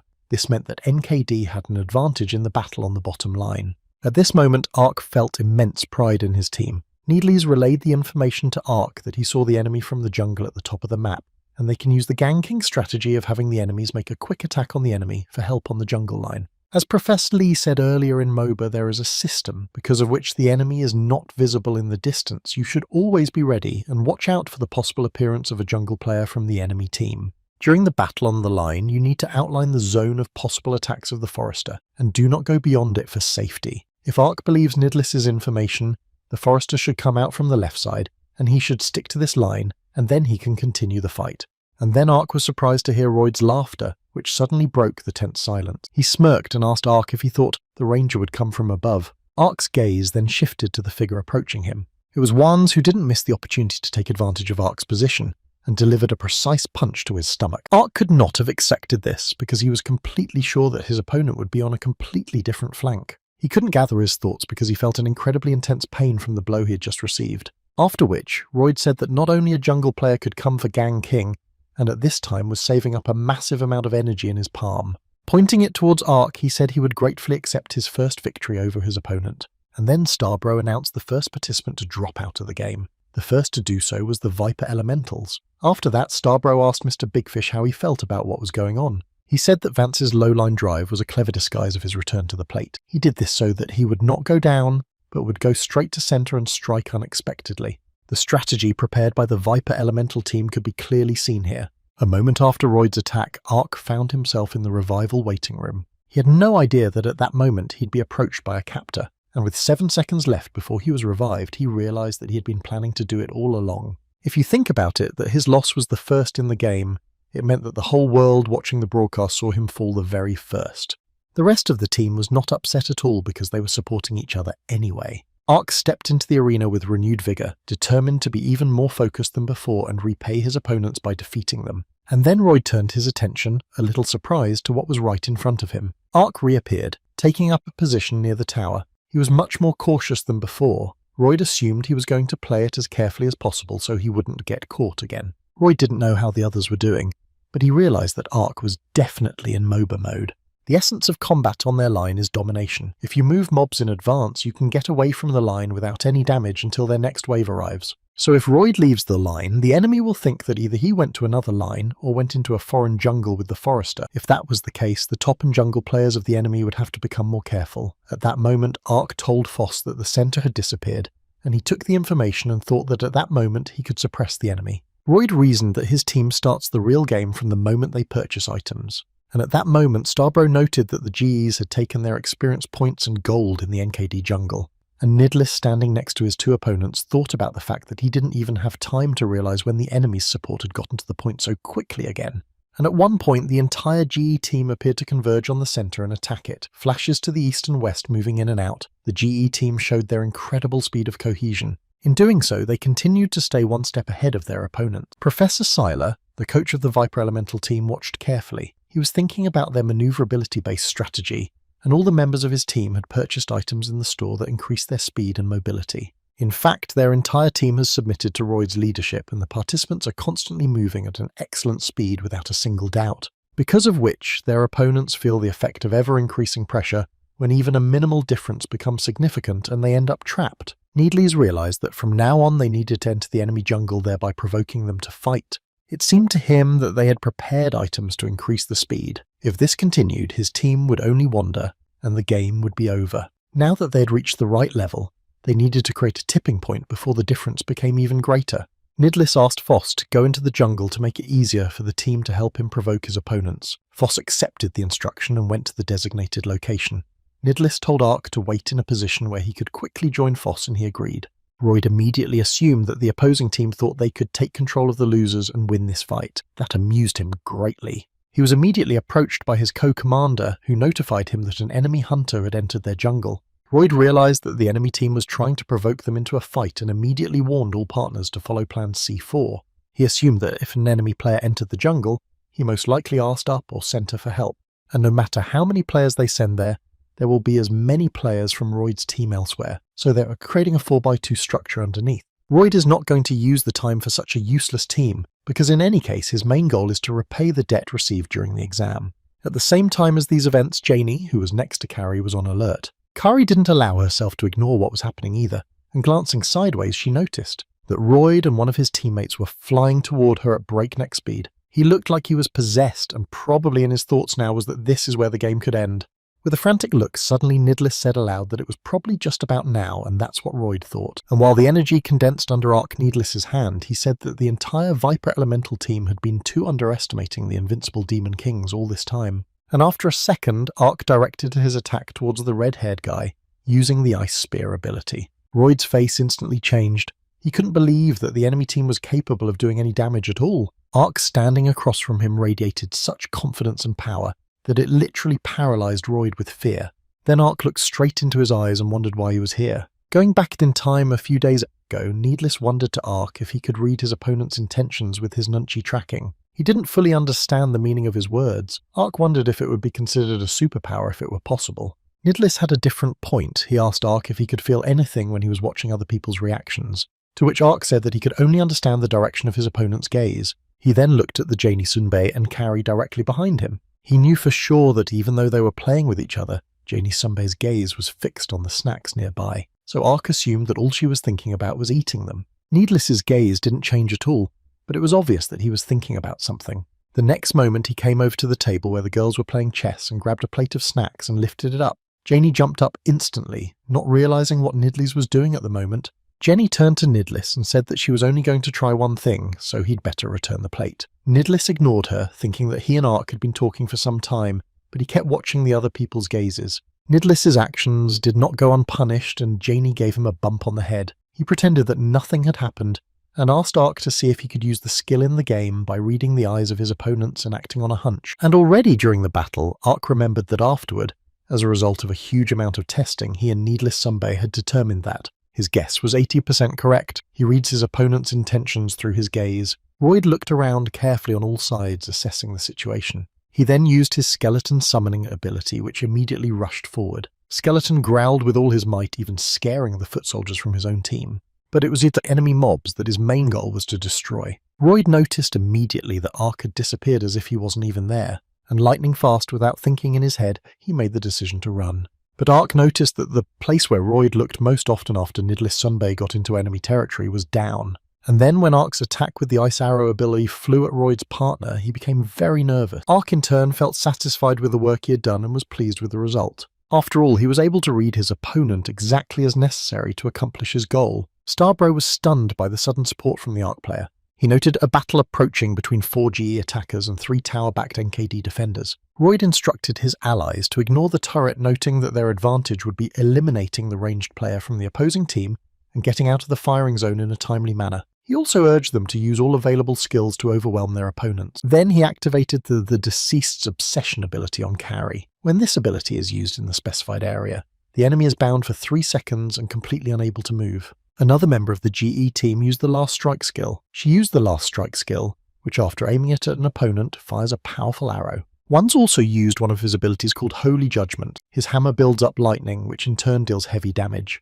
He was going to use her to take out Kari, who was already in a state of bondage from the last attack. She was already convinced she was about to be destroyed, but the next instant Janie appeared in front of her to prevent that blow.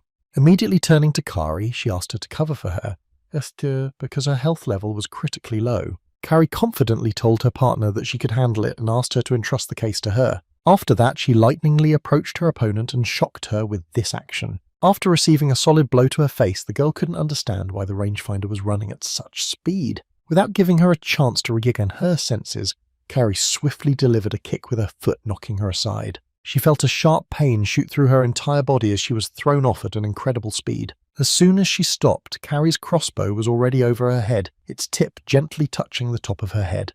Kari told her opponent with a smile that she was actually more confident in close combat. In all this chaos, a lot of players clashed with each other. Royd eliminated Janie. Kari defeated Seed, Saban, and also Ark finished off Mac. Without missing an opportunity, Starbro commented that Max and Saban from Team GE had been defeated by the tower attack and Team NKD. Their score at this point was 2-1, which meant that the NKD team was starting to pull ahead. At that moment, Nidlis rushed towards his opponents with renewed vigour, indicating that this was not the end. They, along with Foss, surrounded Matthew's player from both sides, causing him to become confused. Starbro immediately said that a Needley's player entering his opponent's jungle seems to be trying to Jenkin near the tower, and Matthew, who has been near the tower all this time, suddenly finds himself in a 2-on-1 battle. Immediately after, the Needley's player forcibly removes the Matthew player from the game. Thus, the NKD team reaches incredible heights in an instant.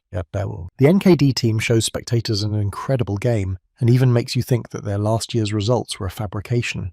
T1, who was closely following the battle, could not hide his admiration for what was happening. Sitting next to Assistant Kim and Professor Lee, T1 excitedly said that Park Noah was doing well. Assistant Kim replied that T1 had hardly seen the games before and added that Ark had made a turning point a little earlier, which was unbelievable. These words made Robot T1 very happy to know that Park Noah was helping his team, and Professor hidden in the bushes was sitting nearby, immersed in his own thoughts. As he analysed the situation, he noticed that Foss, the pillar of the team, had been crushing and destroying enemy towers since the beginning of the game. If he had not stood his ground, the game could have ended quickly. In turn, Janie spent in every dangerous situation super saves blocking the blows to reduce the damage directed at their team, and Needles directly caused this whole situation. His plan was developed with amazing speed and with the current situation in mind. Needless is an experienced player and he knows exactly how to win. No matter how many times Professor Lee watched him, he was always amazed by Needless's tactical abilities. Especially what he was watching now made him proud and brought a lot of positive emotions.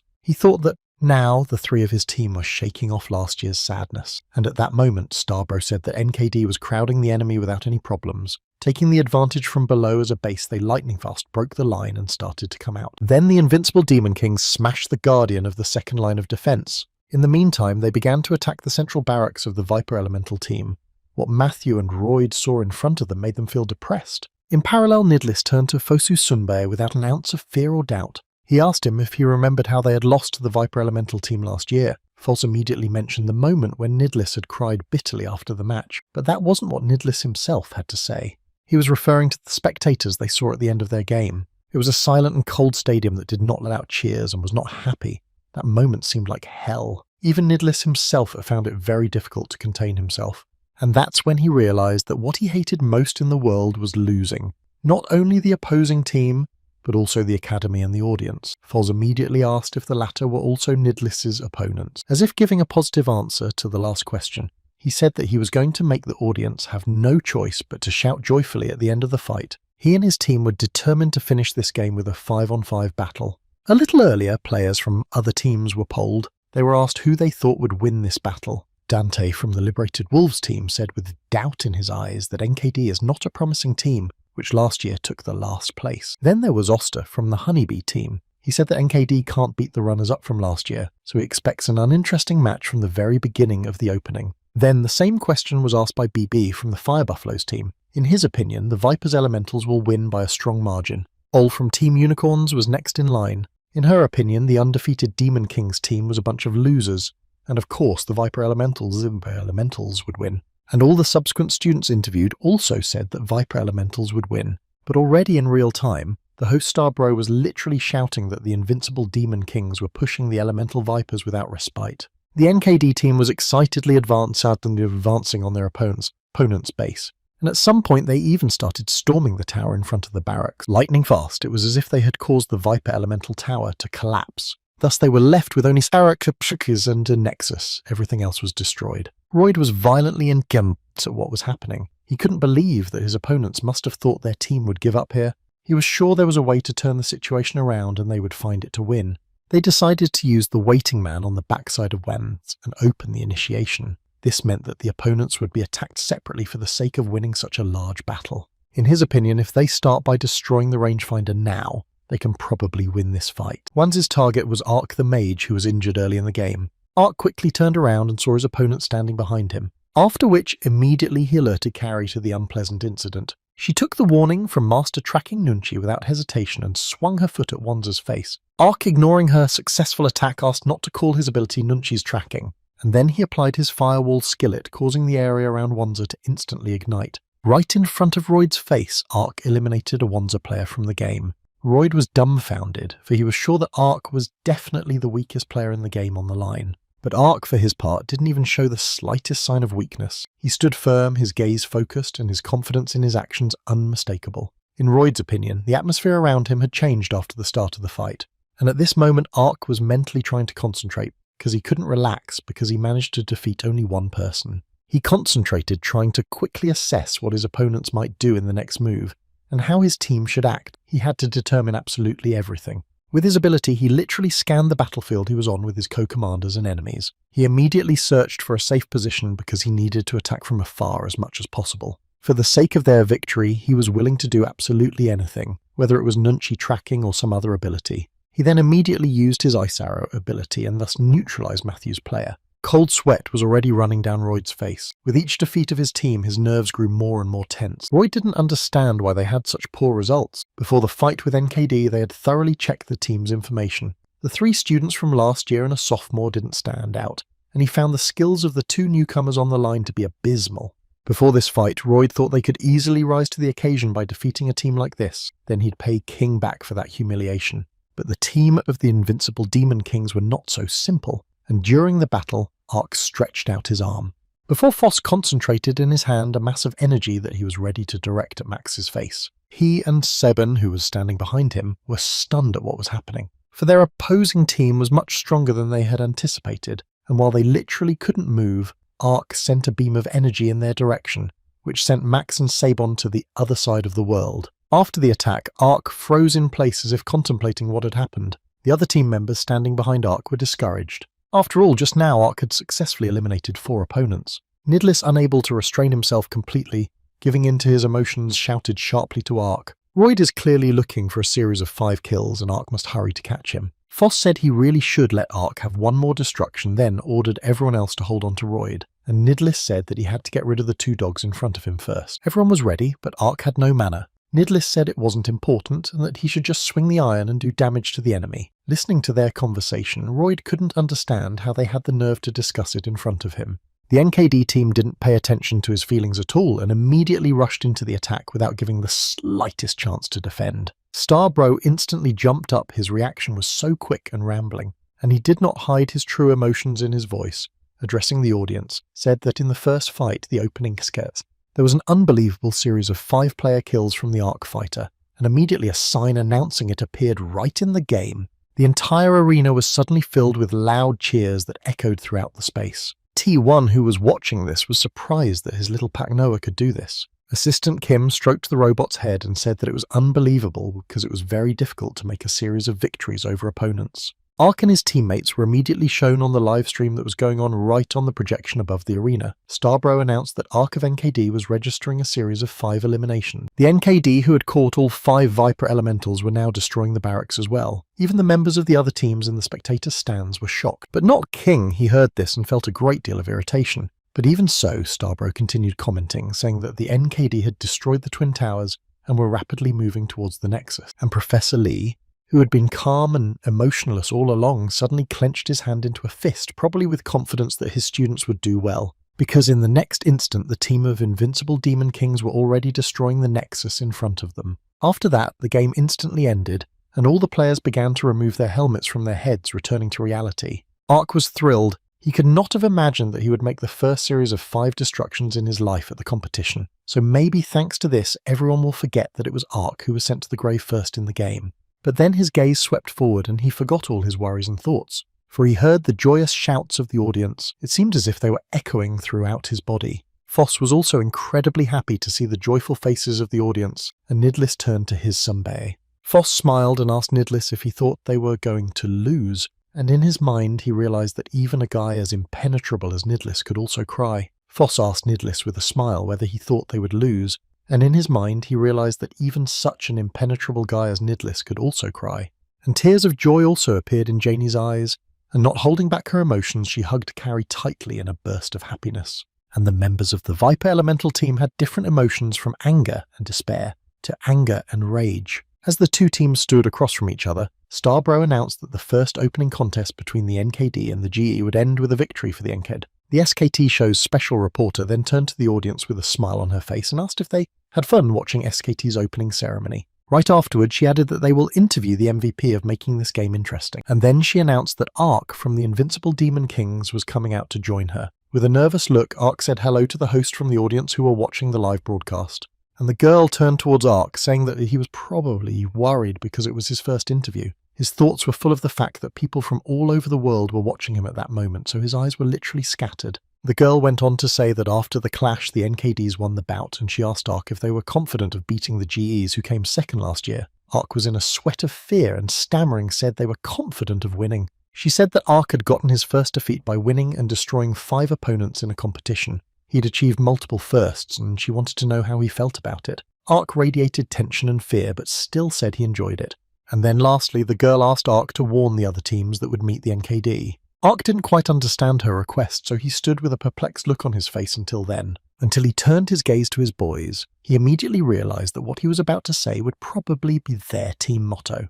Taking a breath and gathering his thoughts, Ark focused on what he was going to say. He said that no one in the Academy or the world should underestimate the invincible Demon Kings, and as he was finishing his speech, he accidentally bit his tongue. This news quickly spread across the publishers. The headlines reported that the player Ark, who became a colourful character in the first game of SKT opening, bit his tongue during an interview. The injury was minor and there were no worries about his participation in the next match. This picture amused T1 and Carrie. They barely managed to contain their laughter. Carrie said that the headlines also said that Ark was shaking the whole interview and then just walked out of there. Voss said with seriousness in his voice that it was Ark's first time, so he was so nervous. He then asked the guys not to make fun of him so much. At this time, tears were already glistening in Ark's eyes, and he didn't understand why things always ended so stupidly for him.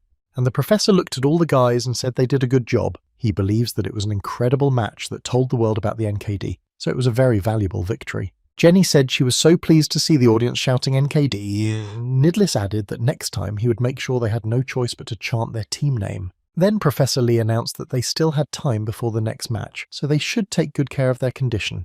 And as he started to walk away, Professor Lee heard Ark's voice behind him. With great embarrassment, he said he would like to consult Professor Lee. He didn't refuse him, of course, and they joined the crossing together. Professor Lee asked Ark if he really wanted to play better on the line. With hesitation, Ark admitted that he felt he was causing trouble for the guys on the team. When Professor Lee heard this, he realised that Ark was beginning to evaluate himself, and that was a good sign. Ark wanted to know the way in which he could improve his skills, and that method was the independent creation of the training world. Professor Lee asked Ark if he had taken a class on world design. He replied that he had taken a class taught by Professor Seiler. It was true that if he could create a world for training on his own, Ark was sure it would be much more convenient. Then Professor Hidden in the bushes suggested that Ark try to make his own world in which he could practice line battles. And when he had already started to create his world, it could be seen in detail. However, what Professor Hidden in the bushes saw before him did not impress him. Then he looked at another of the parts of the world Ark had just created. He didn't like what he saw, and his face was no longer neutral but twisted in incomprehension. And when he finally fully saw the visuals of the Ark world while he was there, Professor Lee realised that things were even worse than he thought. Then his face became quite sad. Ark was delighted with his world, but Professor Lee said he had put up too many towers. Ark replied that he thought that if he passed them all his game would improve, and the professor added that his eagerness was commendable but the space was bad.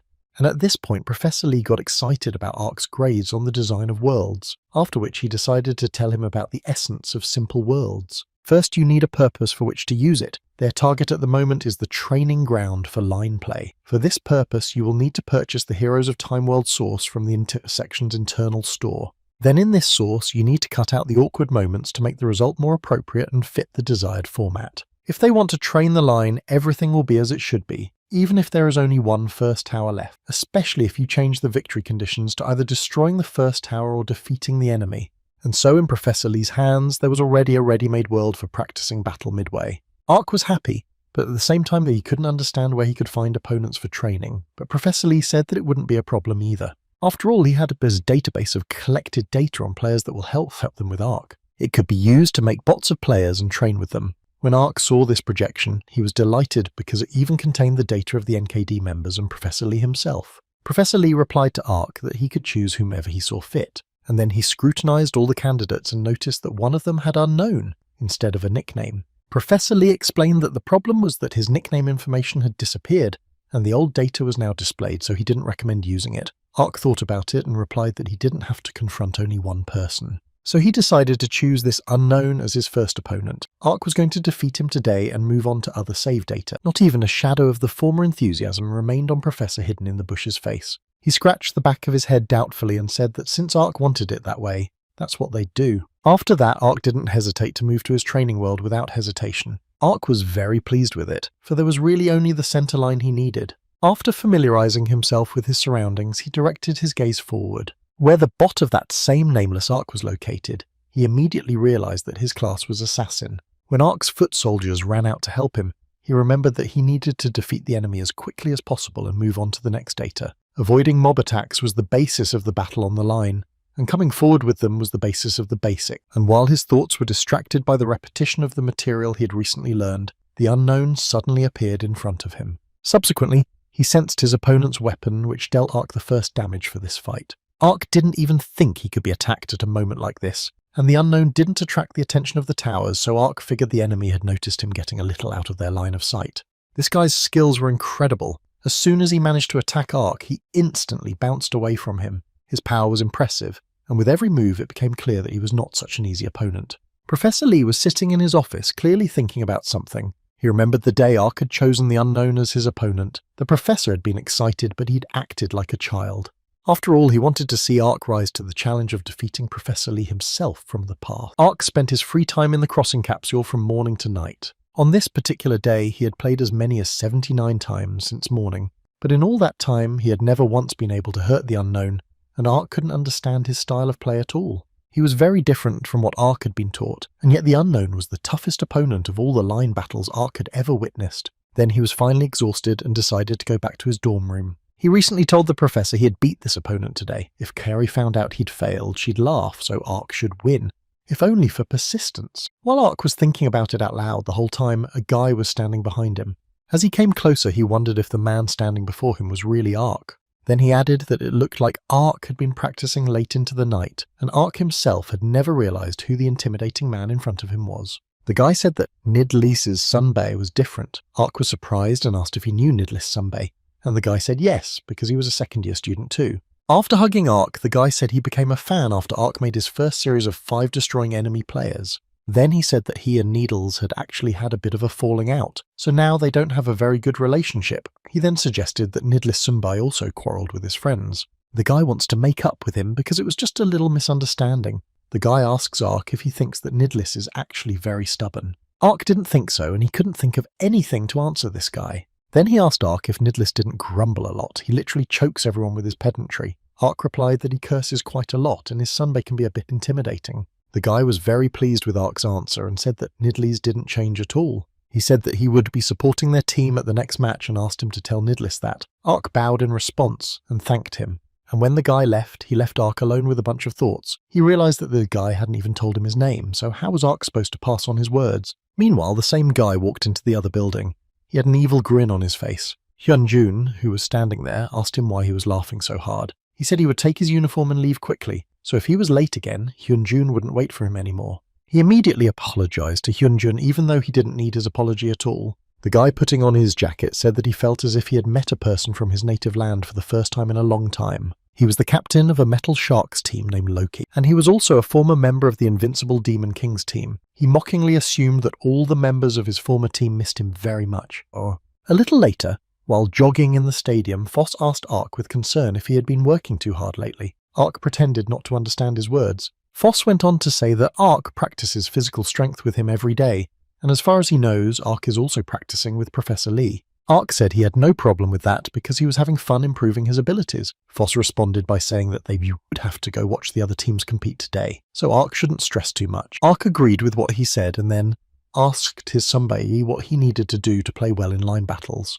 Foss said that the way to stand perfectly on the line is willpower. Ark thanked him and said he would try it. The results of the battle did not change after using Foss's approaches. Ark had never been able to win, but he had 179 defeats and had recently added 32 more. It was then that Ark realized that willpower alone wouldn't be enough after all.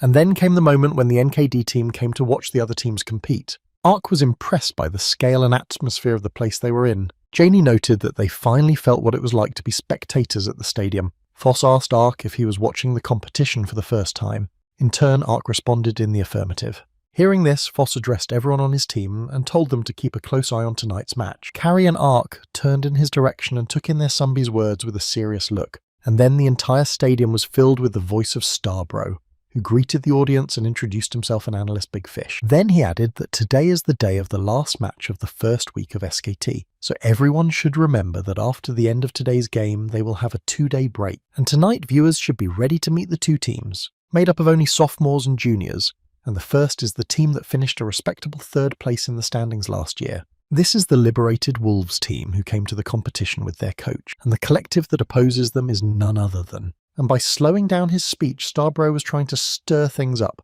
then went on to say that this is the Metal Sharks, who are also here in the company of their leader. In the past, due to some problems with the Metal Sharks roster, it was decided to change it completely, so now it is a brand new team consisting of freshmen. The only exception is the team captain, sophomore Loki. Today's contest features two incredibly contrasting teams, so it will be very interesting for everyone to watch the rivalry between the Metal Sharks and the Freed Wolves. The spectators began to look at the players standing in the arena, and then Ark noticed the guy he had been talking to earlier. He said out loud that he wasn't a friend of Nidlis Sunbei, and Nidlis turned his head toward Ark with a look of horror. Then he asked him who had told him that he and that monster were friends, and added that Ark should not associate with such a lowlife. It was the same traitor they'd told Ark and Carrie about last time. In his thoughts, Needles wondered if he'd hastily recruited freshmen to his team. He couldn't believe that this was the chance Loki had told them about earlier. Meanwhile, he was looking at his opponents as if mockingly asking them if they were too nervous. After all, unlike them, his team shouldn't be scared at all because everyone in the Liberated Wolves is in their second or third year. Hearing Loki's words, the guy on his team became visibly nervous, and looking at them, Loki said how cowardly Azubei were. And hugging this guy, Loki said to the entire cast to just do what they do in training, and don't make mistakes because of their fear, then they will succeed. Yunjun, standing nearby despite his captain's words, felt uncomfortable. Even so, Starbro announces the start of the battle between the Freed Wolves and the Metal Sharks. Ark sat back down and was excited to watch his first fight. As he looked more closely at the projection with the players, he noticed that Hyunjun was also a Maida. As he was thinking aloud, Ark caught Nidlis's eye, who asked if he knew the guy. Ark replied that they were at the same school and that he was disgusting. Then Carrie laughed and said that she could scold him if he was bothering Ark at school. Ark said that Hyunjun was really nothing and he could have beaten him even without training with the professor. From this, Needless concluded that in such a case Hyunjun was very unlucky, since his opponent on the line is... Nell of the Freed Wolves is the man they call the third generation of top middies. He looked at Hyunjun and said that he didn't have any expectations because last year the Metal Shark team had finished 9th, but they dared to put a pathetic freshman against him now. Hyunjun was silent because he knew that Nell had the incredible abilities of the third generation of the best middlers in the entire academy. The pressure here was different from what they had in training. He tried to concentrate and take it easy. After all, if he did what Sunbei said, everything would be fine. At this moment, Naylor abruptly began to approach Hyunjun, saying that the freshman standing in front of him was too tense. Just then, Starbro notices that Nell's player is making a quick attack on Nightmare's player, clearly intending to single-handedly defeat him. Then he turned to Nightmare and actually said that from the start of the game he wanted to destroy him. Hyunjun had previously felt a great deal of tension, but now he was gripped by a chilling fear that literally restrained his every thought and movement. Parallel to these events on another section of the map surrounded by defeated wolves lying on the floor was... Loki was determined to prove his worth to Nidlis. He was ready to demonstrate all his skills and show what he was really capable of, and also to make his former teammates realize that they were actually the ones who were wrong. At this time, Nightmare was so disturbed by the confusion of what was happening that he didn't even have time to notice the tip of his opponent's weapon heading towards his eye. But quickly orienting himself, he still managed to dodge, and in the same second, he swiftly took a swing of his blade. The sudden damage to Nell put him at a severe disadvantage, and he immediately realized that his opponent's movements had changed. Nell dared to assume that his opponent managed to dodge so well with his level of synchronization. He did not despair as he continued his attempts to do some damage to Nightmare. With each new swing of his sword, Nell grew more and more frustrated with what was happening. Even when the tip of his weapon was literally in Nightmare's face, he still dodged it. Watching all of this, Ark and Needless realized that Nell's player was clearly losing out in physics. Watching the game, Ark could not believe what he saw in front of him. Could it be the abilities of the Hyunjun he knew? He had pumped incredibly hard in such a small amount of time. At the same time, Nightmare's blade was closing in on Nell's throat.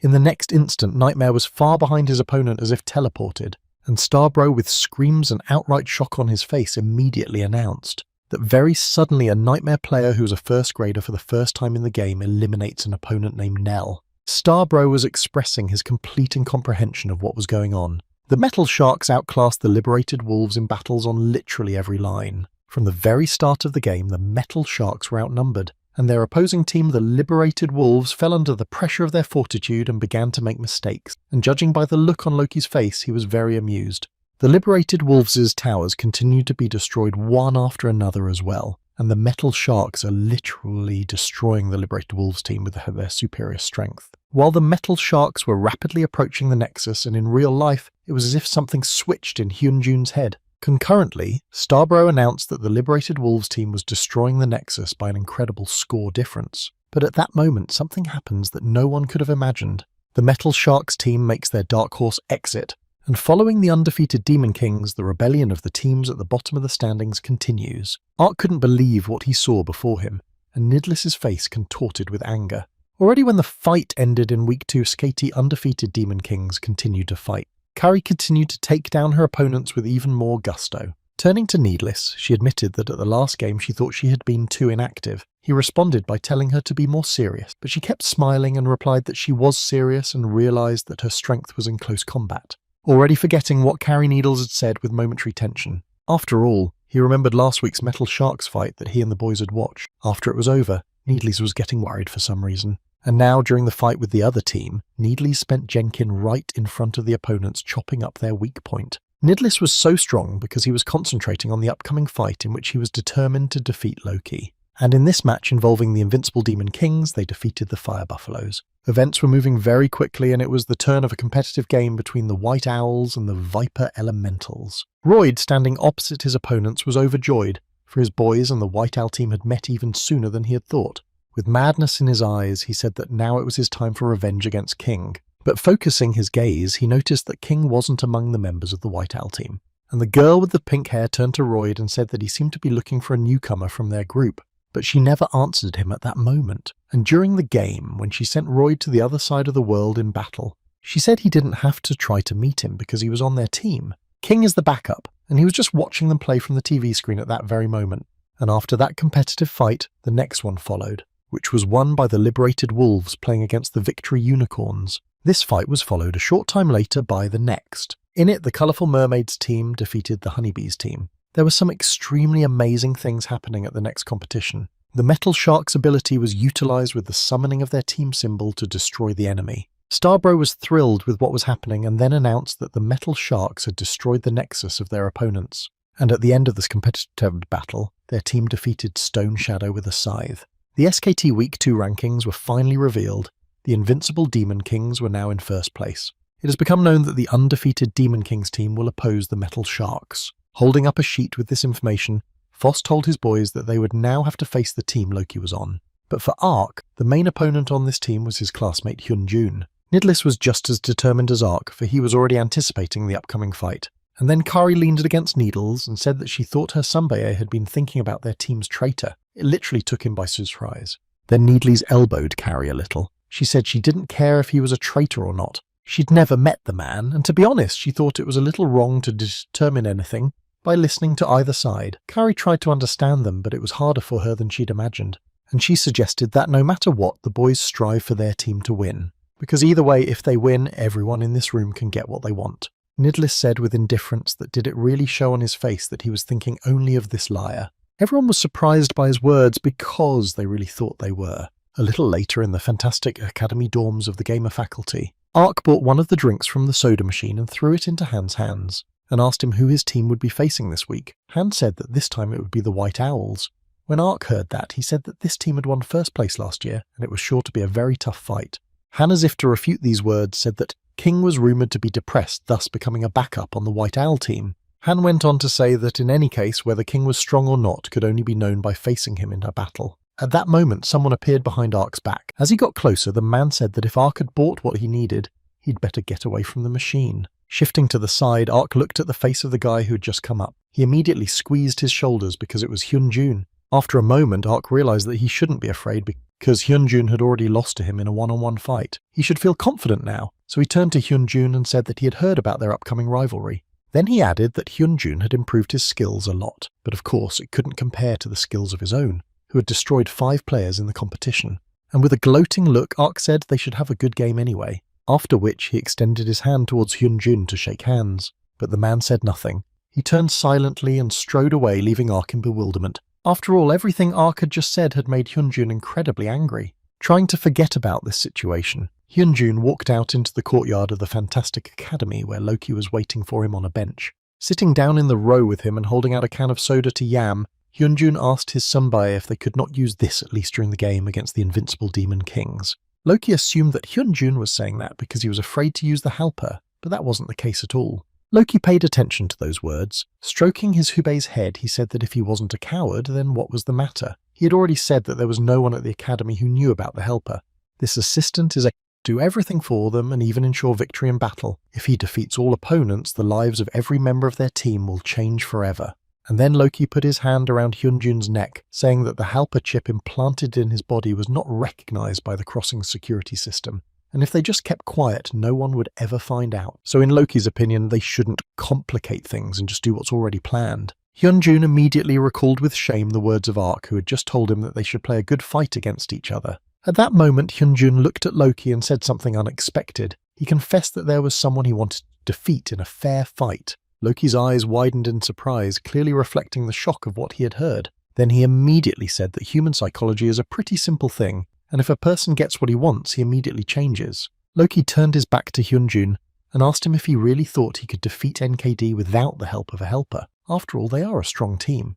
In Loki's opinion, his interlocutor obviously didn't understand something. Loki thought that he had understood something because Hyunjun had risen to this position not because of his abilities, but because of his helper. As he left Nightmare, Loki told him to remember the reason why he had left all the Sunbays and recruited freshmen for his team, including Hyunjun himself. These words finally shattered Hyunjun's confidence, and he was so angry that he could barely contain himself. While heading elsewhere, Loki thought that his Hubei was still too young. He didn't understand why he was so fixated on his past. Then Loki's attention was drawn to a movement that appeared off to the side of him.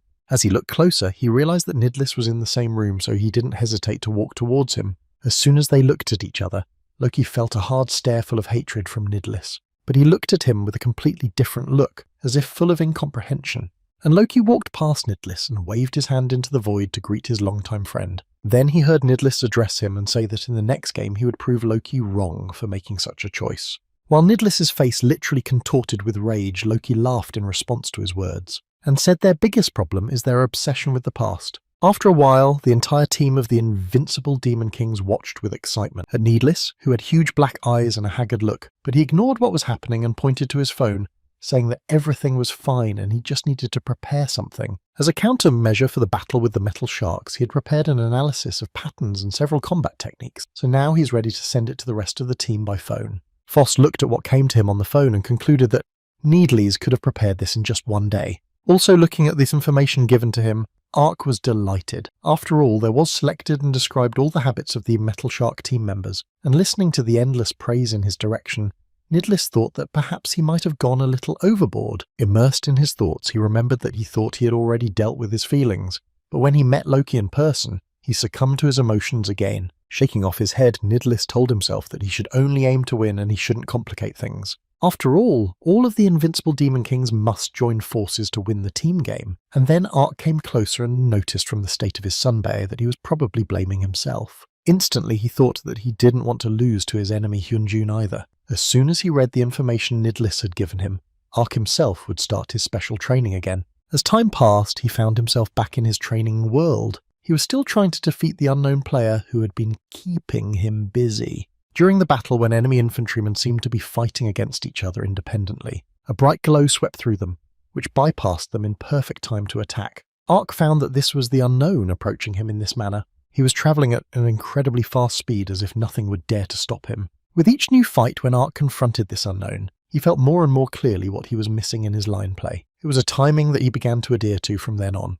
But Nameless at the right timings for you was getting the benefit anyway, no matter how hard Ark tried. After all, he was weak in line battles because he couldn't read favourable moments. In that case, Ark will try time and time again until he reads this point. A little later, after his regular training session, he visited Professor Lee. After telling him what had happened to him lately, Professor Lee couldn't believe it, because his student was still fighting Nameless. Ark was a little embarrassed because for all the 712 games he had played, he had 0 wins and 712 losses. Hearing this, Professor Lee said that 700 losses in 2 weeks was quite serious, and Ark expressed his displeasure out loud as he still couldn't understand who this Nameless one was. In response, Professor Lee said he didn't know either. It was very old information, so he wasn't sure. But in his head, he was happy that his data was winning. He realized that even after he retired, his competitiveness remained unchanged. Looking at Ark, he thought that if he had fought 700 fights and lost every single one of them, he was probably under a lot of stress. At that moment, he heard from Ark's mouth that he had learned something. With pride, he said that today was the first time he'd received a unilateral benefit, and if Ark keeps going, he might even be able to pull off a victory. These words puzzled Professor Lee, and he even began to smile suspiciously, which was noticed by Ark himself. And the reason for this emotion was that Professor Lee realized that he had found Ark's real weapon after all. As time expired, one of the final competitive fights began. Starbro has announced the third week of ST. In fact, two very special teams will battle it out tonight, and without a second's hesitation, he offered to immediately invite the players into the arena. First up was the Full Metal Sharks team. The second team were the Invincible Demon Kings, who entered the arena with determination to showcase their strength. These two teams last year were ranked first and second from the end in the standings, but already this season they beat the strongest teams, and from now on they were dark horses with no defeats and 2 wins in a row. Starbro continued with genuine intrigue in his voice, saying that today they would see which of these teams would lose first. And at that moment Loki waved like he was mocking Nidlis, who was opposite him and looking in his direction with real disgust. At the same time, Professor Lily, the coach of the Metal Sharks team, turned to Professor Lai and suggested that he play a good game as he should. After that, she extended her hand towards him. Professor Lee shook it and said he was counting on Professor Lily, and at that moment Loki turned to Nightmare with a smile and said that he would assume that he had understood him during their last conversation. He thought silently for a moment, because he was still incredibly angry. Then Nightmare pulled himself together and said back that he understood. And then Starbro announced that the game is undefeated Demon Kings versus Metal Sharks. Week 3 of SKT starts right away, and the audience immediately started applauding with excitement, and all participants were immediately transported to the Crossing of Time Heroes in MOBA mode. Nidlis was incredibly nervous, which was completely out of character for him. Kari turned to her Sunbaye and asked him why he was sighing so much since the monsters hadn't even appeared yet. Then she reminded him not to play with his emotions. Nidlis replied that he didn't often hear her grumbling like that, because usually she always gets angry, and she said that she would probably feel better if she beat her opponents instead of Nidlis. And already looking at her opponents, Kari noticed that extra heroes like them could be destroyed very easily. Turning to Janie, she suggested that she press the bottom line properly in this game, and Jenny, of course, agreed to this suggestion. After that, the girls, along with the foot soldiers of their team, headed towards the opponents. And these members of the Metal Sharks didn't change their faces when they noticed their opponent's offense, and what happened next was something even Starbro couldn't believe. After all, what happened a moment ago seemed utterly impossible. Not even 7 minutes into the game, the Metal Sharks team had already destroyed the tower on the bottom line. Player Carey lay on the floor with complete incomprehension of what was happening, as was her partner Janie, who was a little farther away from the former, and the guy and girl who brought them to this state didn't even look tired after all this. But just a second later, a gloating smile appeared on the girl's face, for she remembered the words of their captain, who said they would easily win the upcoming battle. After all, he had ordered all the participants to use the Halper at the same time as the game started. That way they can definitely defeat the NKD team. And at this point in the fight, it was this girl who was able to defeat Carrie and Janie with the help of the Halper. In parallel, Starbro noted that player Foss was the victim of an opponent's solo destruction, and the Metal Sharks announced their complete victory on the top line. Right now, Maze are outperforming NKDs on all lines. The situation had clearly turned in their favour. While Starbro was talking about this to T1, Assistant Kim and Professor Lee, who were watching the whole thing, were extremely shocked, and Professor Lily was very pleased, because Starbro said that the balance between the teams was starting to break down right now. Nidlis, who had exerted incredible effort during the battle, was stunned and outraged by what he saw before him. At this time, Loki said with a sly look that the goal of this game is to win by a huge margin and take over all the lines. He was confident that his team would defeat their opponents without giving them a chance to recover. In the same instant, the expression on Starbro's face took on a completely different look. After all, he noticed and immediately drew the viewer's attention to the fact that not all lines were broken. There was only one spot in which NKD seemed to excel for the entire course of the game. This was the centre line on which the battle between Ark and Nightmare unfolded. It was obvious that Ark was putting an incredible amount of effort into each of his lunges, and his opponent Nightmare, under his pressure, didn't even have time to orient himself. Neither the audience nor Starbro had any idea what was going on somewhere far away on the card. Loki, watching the projection in front of him, intently noticed that Nightmare was completely losing control of the situation. Starbro, speaking into the microphone, just couldn't believe it was possible. After all, when it would seem that the NKDs were already at a disadvantage. On the centre line, Ark and Nightmare players were having their merciless battle. At that second, something switched in Hyunjun's mind, and he remembered the words of Loki, who had assured him earlier that he would not be able to achieve any success in battle with his abilities. But Nightmare didn't even think to agree with such a statement from his captain. After all, a guy like Park Noah he thinks he can beat on his own. Nightmare has studied his style. Ark isn't used to playing on the line, so he can take advantage of this momentum to defeat him. He just needs to be careful of his synchronization, which can increase his reaction time. Because of Nightmare's past loss, his plan for a pro gamer ruling has been completely ruined. He also immediately remembered the fight that had taken place between him and Ark in real life, in which he had also been defeated. So now Nightmare was going to beat him fair and square no matter what it cost him and repay that insult. At this point, after watching the battle unfold, Loki rushed towards the center line. He'd assumed before that Nightmare could do that, but he didn't think he had the strength and determination to do it. He couldn't even guess what it was that connected them to Ark, since he was so persistent in breaking the rules. Loki didn't think it mattered much though, because when he got to the place where they had clashed, he would change the outcome of the fight. As Loki ran past another rock, Nidlis swung out at him. But Loki, noticing his appearance, managed to deflect the attack directed at him. Then Nidlis said that he thought that if all the other places were winning, then Forrest would definitely want to target the center line, which is exactly what happened now. So Nidlis was determined not to let Loki pass to the center. With a sly look, Loki said that Nidlis is still as excellent at reading moves as ever. Kim's assistant even jumped up from his seat because he knew how tense the relationship between the two was.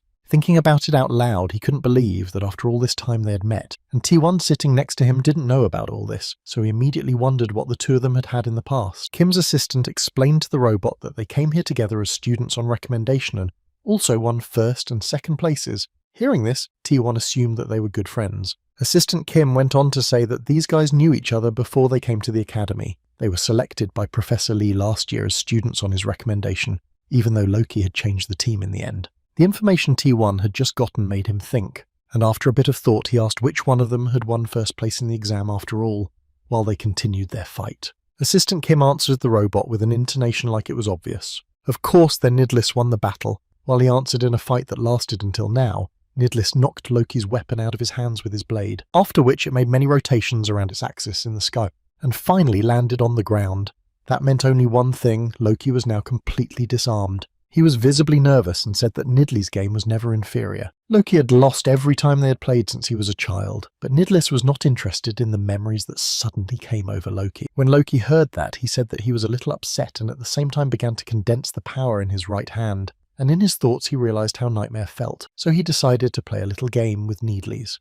And then Needles felt something approaching him from behind. He turned around and saw that it was Loki's weapon, which he had recently managed to knock out of his hands. Dodging it, Nidlis realized that Loki had used an ability that made his weapon itself return back to him. With Nidlis's quick reaction, he only managed to take minor damage. But Loki wasn't about to give him a second to recover. As soon as his hand touched the hilt of the returned weapon, he immediately lunged towards Nidlis, and then there was the clang of two weapons clashing. Loki said to Nidlis's face that he sometimes thought of those times. When they were together in the city of Z, they used to dig through garbage that reminded them of high mountains. One day they were even lucky enough to find a broken game console. After they repaired it, they often played it together. That's when they decided on their dream of becoming pro gamers. It was Loki's only positive memory from the hell-like city of Z. After listening to this, Nidlis turned to his opponent with his real name Achen Huns and said that he ruined a good time. After all, he left the team without any judgment. Then he said that the Hardokjin in front of him was too right. If he had said he was going to leave earlier, he would have definitely been against it.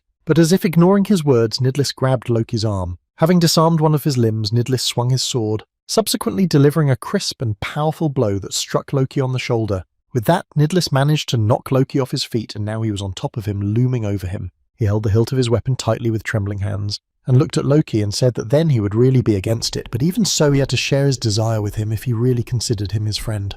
He immediately asked with rage and anger why Loki had left the team and betrayed Professor Lee, who had found their talents. After all, in the team they were in at the time, they could well expect to win.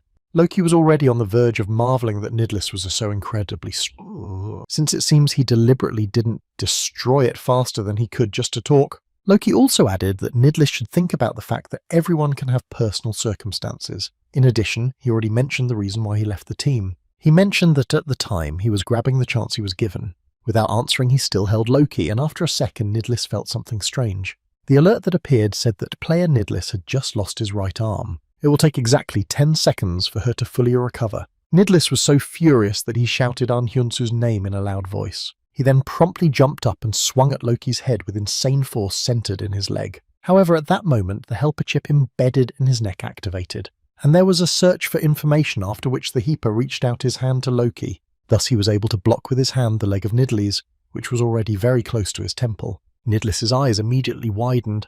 After all, what had happened was literally impossible. Loki manages to defend against the attack with a sudden karate kick. Next, he was intent on using the magician's Krav Maga technique. With this melee attack, Loki would put a quick emphasis on neutralizing the threat to his life. His gaze quickly changed, and he began throwing crisp punches to Needley's body. With each passing second, he managed to leave more and more wounds on Needley's body, and there's no trace of the fear and hopelessness that was there not so long ago. In the past, a company of humans came to Loki with an offer to change the world with them. Their company also included Professor Lilia in addition to everyone else. Who is now the coach of the Metal Sharks. They instilled in him that the game was just a tool to achieve a goal, and if that was what it took to make their dream come true, Loki had to give up absolutely everything. So even now, when Loki confronted his childhood friend Nidlees, he delivered a crushing blow to his stomach without a drop of doubt or compassion. And now they will definitely never be able to feel the feelings they had in the past. After all, they will no longer play as friends or allies in a team game.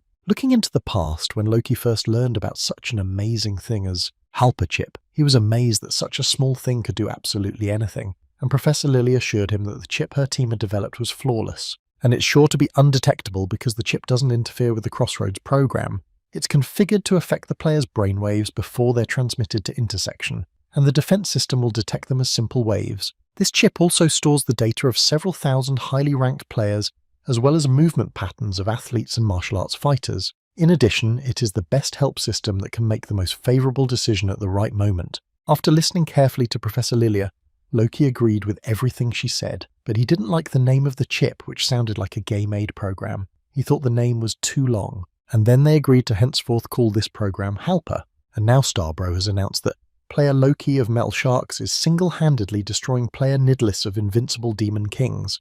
Then Loki says out loud that now he's going to go and deal with Nidlees' juniors. About 2 minutes ago, Ark and Nightmare's fight continued in the same vein. But at one point Park Noah made one wrong move that immediately. Nightmare noted, he knew that playing on the line wasn't Puck Noah's strongest suit, but he couldn't even think that he would make the mistake of entering the scene of his ability because of his slight advantage. And then Nightmare, turning to Ark, says that he so easily revealed himself and created the right moment for him. The second he did, he used his ability to attack from behind, and when his weapon was already approaching Ark, Nightmare was fully confident that in just a moment he would defeat his opponent.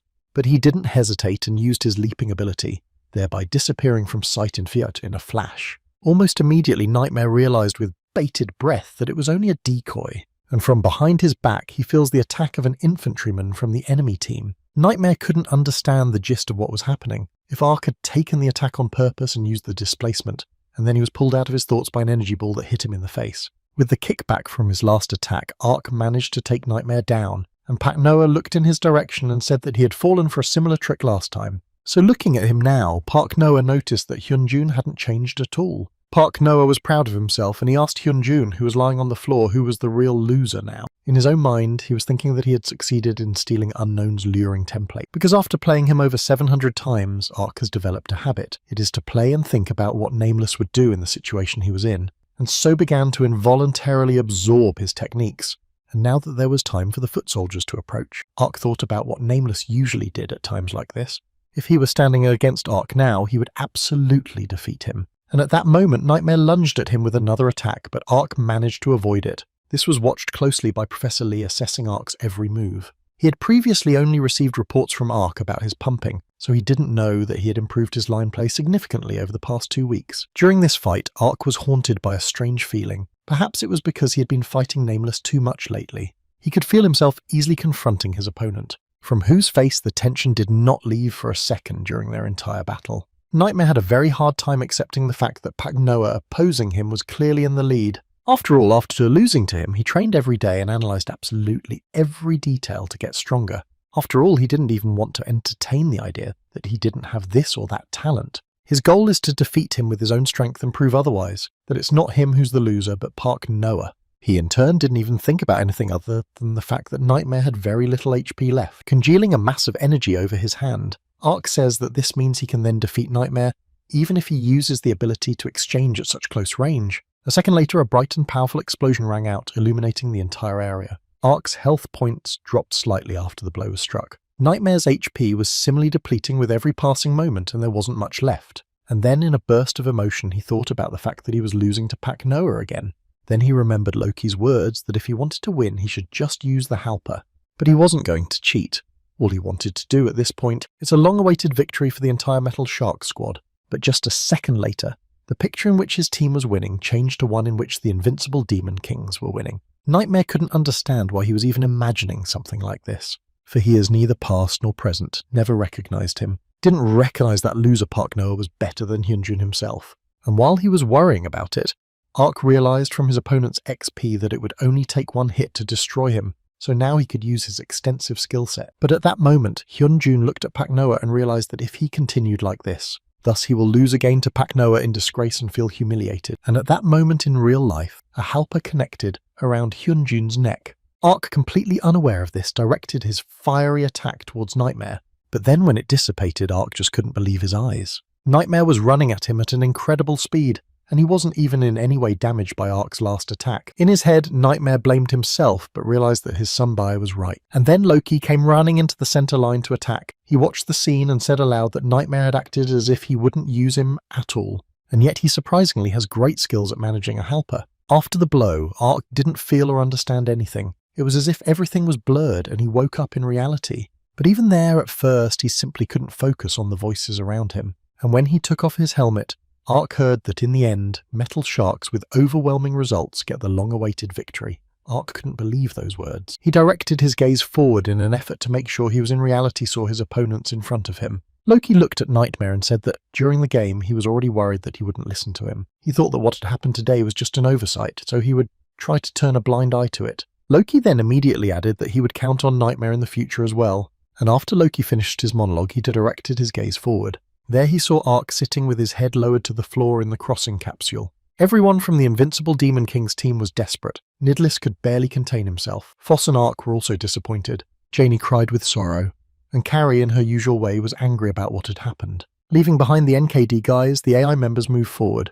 Then Starbro announced that in today's match between the Invincible Demon Kings and Metal Sharks won. Looking at this, as Assistant Kim, as well as the guys on the team, became despondent, but Professor Lee sat there as before, reminiscing. Professor Lilia's words before the fight began. She suggested that he show a good game. As soon as Professor Lee remembered her words, something switched in his mind.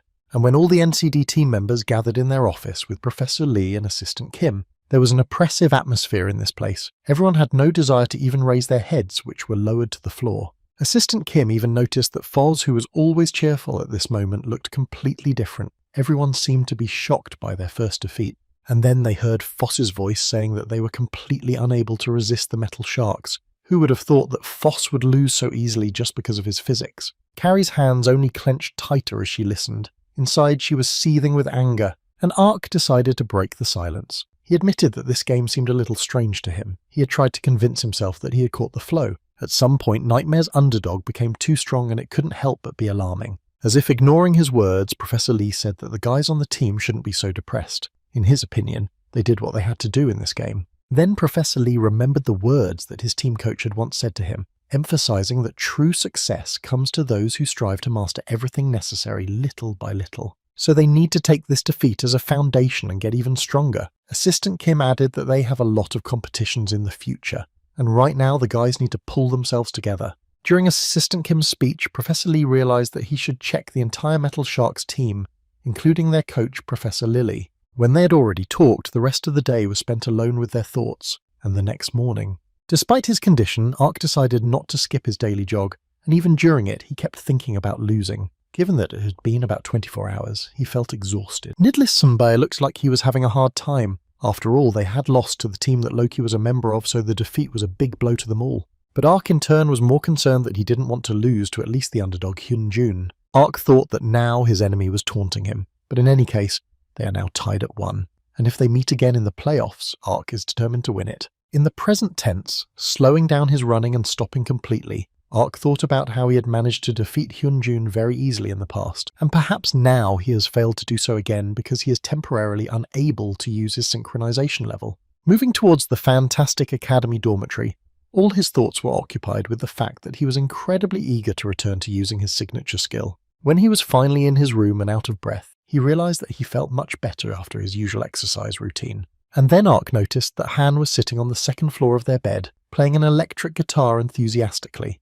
Han had his headphones on and didn't notice Ark enter the room at all. His fingers glided deftly over the strings, bringing the melody to life with each movement. What Ark heard and saw in front of him impressed him, for Han was really good at it. Then Ark said aloud to Han that he was a great player and could even play. While sleeping, it was both funny and surprising at the same time. Just then, Han woke up and greeted Ark. In his mind, he was thinking that this guy was really number one in sleep matters. He then asked Han about his guitar playing. He replied that Professor Baizen had advised him to find a hobby that would have a positive effect on his synchronization level. And at that moment, Ark remembered that Han's synchronization was closely related to his hearing.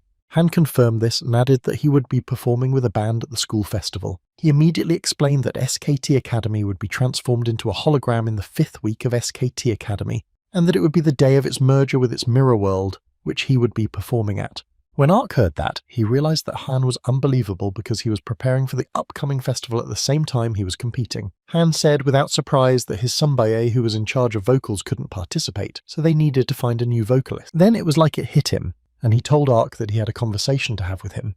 And then Han asked if Ark knew much about girls. The words he heard stunned him. Ark didn't think too much of it. Han said he had 2 girls on his team, and he probably talked to them a lot, which was confirmed by Ark himself, and Han asked him what he had to do to make friends with a girl. The question even made Ark hot, so much so that he even threw off his sweatshirt. He didn't hesitate to assume that Han liked someone, and he looked at Ark and said he didn't. And this is a man with an incredibly good voice. As if he hadn't heard that, Ark even blushed at the thought of helping Han with a girl he liked. At that moment, Han recounted his memories of when he had become worried that the performance he had been preparing for so long would be cancelled. To clear his thoughts that day, he entered the Academy's mirror world and fell asleep on a bench. Ark was surprised that Han was able to sleep even when he was worried, but Han ignored his words and continued that when he was asleep. He was awakened by a woman singing with a mysterious and incredibly pleasant timbre, and he immediately followed the sound he heard. Then as he restlessly reached a remote place in which there was not even a trace of other people's presence. Through the trees, Han saw a girl in a short lush dress dancing and singing in the sunlight that gently illuminated her figure. Her voice and movements blended into a wonderfully harmonious picture. Then Han marvelled at that flowing voice full of beauty, and at that moment he thought that such a man would be perfect for the role of vocalist in their band. Hearing this, Ark continued to blush, thinking that this was Han's love at first sight. Interrupting his thoughts, Han continued that then, in order to hire her, he had spoken to her first, and when he apologized for barging in, the girl was startled out of her thoughts. Then he came very close to her, his gaze was directed at her from top to bottom, and he quietly said he wanted her. After a moment, her cheeks flushed and her eyes widened in surprise when she realized what he had said. But unlike her, Han's expression was unchanged. He looked at her with the same expression as before. Only a moment later, the girl turned around and ran away. And in reality, telling this story to Ark, Han couldn't understand why she had done that to him. Ark was astonished at Han's tactlessness, but without mentioning it, he said that in such a situation anyone would run away after saying such a thing. Han, confused, replied that he thought she wouldn't want to talk to a stranger for long, so he said so briefly. He couldn't even imagine that the inexperience in communication that Professor Baizen had told him about earlier would set him up in such a situation. He really wanted that girl to sing with them at this performance. So if it's all right with Ark, Han would like him to help him out a little. But Ark, pointing to himself, couldn't believe Han was asking him to do it. When Han confirmed that it was, they tapped into the crossing together. Once they were there, Ark asked Han to clarify Han's intentions.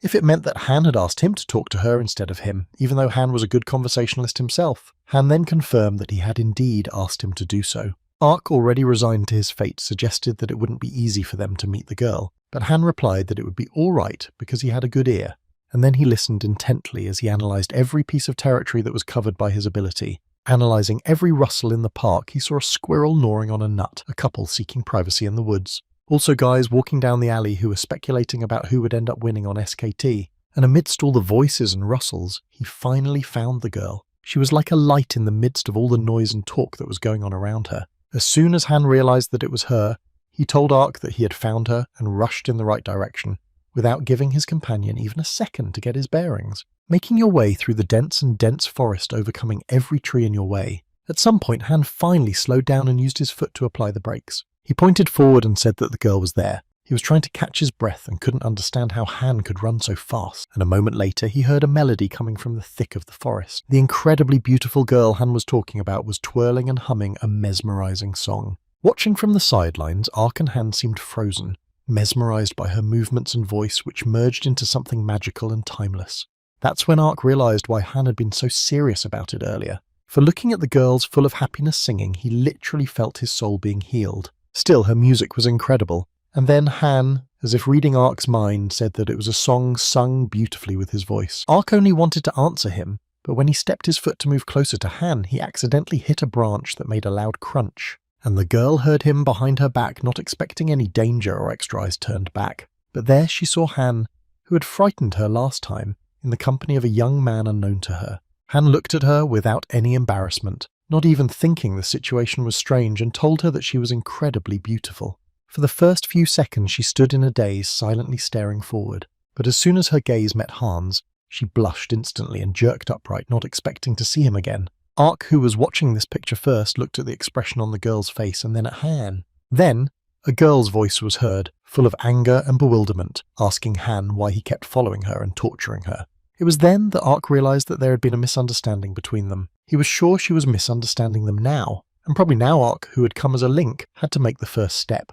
Gathering his thoughts, he turned to the girl with the words that there seemed to be some misunderstanding, and the thing was that, without letting him finish, the girl staggered and shrieked again. Then she asked if the guy standing in front of her was Ark from the Invincible Demon King's team. Ark himself immediately smiled and wondered if the girl knew him. She responded by saying that she follows SKT and knows him well. He became famous after his first series of eliminations in the competition, and he was also the first to be eliminated against the Harm and bit his tongue hard. Ark didn't like the last two facts and thought she might as well not mention them, and then the girl noticed that the second person standing next to her was a member of the Colourful Mermaids team. Then the girl even jumped up and said that she was a big fan of Carrie's player. And at this point, Ark, looking at Han, said that now the misunderstanding between them has dissipated, so now it's his turn to speak. And Han gathered his thoughts and apologized to the girl for scaring her last time. He pointed out that he was inexperienced in dealing with people he was seeing for the first time. The girl said with a smile that it was all right. Immediately, Han added that last time he had noticed her singing by accident. The girl blushed again. Without noticing, Han went on to say that he thought she had a beautiful timbre of voice that could lift people's spirits. And if she's okay with it, Han would like her to join as a vocalist in his band at the festival. Watching from the sidelines, even Ark was a little embarrassed by these words, for Han had just literally confessed his love for her. The girl asked a clarifying question about the fact that Han had just invited her to speak to the rest of the academy. He immediately confirmed what she had said. After she received the answer, her eyes instantly widened as if she couldn't believe what she had heard. She was happy about this offer, because she was very pleased with the title of vocalist and she is already very eager to try herself in this role. Han was very happy too, because everything worked out just the way he wanted it to. But then the girl said she had one condition. There is no way Han and Ark should be looking for her in real life. She wished very much that they would be sure to follow this one condition. Han was not at all embarrassed by her words and said he wouldn't care. The main thing was that she could perform with them. The girl smiled at them and suggested that they meet at the same place tomorrow at 1 o'clock. Walking away from them in the sunset sunlight, she suddenly stopped as if remembering something. The thought flashed through her mind that she had completely forgotten to introduce herself. She turned around and said with a slight wink that her name was Haruru. She also mentioned that she wanted the guys to address her informally next time. After saying goodbye to her, Han and Ark were relieved to be back in the real world. Ark told Han with admiration that the girl was much more colourful and talkative than they had realised, and Han immediately agreed with his words. But they were actually a bit confused by Haruru's request to not look for her in reality. And then Han wondered if the feelings he had experienced a little earlier with the synchronization Haruru had, unbeknownst to him, had also felt at the moment of their conversation. In ignorance of what Han Ark was thinking, he suddenly speculated aloud that maybe Naruru is an NPC or a ghost that doesn't exist in reality. Han looked at him skeptically and said that Ark was reading too much manhwa because that was impossible. After a while, when the sun was already sinking below the horizon and the day was coming to an end, the current music team has been practicing the song they are to showcase to the entire academy. Haguru, who was standing at the microphone, looked amazing. Her voice sounded so light and harmonious that she seemed to have been a part of the group from the beginning. She didn't feel the least bit embarrassed or constrained, confidently feeling that she was handling this at the highest level. And Haruru said out loud that she still couldn't believe that she could rehearse here for a performance in nature. The intersection is an incredible place because everyone here treats her well, and she can also sing with a great mood. At the same moment, the guitarist from the team told Haruru that she had a beautiful voice, and that the whole academy would be thrilled on the first day of the show. At the same time, another guy mussed Han's hair and asked him where he found such a talented vocalist. The guy behind him said that it was a great blessing that Haruru had agreed to help them. He then asked if she had ever tried to perform with a band before. She replied with a smile that he would probably be surprised because it was her first time performing with a band.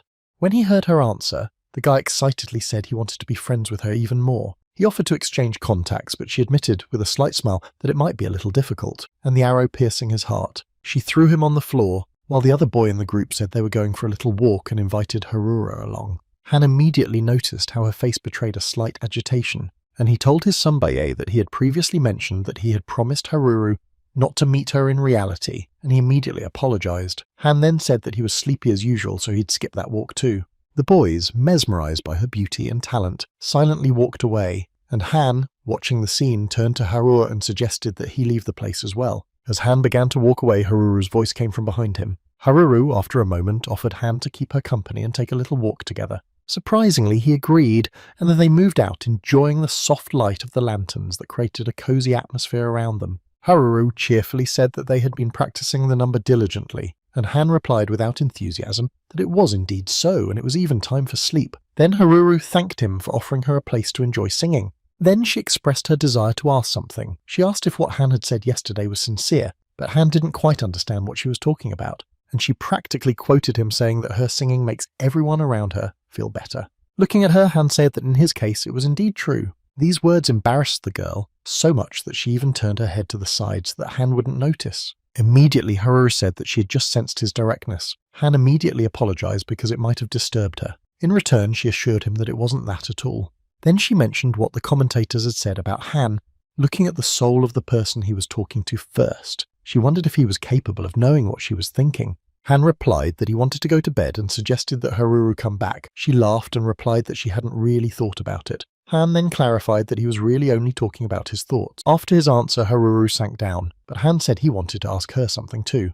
Without waiting for her approval, Han asked why she had made that condition. Looking deep into the silence of the night, Han said that of course he wasn't going to look for Haruru against her will, but he was still curious to find out. Concentrating, she bent a little, then said what? She's like a ghost who disappeared in the crossing, so she has no real physical body. But to Haruru's surprise, her words made no impression on Han. However, he heard the sound of that strange heartbeat again.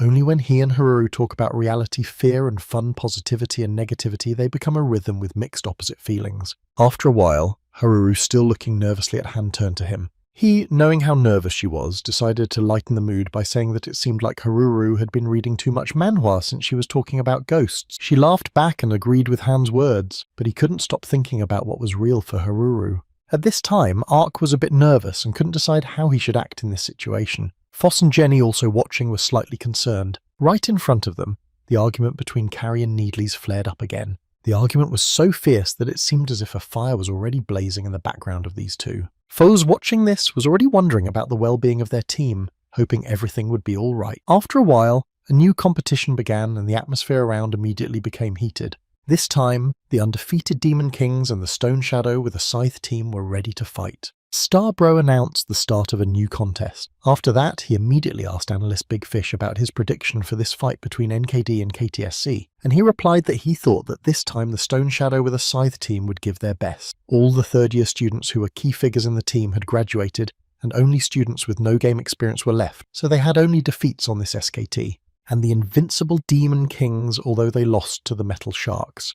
Their performance in the first and second games was incredible, so if there are no significant changes, they can win. Starbro clarified with the analyst of Big Fish that in this game the blue team was the invincible Demon Kings and the red team was the Stone Shadow with a Scythe. In response, the analyst confirmed his words. Then pointing to the projection, Starbro noted that wasn't it different from his prediction. Literally, from the very beginning, Stone Shadow with a Scythe has been surpassing its opponents in terms of total gold by a large margin. This mark has been steadily rising for just a few seconds. They had 2,000 gold and now they have 6,000 gold. Stone Shadow with a Scythe is leading the game against the invincible Demon Kings. Needles was very much stressed by the fact that his team was noticeably behind. He immediately relayed instructions to the Arch that he should move the center line and help the others, and he at once accepted the task with responsibility. What was happening in the battle caused Ark as well as the others to tense up because their current position was far from favourable. On top of that, Ark was constantly jerked around, being told by Nidlis that he was going into the forest and needed to be careful, or being told to move back and prepare for help. At some point, he had to report that the enemy had disappeared from the center line. His thoughts were confused because Nidlis Sunbei was giving Ark more orders than usual. He couldn't keep up with them. At this point, Kari were masterfully dodging the infantrymen's attacks and skillfully counter-damaging them. And Janey, who was nearby, noticed that they were too far ahead. Then she suggested that Kari move back, as long-distance travellers are supposed to do. But Kari wasn't going to do that, and assured Janey that everything would be all right. But in her mind, she wasn't so sure of the outcome that would happen. All her thoughts were preoccupied with the fact that she needed to make sure she'd just been in bad shape last time. Immediately, 2 opponents from the enemy team and 2 of their infantrymen rushed towards them. Janey immediately called out to Kari and noticed that the situation that was unfolding right in front of them was not going to be good for them, and was unlikely to end favourably for their team. And then Starbro said that the Invincible Demon Kings are much more unstable than usual. Now everyone can see the dissonance in their team. Could it be that the Invincible Demon Kings had changed so much after playing with the Metal Sharks? Listening to this, Professor Lee tensed up but didn't show it. At the time of the battle, one of the KTSSE players said that as it turned out the NKD participants do not know how to play at all and teamwork is out of the question. So now it was time for his team to get their first victory. As he shouted passionately, he didn't even notice the approaching hand that was reaching for him. It was Foss who effortlessly sealed his opponent's head into the floor. In this position, he continued to hold his opponent's face with his hand squeezing it more and more tightly. After letting him go, Foss asked the guy a rhetorical question about what they were doing. After that, Starbro announced that the player Foss from Invincible Demon Kings had just done a solo destruction of the enemy, but whether it would change the course of the whole game and bring victory to the team, it was to be found out in the next fights. Presently, however, Foss, Janey and Ark watched with shock and excitement. Needles yelled at Kari, accusing her of playing badly and demanding that she follow orders, and she responded by saying that his orders were too harsh and therefore she wasn't going to follow them. Needless looked down at Kari and told her that she didn't realise how her selfish game was ruining the whole competition, and Kari wryly replied that it was actually Needless's orders that were ruining her game. Then all the shouting and endless thoughts filling the office were interrupted by a sharp clap of Foss's hands that created a loud sound and caught the attention of everyone present. Although Foss felt anxious, he still firmly told Kari and Needles to stop their endless arguments. They had won and that was all that mattered. There's no need to find out now. Because of Nidlis's orders, Ark was eventually unable to fully participate in the game, and the teamwork that Nidlis was talking about does not depend on the actions of one person at all. Kari didn't show teamwork, she was only focused on defeating her opponents by force. Foss noticed this and asked her if she thought she could win by relying on physical strength and intelligence alone. Without slowing down, Foss began to rebuke the 2 most troublesome members of the team for their quarrel. Janey, standing behind him, noticed that Foss was now acting like a team captain. Ark added that Foss Sunbei could talk like that too. Never mind their words, Foss added, that like Professor Lee said, Nidlis and Kari should try to evaluate their game objectively. After that, moving into the dorms at Fantastic Academy, Ark lay on his bunk contemplating the recent events that had taken place. He began to doubt whether their team could cope if the conflicts within it continued like this. And a second later he heard the sound of sighing coming from the second floor of the bed. Poking his head out a little from the edge of the bed, Ark noticed Han looming over him. Sitting on Ark's bed, they began to discuss his worries. After listening to Ark, Han expressed that with such a high percentage of victories, he thought that their team had a positive atmosphere. However, the split within the team affected all aspects. Ark agreed, adding that even this game could have been won much easier, but they barely won. But even if the relationship between the teammates had deteriorated, Ark couldn't influence it. Han in turn said that in his opinion. Han said it wouldn't get any better either way, and that surprised Ark. He went on to explain his point of view, saying that they were playing the 5 of them, and he and Ark would present them now as fingers on a hand. In order to take something or do something, you first need all 5 fingers to work well together. And if one of the fingers decides to act in its own way, then obviously everything will go wrong. But there was nothing wrong with the fingers, so in Han's opinion, after a certain amount of time, they can be controlled as before. Listening to these words, Ark immediately remembered the traitor of their team, Loki. Han stopped him at once, for he was not allowed to say such things to a player from the enemy team. Then Ark remembered that even though Han was his friend, he was also his enemy. After a little thought, Ark told Han that they would try to recover before the game with his team and everything would be fine. In turn, Han said that he would try to do the same when he fought against them. Then Ark remembered the sigh he'd heard from the second floor of the bed, and he asked Han if something had happened between him and Haru.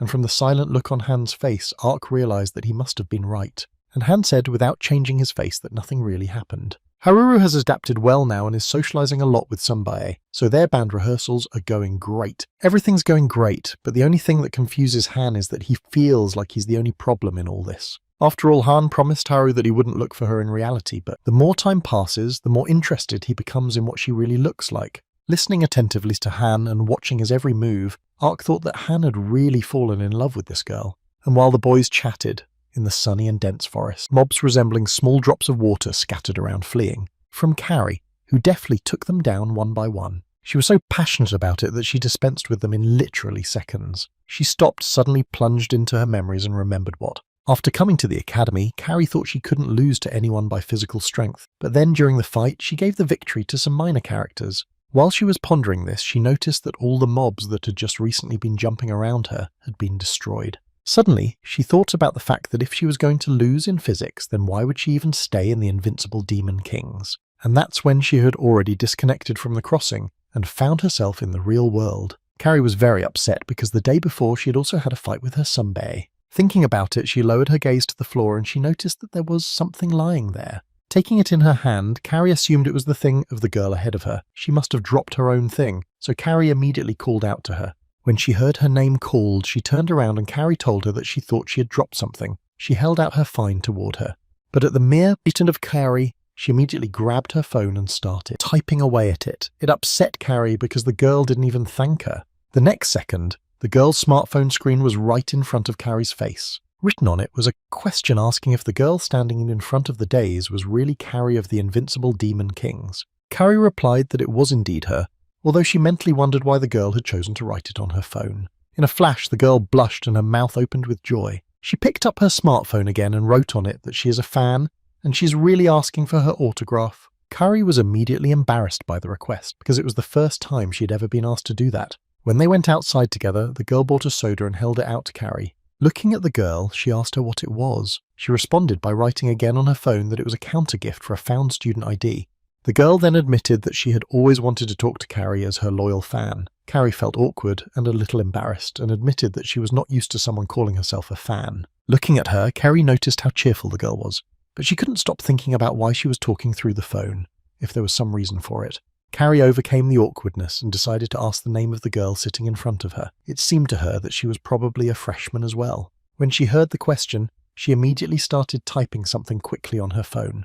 And when she finished, the girl smiled sincerely afterward. Turning her smartphone screen toward Carrie, she used the voice assistant, and a text appeared on the screen that later informed Carrie that the girl sitting in front of her was named Haruru. Then Carrie said Haruru's name with a smile. She felt the incredible warmth and kindness that radiated from the girl. After a second, however, Carrie turned her head away from her as if embarrassed. So Carrie asked Haruru if she had seen that game. She quickly typed the answer on her smartphone and said that of course she had. She was sorry that they had lost, but she was sure that their team would have a lot of games ahead of them and not to worry too much. Hearing so much support from Haruru, Carrie looked up and asked her if she hadn't looked pathetic during that game. Because in her opinion, she was just awful. She's a long-range shooter, but her long-range percentage is very low, so she relied only on her physical strength and she went for it, and lost and led her team to defeat. Then she had a fight with Sunbae. She did nothing but badly influence the whole team. Without speaking, she saw Haruru's phone held out in front of her. It said that Haruru became a fan of Carrie precisely because she liked that trait in her. No matter how many enemies stood before her, she never retreated and only moved forward. She never backed down and moved forward. But she thought that at times like this, Carrie shone the brightest, and so she had no choice but to support Carrie always and in everything. Hearing this, Carrie immediately smiled, her face lit up and her eyes sparkled with happiness. And then Haruru realized she was curious about something. Is it possible that Heroes of Time doesn't have a rangefinder? She just thought Carrie would be better suited to close combat. It made her think, because there was no need to go down the line and have a melee stance. Haruru was embarrassed and apologized because she didn't know much about the game. But Carrie thanked her for her support and then asked why Haruru was talking on the phone. Maybe she had a sore throat. She immediately felt nervous and embarrassed not knowing how to answer Carrie's question. She soon wrote that she was ready to reveal the reason and hoped Carrie would keep it a secret. At the same moment, Ark was looking thoughtfully in front of him as he sat at the table trying to comprehend what was happening, along with Nidlis Sunbae, who had called Ark to his room to talk to him beforehand for some reason. From the look on Nidlis's face, Ark assumed he'd gotten himself in trouble again. And as Needless's lips tightened, and it was evident from his face that he was visibly nervous, he suddenly apologized to Ark sitting in front of him. The words, of course, shocked him. Nidlis went on to say that he wanted to apologize for confusing Ark with his strange clues during the battle, and for ruining the atmosphere in the team. After all those mistakes were the result of his anxiety.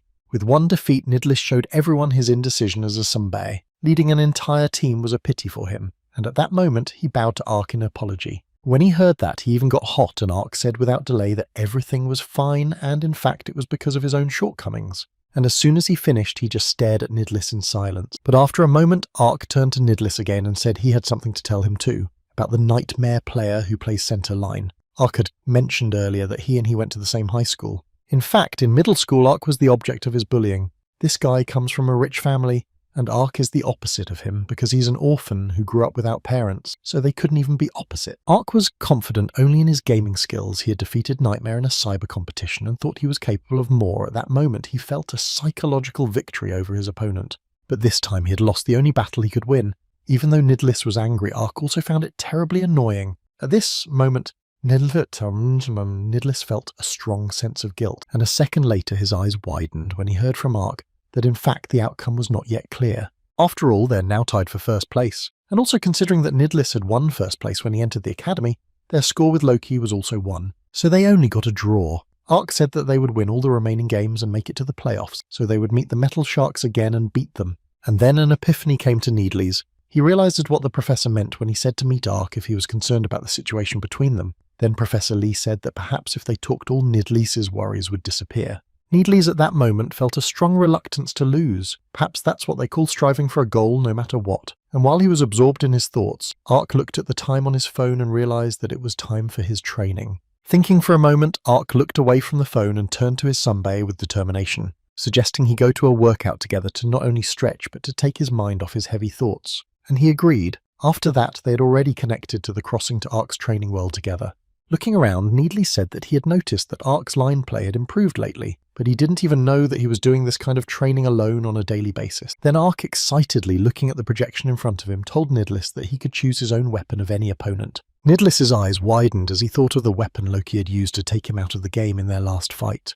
And after some thought, he chose a single dagger, and when Ark was sure that his Sunbae had chosen a weapon, he suggested that he start the fight. And it was at that moment that the Nameless One first appeared right in front of Nidlis. He stood menacingly some distance in front of him, and he looked pretty intimidating at that. Tossing his weapon up and still looking forward, Nidlis noted in his mind what simplicity really was in regards to the target. He had come to the academy for the sake of becoming a professional gamer. Then his reluctance to lose to Loki was not competition at all. It was a sense of betrayal because he left the team without even consulting Needles himself. And the reason he wanted to become a pro gamer was pretty simple. Nidlis, watching a huge number of issues with Faker, wanted to be like him in the future. And now, while he was thinking about the past and partly about the present, the Nameless One rushed toward him. Looking at this Ark in an effort to be supportive, shouted to his Sunbae that he right now should focus. And then Nidlis resolutely thrust his dagger towards the Unknown's blade. But immediately his expression changed to horror and his eyes widened. Directly above Nidlis hovered the sinister face of the Unknown One, which instilled fear in him. Then he made a sudden leap and delivered a single blow that was fatal to Nidlis. After that, their score became 0-1 in favour of Nameless. Sometimes Nidlis realised how strong his opponent was. He had fought the Unknown many times before, and knew firsthand what he could do. Then a dejected Nidlis asked Ark about what he had mentioned earlier, that the Nameless player's data had originally been in Professor Lee's possession, and when he confirmed what he'd said, Nidlis thought to himself about the movements he had seen in Nameless earlier. He couldn't say for sure, for he'd only seen it once, but something about it had caught him. After a few more games, Nidlis kept asking Ark for at least one more match against this opponent. Although in fact it had long been Ark's turn to fight, he grudgingly agreed time after time. And so playing literally all the way through the evening at the end of Nidlis' training. Coming to the office door, he knocked on it, asking permission to enter. When he heard the positive answer and walked in front of him, Professor Lee was sitting at the table. He looked questioningly at Nidlis and asked him what he had at this late hour. And he just silently looked at Professor Lee with a confused look. Gathering his thoughts, he mentioned the game data that was now in Ark's possession. Then he asked a question about his guess that they were actually fakers. These words seemed to take Professor Lee by surprise. Then Nidlis, with anger on his face, asked where Professor Lee had gotten the data of the best player who had masterfully covered all his tracks. He couldn't understand how the professor was connected to Faker. Afterward, Nidlis silently continued to stand with an indignant look and wait for his Sunbae's response. And then Professor Lee asked why Nidlis thought it was Faker's data, to which he replied that from his earliest childhood he had analysed his game and strive to replicate every one of his moves. So Needless was sure that he had watched videos of Faker's games more than any other person. And the more he practiced with nameless data today, the more convinced he became that he was the Faker.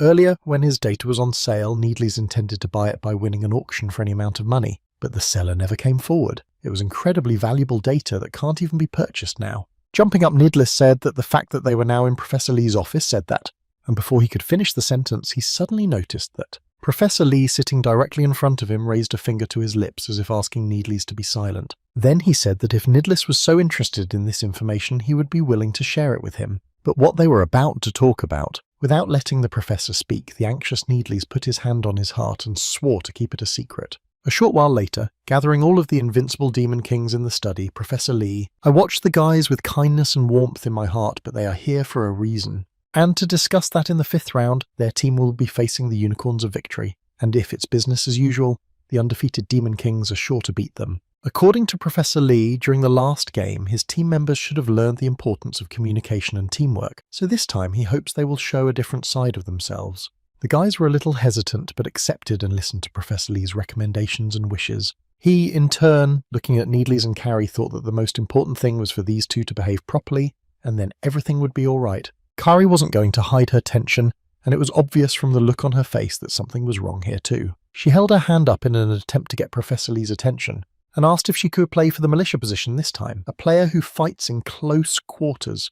All the team members looking at her were amazed at the words they had just heard. She had never mentioned it before. Kari continued that she still formally continued to play long range, but that she didn't really feel that it was a role that suited her. She is also still not confident in her long range attacks, so she usually relies only on her physical strength. She was well aware that it was harder to play from below for a militia player on the bottom line than for a ranged player, and the short distances in the second half of the game made it difficult. But even so, she wanted to show her abilities in close combat.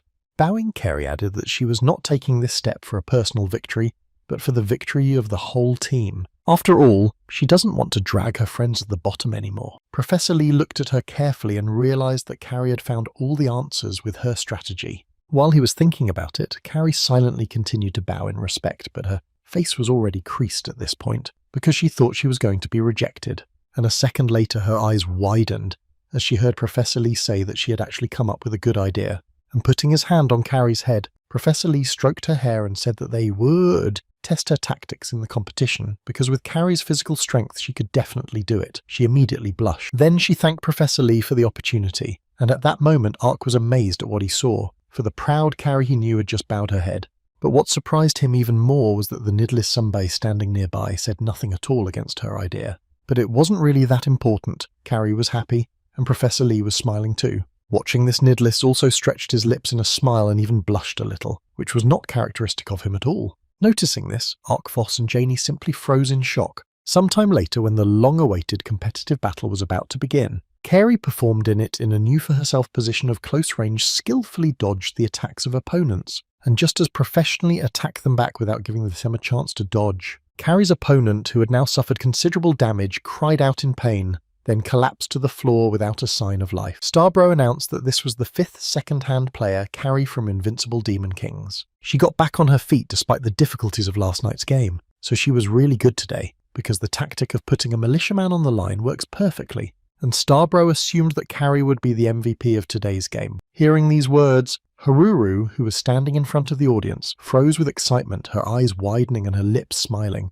But unfortunately Ark couldn't experience such because he was incredibly tense. And then he yelled out that Carrie was really unstoppable today. He couldn't get over the fact that she looked her best on this day. Congealing the fireball in his hand, Ark was so engrossed that he didn't notice he was left on the center line with only the company of his and the enemy team's foot soldiers. The enemy that was literally just in the center has disappeared. When he found it, Ark hurriedly looked for it on the map projection. He hadn't noticed which way he had gone, and in a panic, Ark realized that if he didn't find him now, Nidlis Sunbei would scold him again. And then he heard words behind his back about Ark not panicking and getting ready. After all, Nidlis, who was behind, had already found him himself and attacked Ark's opponent. Immediately after, Nidlis, nonchalantly looking at Ark, told him that he should leave the guy from the enemy team on him, and in turn Ark should push the center and take the win for their team. These words impressed Ark, and he told Nidlis Sunbei out loud how cool he was. After all, he was also resting his foot on the body of the defeated opponent while saying those words. But at this moment, Needless's thoughts were not occupied with the battle at all,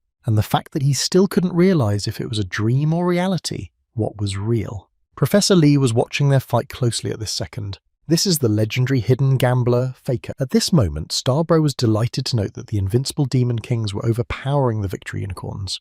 This means that their will hasn't wavered after the battle with the Metal Sharks, so they show the revival of their performance and win the battle. Already in real life at the end of the competition on the evening of the same day, Pak Noah was trying to catch his breath after his booty run. Thinking about the fact that the MVP of this game was Carrie, of course he was glad that she and Needless Sunbai were as good as they were, but this game, unlike them, Ark wasn't pumped up at all. Still, no matter what, Ark wanted to be the protagonist. If he didn't have to watch others' reactions, or if Ark had good physical strength with which he could lead the game. If Ark could only use his level of synchronization, things would be completely different. All this Ark said out loud while moving around the park of the Fantastic Academy. But as soon as he finished, he heard someone calling him a kid and saying that he had just said some very good words. Ark's face immediately twisted in horror, for it was the first time he had ever seen him, and he immediately asked him who he was. He said that he didn't think Ark didn't know him, because he got along well with Han from his team. And then Ark realized that the smiling man sitting on the bench in front of him was Professor Bison, who was the coach of the Colourful Mermaids team, which included Han.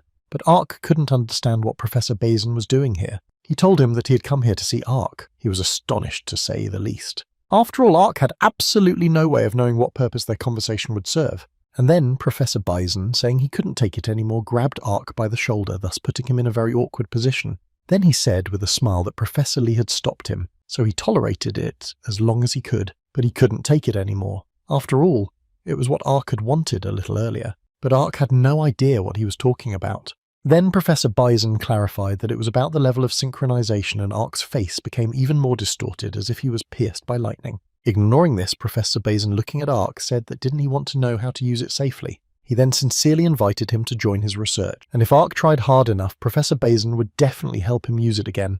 And those words gave Ark hope. A little later, being in his office, Professor Lee looked carefully at Professor Bison sitting in front of him. He was talking about how he'd finally gotten a meeting with Ark, who was sitting next to him at that moment with a nervous smile. Professor Bison went on to say that he had been waiting to meet Ark for half a year because Professor Lee had told him not to disturb him during his recovery. This was indeed true, but Professor Lee still wanted to observe how Ark would grow in battles without using the synchronization level. Then turning to Ark himself, he said that he had been pretty good lately, and then he wondered why he was so eager to use the synchronization level. The reason was obvious to him though, since he knew Ark well. Gathering his courage, Ark said something important despite his shame and fear. He wants to be better than Carrie, because he didn't like her taking the lead from him at all. Hearing this, Professor Lee immediately became thoughtful. His gaze immediately became even more serious than before. That's when Ark's hair puller, Professor Bison, said it's almost unrealistic for a kid like Ark. Then, looking at Professor Lee, he said that he would be happy to help Ark so that he could trust him. In response to Professor Bison, Professor Lee said that if Ark wanted to do it,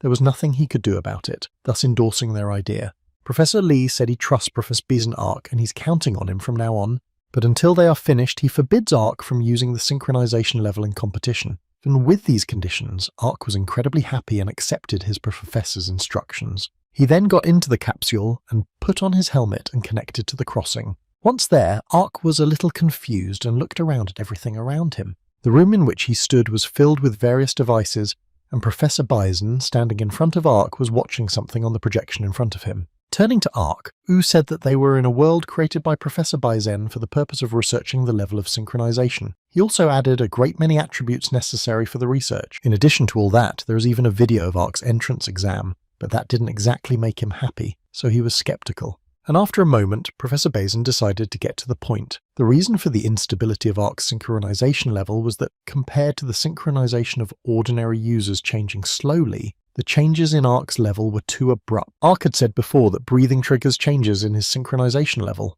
Then Professor Bison asked Ark what he thought was the condition for raising it. After a moment's thought, Ark, I remembered how when he fought King, the reason for the increase in synchronicity was that in King's place at that moment, his mind put forward an image that could arouse the strongest emotions in him. Ark introduced his worst enemy classmate Hyun-jun, who had always disliked him and wanted to prove his superiority. When he realized this, he was even thrown into a cold sweat, and Ark was a little confused, but he decided to confess to Professor Bison that it was because at that moment he remembered the face of the guy he disliked. And Professor Bison said that in this case the level of synchronization can change depending on the opponent, and Ark should try disabling the option to fix the synchronization level 100%. He also suggested that Ark should do an experiment using the fake. He was very interested in that. Literally seconds later, a clone of Han appeared right in front of Puck Noah, and then Ark's synchronization level became equal to 208%. Judging by these results, Professor Bazin realized that this man had no effect on Ark's synchronization. He then projected King's figure.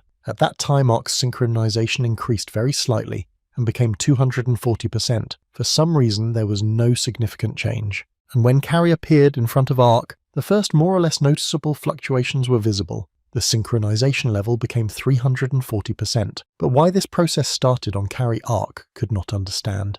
And when the image of Nidlis appeared in front of him, the level on the contrary dropped to 204%. Royd also didn't cause Ark to have a surge of emotion so that the level of synchronization could increase, and he became normal. But then Professor Bison's gaze snapped to his own. He saw in front of him on the projection what could possibly help them. And when he chose this player, even Ark's look changed, not to mention the feelings inside. It was Hyun-jun who made Ark's anger boil over, and his synchronization level jumped to 450%. Professor Bison noted that it was the best indicator of all that had gone before. And then, while Ark approached the clone and stared at him, Professor Bazin decided to ask him what he had in common with Nightmare of the Metal Sharks, and he looked up at him and said that this guy bullied him in middle school. Every day he saw Ark in his path, he'd humiliate him and call him a loser, and that's who he didn't want to lose to in the future.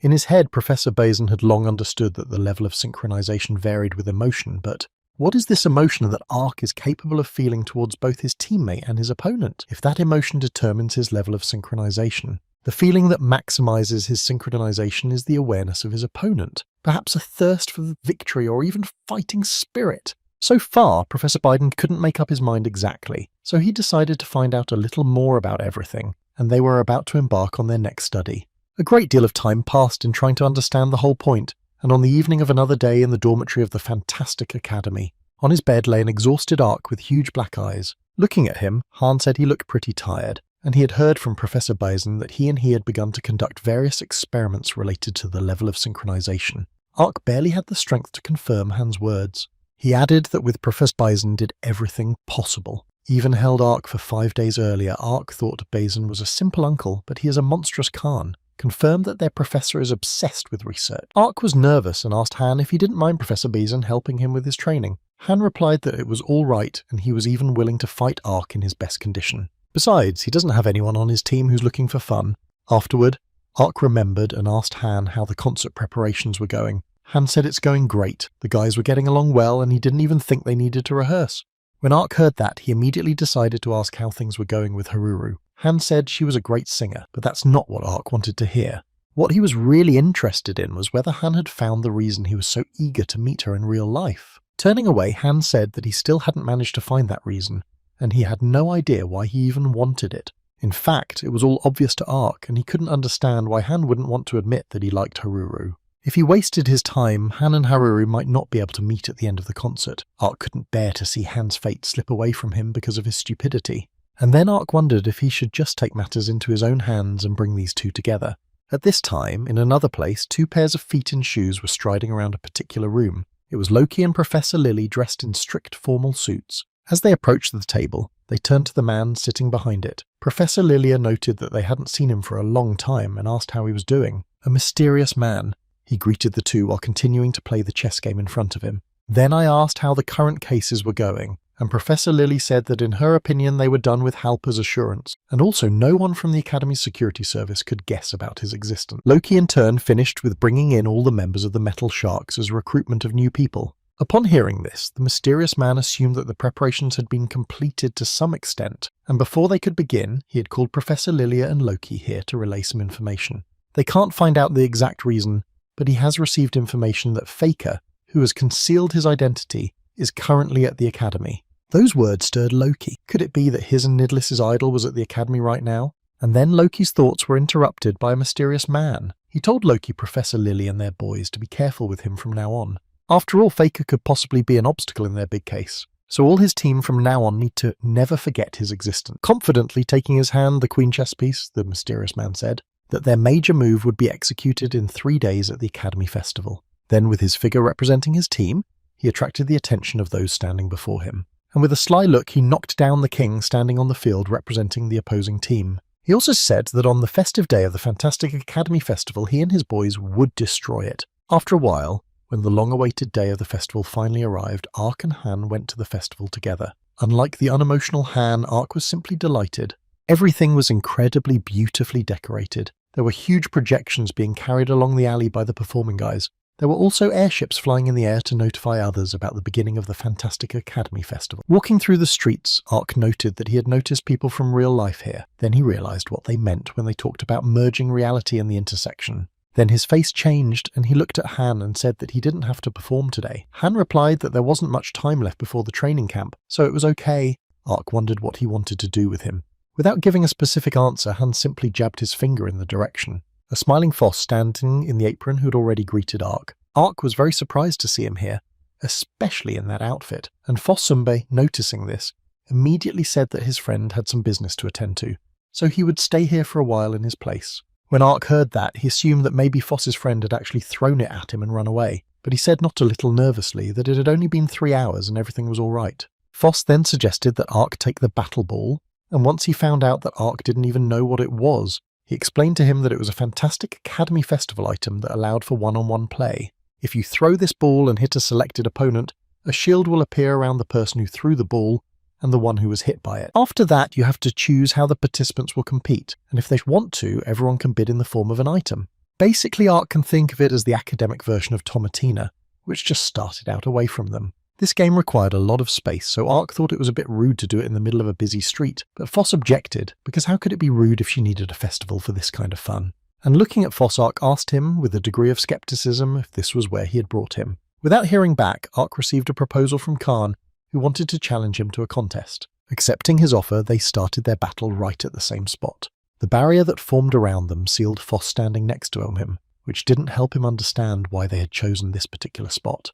While inside the protective dome, Han said he wasn't happy that he'd already lost to Ark once, so right now he wants them to fight. In his mind, Ark was thinking about the fact that it was a shame they were in such a crowded place. Then he asked Han aloud how they were going to choose the game in the end. He, in turn, pointed Ark to a cube that was on top. The man who rolled it would choose the game to be played. Then Han grinned and suggested to Ark that they fight for the first time in a long time, and he silently smiled and let it be known that he agreed to it. Right after that, they threw a die that kept bouncing back and forth, until he stopped and Han's face appeared on his rib, signifying that it was he who would choose their contest. Parallel to these events, carrying many bags of various food in their hands, Carrie, who was still eating another kebab she'd bought, was happy. The festival had a lot of goodies in addition to the ones he and Haruru had already bought. They were talking about how the prices were cheap, and they probably wouldn't gain weight if they bought a lot of stuff, so this was the best place to eat.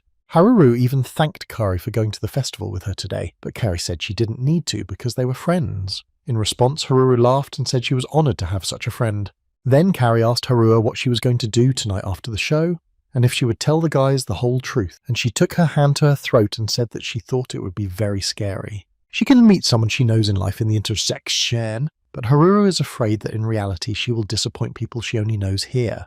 And in that moment, Kari remembered with a shudder the moment when Haruru had confessed to her that she couldn't speak because she had aphasia. With aphasia, a person can't speak. If Haruru tries to make a sound, she can, but she can't speak fully. According to her doctor, it's impossible to know the cause, but he says it's most likely due to the sudden stress she received as a child. Haruru thought that the guys in her group only dated her because of her voice, so it's likely that when they see the real her in real life, they'll be disappointed in her. In her opinion, it would be best to continue to be friends with them exclusively in the crossing without seeing them in normal life. When Kari heard that, she shrieked with indignation, because it was just outrageous. She meets Haruru in all worlds and doesn't see much difference. She's the same in reality as she is in Crossroads. So if the guys were disappointed in her, Kari asked Haru to tell her about it. If they did, she was going to punish them so they wouldn't say such nonsense again. After saying that, looking at Kari, Haruru's eyes sparkled with happiness, and she realized she should still meet all the band members after the show. Just then, with a smile, Kari poked Haruru in the shoulder and said why only she had put the condition about not meeting in reality, to which Haruru awkwardly said she was embarrassed. Not paying attention to her words, Kari noticed that they were selling egg cakes in the front, and turning to her, she said that it wouldn't be her fault if she was late for the show, because she really wanted to try them. Then both girls ran away into the shop from the dome that was behind them, and almost as soon as they stepped back, he seemed to dissolve. Inside it stood Han and leaning on his arms. Ark trying to use them to get up off the floor. It was obvious from his evil grin that he was clearly unhappy with the results of their game. The goblin-looking guy standing behind the satisfied Han said that he had finished the rhythm game on the hardest level with SS Plus ranking, and Ark didn't hide his indignation and said that it was very mean to pick a game in which Khan was better. Then Ark offered to play him again, but Khan refused, saying it was the only fight and now he and Ark are tied. They each had 1 loss and 1 win. He then extended his hand towards Ark and said that they would decide the winner at the next SKT. After shaking Han's hand, Ark said there was no way he was going to lose. In return, he said the same thing. Foss, who was watching them at the time, marvelled at what he saw in front of him. After the game, it was quite late, so Han said he had to go. After saying goodbye to him, Ark said he'd come to see him perform, so he should try his best. And looking at the departing Han, Ark thought that even though he didn't seem like it, he would do anything to win. Then listening carefully and using his nunchi tracking, Ark immediately noticed familiar footsteps approaching him, which immediately gave him a feeling of unease. It was his enemy Nightmare who was strolling through the festival as if nothing had happened. And as if he didn't notice Ark, he just walked past without even glancing in his direction. But then Nightmare heard Ark say to him that he would not lose next time. And despite Nightmare not turning around, Ark also added that he could definitely beat him. Having said that, Ark already silently continued to stare at his opponent's back, as Nightmare turned to him and said there would be no next time. Then, as if to confirm it, he repeated his words again with a look of disgust on his face. During this, in a completely different part of the festival, Haruru was running, realizing that she should have gone much earlier like Kari told her to, but there were so many different activities going on that she just didn't keep track of time. And anyway, there wasn't much time left before the gathering, so Haruru decided to take the shortest route she knew. At the same time, in one of the street alleys, there was a small company standing in one of the street alleys, constantly shuffling from foot to foot. One of them turned to his sunbae and said that perhaps they should stop before it was too late, and a certain man with a plush rabbit head on his head said indignantly that they shouldn't forget that they were all in the same boat and there was nowhere to retreat to. So they should not forget that if they fail this mission, each of them will be in danger. They must all have one thing on their minds, that their goal is the headmaster of the academy, and Jimmy Fullhouse to gain power over all of them, and Jimmy Fullhouse to gain power over the entire academy. At that moment, Haruru, who was running past, heard everything their boss had said. She was shocked to hear such words, but she hadn't expected to meet anyone here in Tbul, and especially not with such talk. And at that moment, all the people standing in that alley turned in her direction. Then one abruptly approached Haruru. One of them confronted her. He did it with such force that he even pushed her off her feet, and in doing so, he took off his teddy bear head. As Haruru landed and gathered her thoughts, she decided to turn back around. There the man who had fallen her to the ground put the plush head back on his, asking her if she heard what they were talking about. Haru looked at him with the most confused look, full of fear, and stammered, saying that it wasn't. She didn't hear anything at all. She continued to lie on the tiles while the other unknown men looked in her direction. At the same time, Professor Seiler, sitting at his desk and watching all the footage of what was happening on the projections, couldn't believe that he had been entrusted to oversee the festival. Then he heard from the man sitting next to him that they were here together, so Professor Seiler could afford a little rest. He turned to Professor Lilia and noted that she had volunteered today. He envied her youth. She replied that Professor Sylar was young too. Looking at her, he even blushed. All of Professor Sylar's thoughts were preoccupied with the fact that what was happening now looked like some kind of date, so he didn't notice. A red alert in front of it that said a player hit had been detected in Area A7, and finally noticing this, Professor Sylar finally looked at the projection, which showed that a crowd of people with animal heads surrounded the fragile girl. Looking at this, Professor Lily was just as surprised and widened her eyes. Professor Bison couldn't believe that these weirdos dared to do such a thing in the academy, and said that right now he was going to find out all their personal data. First among them was Loki, a member of the Metal Sharks. When Professor Sylar realized that it was a member of Professor Lilia's team, he felt the touch of her hands on his head. Some kind of thick black-red energy was emitting from her ring, making Professor Sylar even more nervous. Then Professor Lily, without saying a word, put the ring directly on Professor Sylar's neck, and all that energy spread through the room and over his body. He felt so much pain that he even screamed. He was even smoking as he fell to the floor, and when Professor Sylar touched the floor, a sign appeared above his body saying that as a result of the effects of the World Administrator's rites, the player Sylar was in a fainting state. And Professor Lily said out loud, without paying attention to him, that Loki really was terribly careless. She couldn't imagine what he would have done if she hadn't disarmed Professor Sylar. With a sly look, she said she realized it had started a little faster than they had planned. While the people on the streets were feeling comfortable and not expecting anything bad, Professor Lilia realized that it seemed now was the right time for the main event of this festival to start. After saying that, the Battle Bowl balls lying aside from Foss Suddenly the colour turned from what was once black to bright red. Meanwhile, Han and the guys in the band are standing with the equipment right outside. They couldn't get through to Haruru. One of them was even worried that they wouldn't be able to rehearse in time. Her tardiness also seemed strange to them since she had never done that before. Han was still trying hard to call her, and looking at the projection, he thought that the signal was coming through and that meant she was still in the crossing world. But he couldn't understand why she wasn't picking up the phone. After some more thought, he thought that something might have happened to Haruru, or she might have changed her mind about performing with them. Han, unable to bear the influx of his thoughts, shouted to the other members that he would go look for her and ran away. The anxiety inside was growing with each passing second, as if a heavy weight was squeezing my chest, preventing me from breathing properly. At the same time, Ark, being elsewhere, experienced absolutely nothing. He was incredibly bored as he walked the streets of the festival completely alone. Before coming here, he wanted to invite T1 along, but he's hated entering the crossing since ages, so he declined. He was distracted from his thoughts by strange noises in the vicinity. He couldn't understand what was going on because the crowd of people blocked his view. Coming closer, Ark assumed that this was where the participants were having some sort of event. But then his gaze went to the blonde girl, who was sitting on the floor supporting a girl in a strange state with her hands. The blonde girl was crying and kept asking for help, saying that she and her friend were just playing a game using Battle Bowl, but as soon as the game ended, her friend had a seizure. But the people around her weren't helping her. A guy in a helmet next to Ark suggested that it might be an unknown bug. Then the girl next to him said that it was unlikely, and that it was probably just a street performance.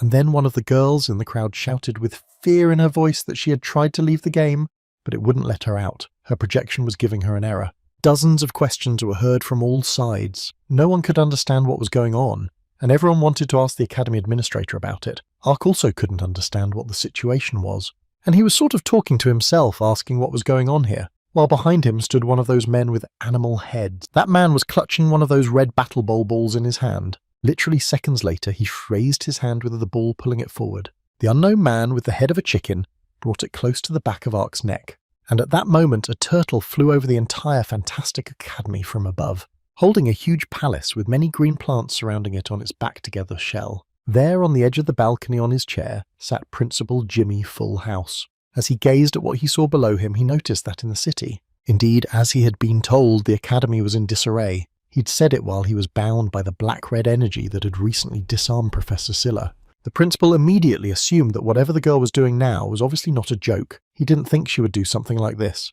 Then Professor Lily, standing behind his back, said that she too had not imagined she would be able to checkmate the principal so easily. The academy's guards were much weaker than she had imagined. In response, the headmaster said that the academy didn't need more advanced guards because there were no more guys like her. Then he asked her if she still hadn't gotten the rights to run the world, and Professor Lily said that she had only banned logging out and fixed the system quite a bit. Like in the case of Battle Balls, she changed all the modes to battle modes and added a loser. She also speculated aloud that the director might think that such a change didn't make sense. But what would happen if she increased the painful sensations of what was going on inside the world to its fullest? Those words even made Jimmy Full House jump up. He just couldn't believe it. He asked Professor Lilia if she didn't know what would happen if she did that. She replied that the article that's saying goodbye to life in the world of the crossing with maximum sensitivity can turn off the brain in reality is very popular. Professor Lilia is eager to put this theory to the test because she is so eager for the chaos to come. And now all of her like-minded friends are using battle balls on all of the festival guests. As soon as she said that, she immediately assured Jimmy Full House that it was pointless to expect her guys to lose. After all, they'd already set up and installed the loser. Grabbing the chair where the headmaster was sitting, Professor Lilia pulled it forward, stating that the sacrifice of so many people would cause discussions all over the world, and wouldn't the hacking of the Academy's great security system be a shock to everyone? With those words, she tilted the principal's chair further, and added the question of what Jimmy Full House would get by committing such a thing. Breaking one of the partitions of the balcony, she points out that, of course, in all this, the main course will be something else. And tilting the chair in which the chained principal sat, Professor Lilia said, addressing him, that it would be the death of Crossing System Administrator and her master, Jimmy Full House. This will be the first step for them. At these words, the director's favourite crown flew off his head and down to the bottom. And that's when Jimmy Full House noticed her words. They definitely meant that she wasn't acting alone, and there are other inadequates like her. Then, as his blue crystal ring began to emit certain particles of the same colour, the headmaster turned to Professor Lily and asked if she thought she could take his life so easily. After these words, an incredibly bright blue glow appeared between them, as if an explosion had engulfed them both. Professor Lilia squeezed her eyes shut as hard as she could. She even coughed in surprise, barely able to cope with the excitement. And as the glow dissipated, Jimmy Full House was no longer in front of her. He was gone. And a second later, accompanied by the energy from his ring, appeared behind her back in a completely different outfit. He lifted his glasses and looked at Professor Lilia and said that the weak were judging themselves. Did she think about the fact that the headmaster had given the professors control of the world without any insurance? In the next instant, guiding her hand with a ring of energized Jimmy Full House told her he would tie her up right now, and she'll immediately hear about the guys who are in the business besides her. A second later, the energy force rushed towards her, raising the wind in its path. Even when she was incredibly close, Professor Lilia was not nervous at all, but even smiled. After all, she was able to defend herself against it with her red, thick energy. And Jimmy Full House was clearly not ready for this, and he immediately became visibly agitated.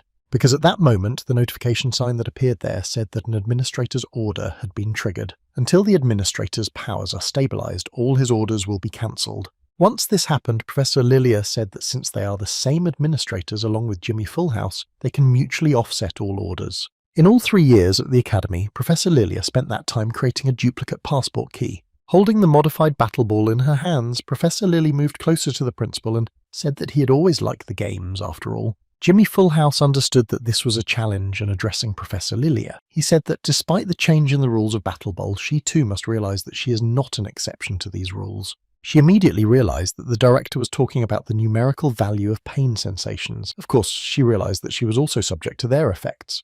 And removing the blindfold from her eye, Professor Lily proposes to start this duel in which the stake will be life. In the past, there was a man who was called the God of the Battle of Moves. Before the advent of virtual reality, this man had never lost a game of strategy such as Baddock and Changi chess. For this reason, many called him a game master.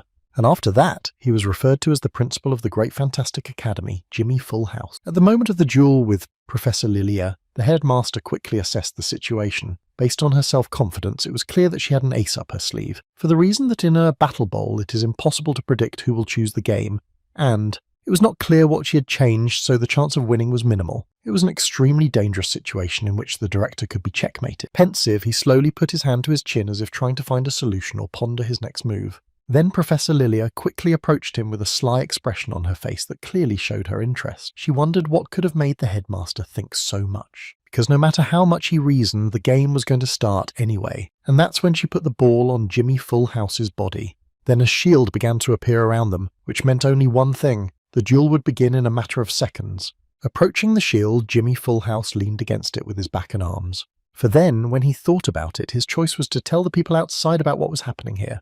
And when a bug that looked like a small bug flew out of the principal's ring. At this time, somewhere at the festival, watching intently, someone was looking for Ark with full confidence that he was here now. After the battle with him, all of this man's plans have failed. He simply could no longer wait until the next fight, because with the help of this battle bowl, he will wash away all the shame. Without retreating or paying attention to the huge crowds of people, this man continued to scan his gaze all around him in search of Ark. After a while, making his way through this crowd, then he spotted Ark standing among the people. Immediately afterward, he found a man with the head of a chicken approaching him. The man watching was determined to show Ark that everything here belonged to him. At that moment, he noticed the chicken-headed man bringing the battle ball closer to Ark.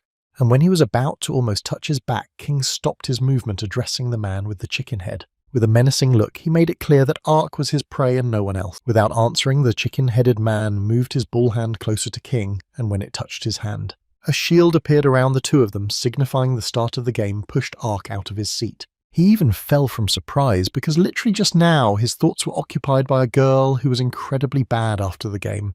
And then people in the crowd were outraged that in such a dangerous situation someone would still use battle balls. As Ark tried to come to his senses and realize what had just happened, he noticed a projection in front of him that had a voice call from the Invincible Demon King's team. Ark realized that Kim's assistant had invited everyone into this call. Thinking about why he's doing this so suddenly, Ark picks up the phone. It was a video call, and it was obvious from the faces of the other guys on the team that they were also unaware of the upcoming call. When everyone was connected, Kim's assistant announced an emergency and ordered everyone to listen to him very carefully. From now on, they need to avoid any battles, and especially the use of battle bolas. Foss, who was in a shop filled with battle balls, became much more nervous than before. Assistant Kim continued at the same pace to say that he had been contacted by the professor. He informed him that the Academy's mirror world had been attacked by a saboteur group that had increased the level of physical sensation while playing inside the battle balls to the limit. Panic gripped everyone, and they didn't understand how this could have happened. and Nidlis said aloud that it seemed that it was because of these saboteurs that no one could get out of the game. Kim's assistant confirmed what he said.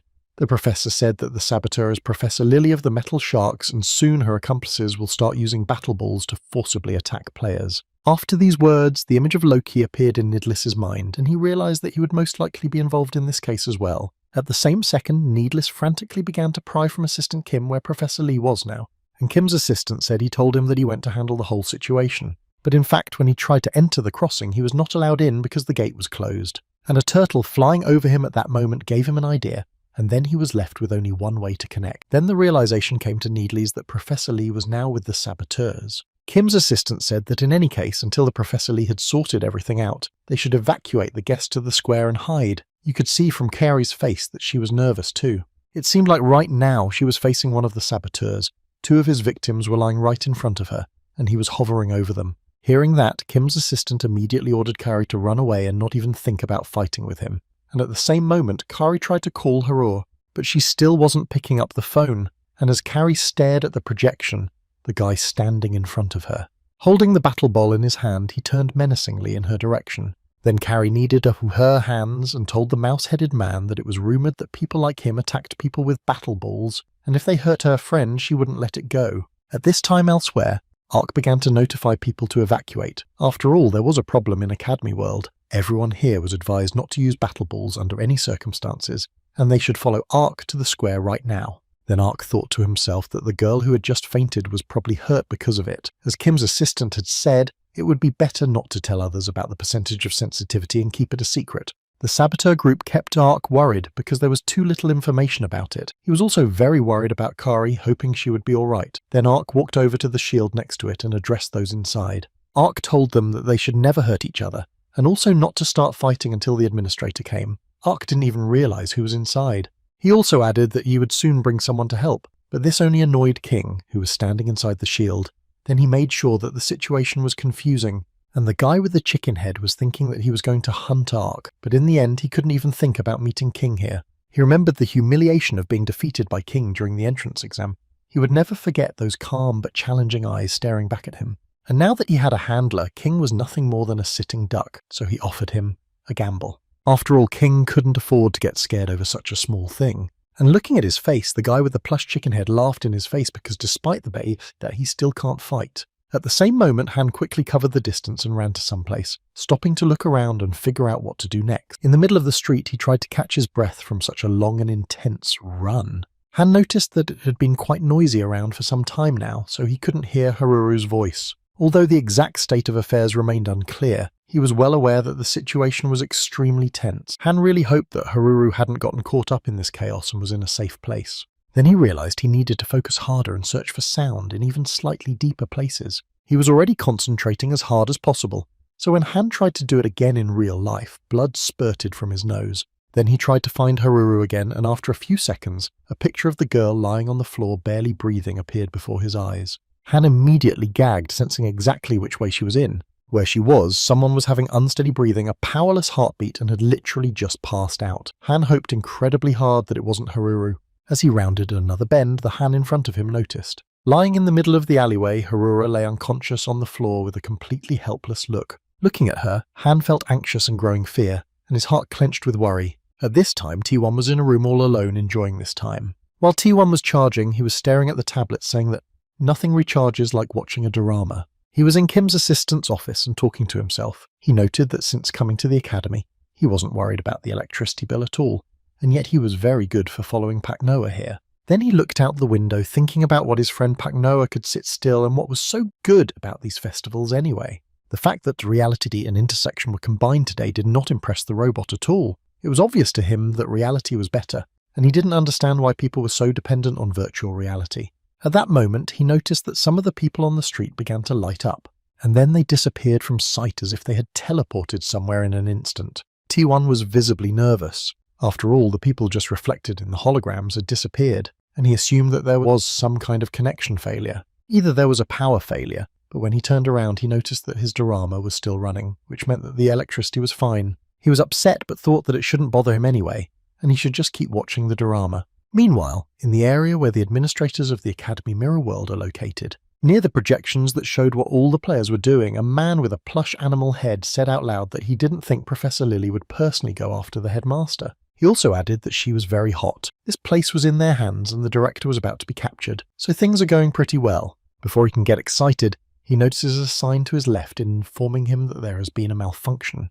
He didn't even have time to finish his sentence before uninvited guests showed up. The man with the bag over his head was telling the girl that judging by the chaos outside, it seemed Professor Lee had told them the truth. Professor Sora replied that she couldn't believe that Professor Lily was the mastermind behind the situation. She also hoped that Professor Seiler, who had been on shift with her, was safe now. In response, the person in charge of the crossing and coding system, Professor Donkon, said that if the pain sensations were now raised to the maximum, he and Professor Sora should also be extremely careful. Just then, a voice picked out of their conversation, saying that he couldn't believe that such popular professors of the academy had shown up here.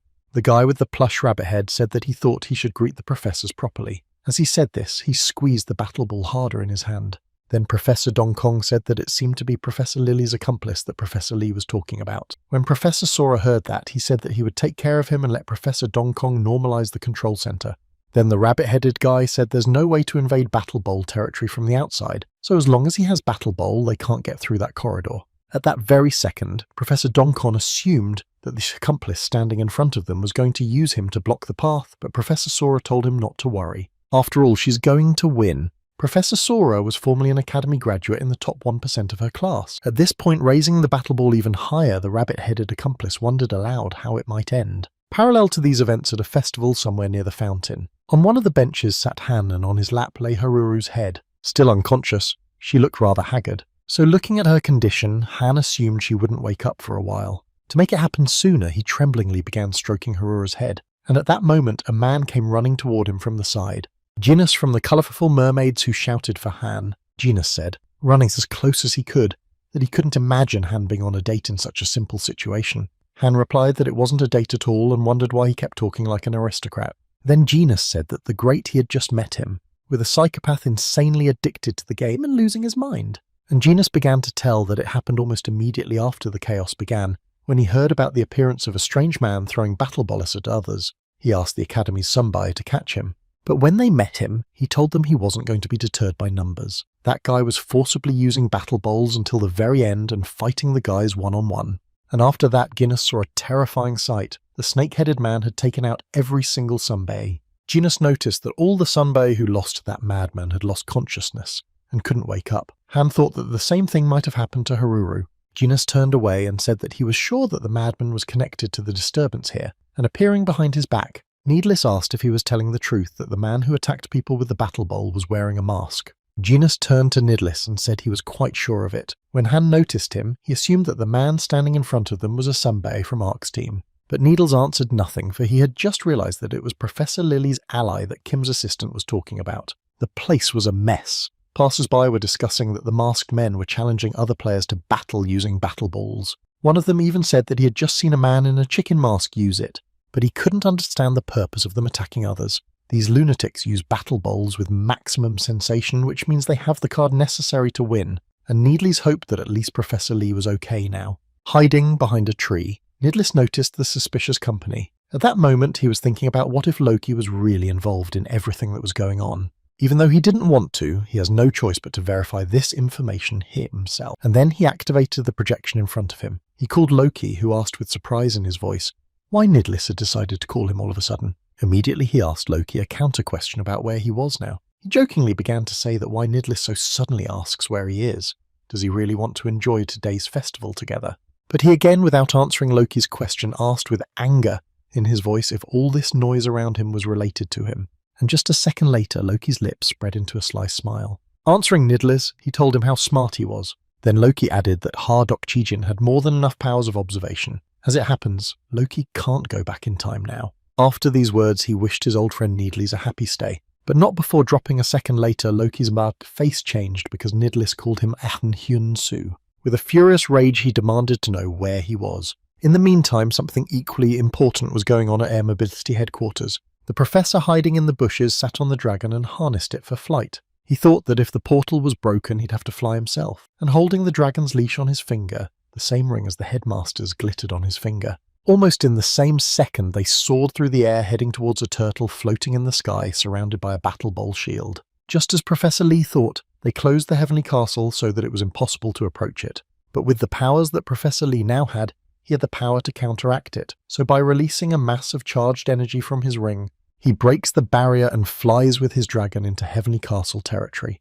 And when he can already see every detail on the makeshift turtle, Professor Lee notices a broken railing and shield right on the balcony. Leaving him on that very ruined balcony, the dragon flies away. As the shield in front of Professor Lee begins to open up and the outline inside it begins to appear, Professor Lilia, who was clearly surprised by the appearance of such an unexpected guest as Professor Lee. When the shield completely dissipated, Professor Lee noticed that Professor Lilia was holding the kneeling and unconscious headmaster by the scruff of the neck. To make sure he was really fainted, Professor Lee called out the principal by name, but he didn't respond. Then he noticed that his ring had disappeared from the principal's finger. And then Professor Lydia said that at the very end the principal made an interesting move. But she couldn't believe that the last way for Jimmy Fullhouse to save anything was Professor Lee. With those words, she threw the principal's body in his direction, then continued that in any case Professor Lee wouldn't be able to stop her either. He was amazed at her confidence, and then he looked at her and said that Professor Lily was using a halper. Her eyes immediately widened. So she decided to ask how Professor Lee knew Halpier, to which he said he actually knew more than just him. I'm also talking about the fact that they're called the Prism. Their sabotage team has been slowly building their influence. At that moment, Professor Lilia asked the professor if he knew about everything and still turned a blind eye to it. He took out his mask at that moment and said that he had become suspicious of them not so long ago. It started from that moment they stole victory from his students with unfair techniques. Then Professor Lee turned to Professor Lilia and said that it seemed like he had a lot to take away from her. At the same time as this, Loki sat in the chair cheering the arrival. Nidlis, who did not fear or heed Loki's words, came to the area of the administrator's location in the Academy's mirror world. Then Nidlis asked Loki why he had told his whereabouts so easily. He replied that he thought that goodbyes should be said in the face, and he had a suggestion for Nidlis. After a second, Loki asked if Nidlis wanted to join them in trying to change the world. He replied that Loki was talking nonsense right now. Interrupting him, Loki said that he had to properly experience in Z-Town how much this world was overflowing with illogic. A filthy and disgusting environment, children left without food, whatever crime happened in Z-Town, the officials remained spectators, and compared to City A, their hometown was hell and nothing else. Therefore, Loki and his team were going to destroy their system and reboot it. The first step in that plan would be the collapse of the Academy, and Needles interrupted him by screaming that Loki was just trying to justify sabotage. Has he betrayed the team and himself for a future like this? Loki said that Nidlias can't change his straightforwardness. As Loki stood up from his chair, Nidlis asked him to finally come to his senses. But a second later, he rushed towards Ahn Hyun-soo with fists and anger. While waiting, he just continued to stand in the same pose as before. But when Nidlis was quite close, Loki snapped him up sharply, and he said that there are rumours that the world is changing, especially since Hadokjin saw Loki use the new technique at the last competition. It was only thanks to the game helper that he was able to defeat him. When he heard that, Nidlis wondered how low he wanted to go, but Loki wasn't going to answer his question. He just continued that as long as he had a helper, Nidlis wouldn't be able to beat him. Loki also suggested that Nidlis probably already knew that the pain level had been changed, and if they continued to fight, he would feel the pain of suffering. So if he accepted his offer, then he would stay alive. To him, Needles questioned why he was so obsessed with him. Twisting a bit so he could get a look at his face, Nidlis asked Loki if he still considered him his friend. Immediately, his Loki face changed. When Nidlis noticed this, he continued to say that in that case, they're going to have a battle ball. While Nidlis was talking to Loki, he cleverly managed to get the ball in his one free hand. Loki could not believe that he was doing such a thing, even though he knew what would happen after using the battle bolt. Then Nidlis said that they would have to fight a battle that would end in death anyway.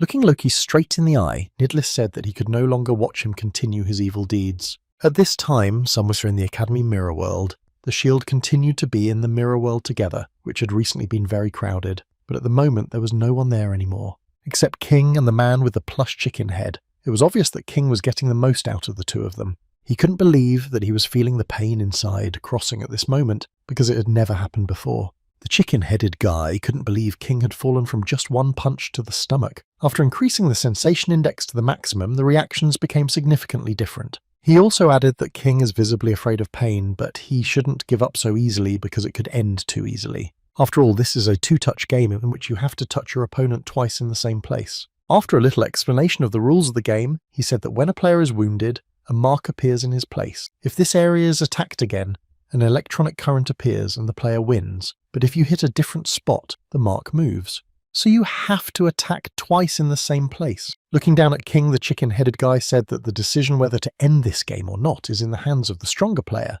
that is him. Hearing this, King said he was not at all afraid of pain, however. Calling a guy with a head like a chicken a rat, King said that the fact that he thought he was stronger than him was the only thing he didn't like not liking. These words also angered the guy with the chicken head, and he told King that it was just his thoughts. At the same moment, he swung his leg toward King. He in turn immediately realized that his opponent wanted to make a low kick. No matter how hard King tried to dodge his attack, in the end he failed, and the attack came right on his cheek. At the time the mark was made, the chicken-headed guy was so pleased with his success that he laughed and said it was a pure perfect Brazilian kick to King's face. He would then lash out menacingly at King in an attempt to land the next blow.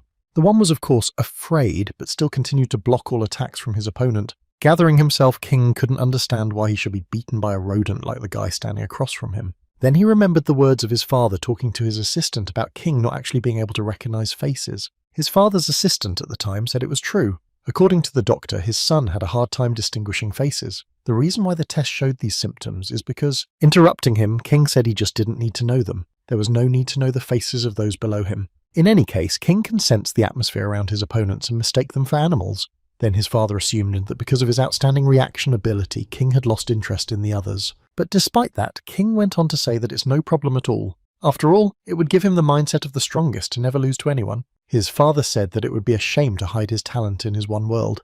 Then King didn't quite understand his father's words. He said that he would not interfere in his affairs until he lost, but if King is defeated, he will have to reboot himself and start learning all the skills from the beginning. He will need to recognize that this world is big, then show respect for it all and take an interest in it. With a smile on his face, King's father said a genius like his son could do it, a seemingly impossible mind system. Then getting to Fantastic King Academy was the first time he experienced what they call losing. This defeat made his self-confidence false, for then it became self-distrust and created a lot of doubts. And from that moment on, King began to see only Ark's face clearly. Despair came almost immediately because this guy won and King lost. Just like his father had told him, King's ego was destroyed by the experience. Then King remembered his father telling him to reboot himself. He's literally telling him to give up the life he's lived so far and throw it away. If that happens, will King be able to overcome the crisis weighing on him? Can he get revenge on Ark? In that case, he was ready to reboot himself as many times as necessary. His father had told him to recognize that the world was a big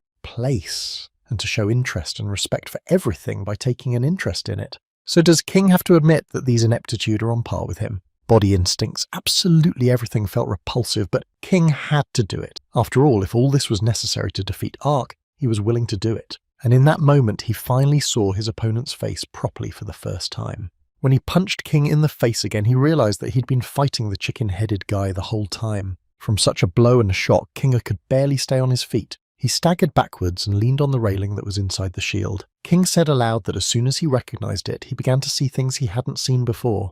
He was referring to his opponent's fighting technique, which was on par with the best fighters in the world. King also noted that his opponent used a unified style. In addition to that, depending on the position, he also added other elements perfectly. Listening to this, the chicken-headed guy didn't understand why King was praising him. Then he responded by saying that, by the way, it was the first time he'd ever been so interested in his opponent, and that it wasn't as bad as King had imagined. He then immediately assumed that his opponent had done this before.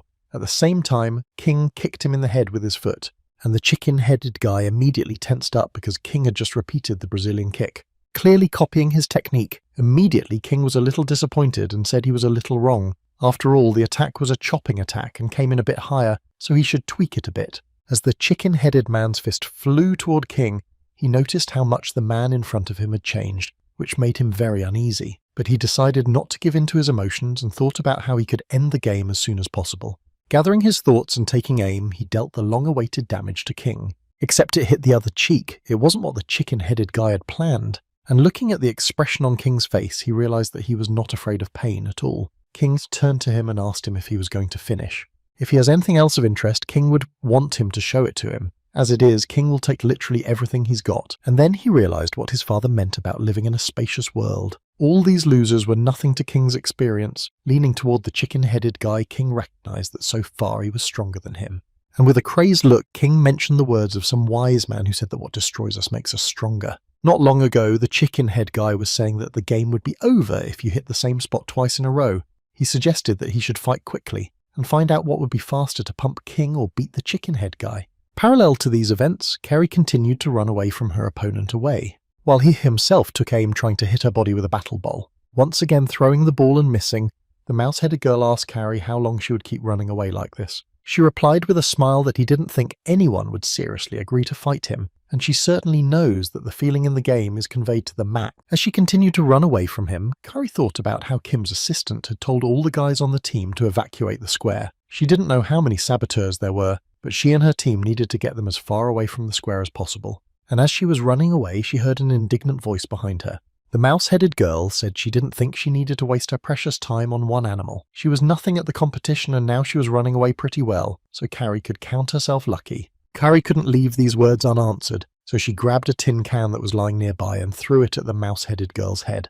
At the same time, Kerry stated in a cold tone that she wouldn't even dream of leaving here for nothing. Afterward, she mockingly offered to entertain her in a little game. So Kerry managed to provoke her and the girl with the mouse head with the words that she would destroy. Kerry rushed towards her. After many twists and turns and obstacles, the two girls found themselves on metal structures at a great height above the concert stage. As soon as they stopped, the girl with the mouse head turned to Kerry and told her that she had finally stopped running. And in her opinion, she doesn't even have to use the battle ball in this situation, to which Kerry said that she was originally supposed to enjoy her friend's concert tonight, if only their gang hadn't made such a fuss. And the girl taking off her mouse head said that it no longer made absolutely no difference what was or would be there with Kerry's friend. At the moment, she had better worry about her future.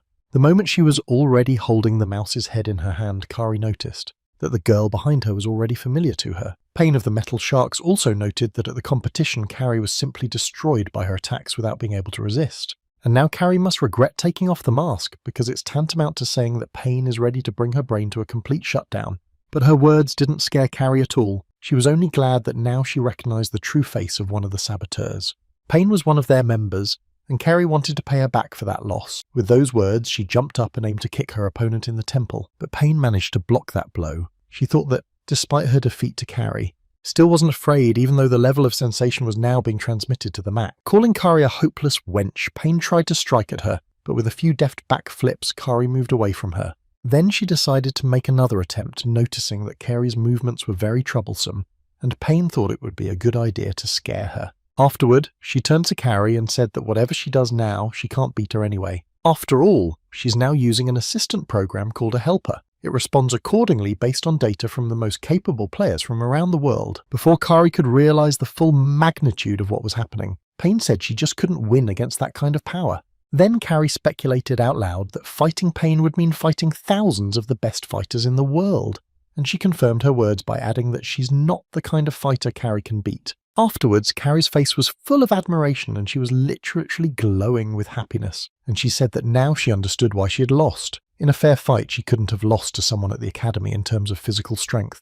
Before telling her that, Payne thought she might scare Kerry, but she was even calmer when she said it. At that moment, a cheer came out of Kerry's mouth, and kneading her hands, she said she would now tell Payne a story of her own. The town where Kerry was born was the most disgusting place of all. There were no adults there to patronize children. Everyone was worried and concerned about their own well-being, and to survive, children like Kerry herself had to fight the adults. Constantly being in that disgusting environment, Kerry gradually hardened herself. She had gained an anger and strength that continued to help her to this day. Saying that, Kerry sprinted toward Payne. Continuing to speak, but in a moving manner, Kerry told Payne that if she had a complete lack of talent for learning now, she would have to forfeit her life.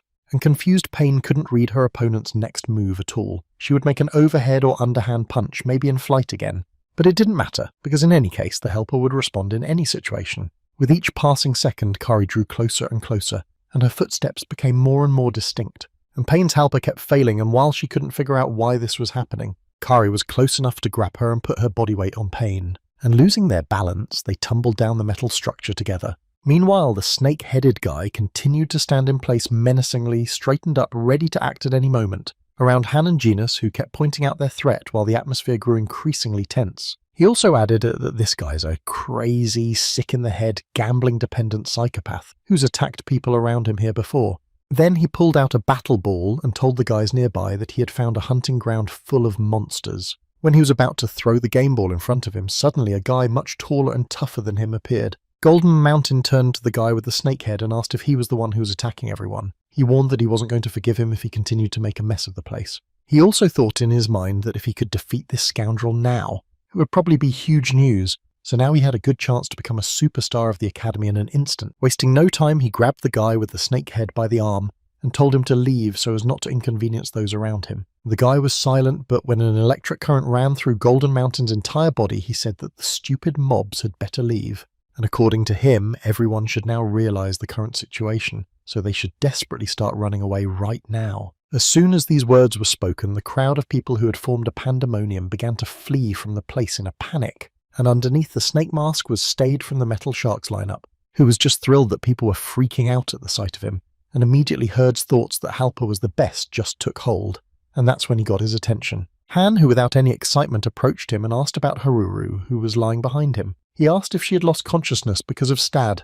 Puzzled, he looked at Harura and said that he had seen this girl not too long ago. Stade then said that perhaps it was done by his hands and added that Khan would then take action. Asking what Khan could even do, Stade gradually brought the battle bolo closer to his chest, and when he finally touched the Khan, a shield appeared around them, signifying the beginning of the battle bowl. Stade reacted quickly and told the system to roll the die immediately. When the cube stopped, on its top edge was the image of Han. Noticing this, Stade said that the right to choose had gone to the loser, but in any case, the helper had information about the best rankers in the world and that should have helped him. But Khan didn't care and interrupted him and chose game number 485. Rhythmic Pandemic. Then Stade assumed that Khan had chosen it, thinking that the game would not affect his sensitivity level, but that the electrical waves would destroy his brain anyway. Han, however, ignoring the provocation, chose the music. His behavior was very annoying to the herd because Han kept confusing him. While his mind was on it, Han said that he had chosen music, called Rhapsody of Sunset and Ashes.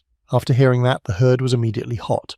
It was an incredibly difficult tune that no one had ever been able to get through before. But even so, Han was sure he would get through it.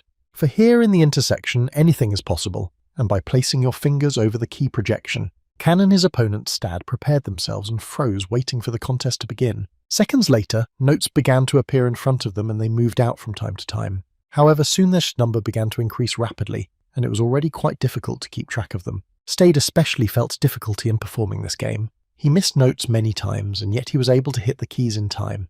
But in any case, the notes were coming down at an incredible rate. The parts with the out-of-place sequences made his fingers curl. Stade couldn't believe that the data from the best players couldn't perform better. Regardless, he'll be fine as long as he can last longer than Han. And when the herd's gaze drifted in his direction, the herd's eyes widened in amazement. Khan was a pro at this game because his streak was over 1,100 in a row. He looked impressive because he was very focused on his task.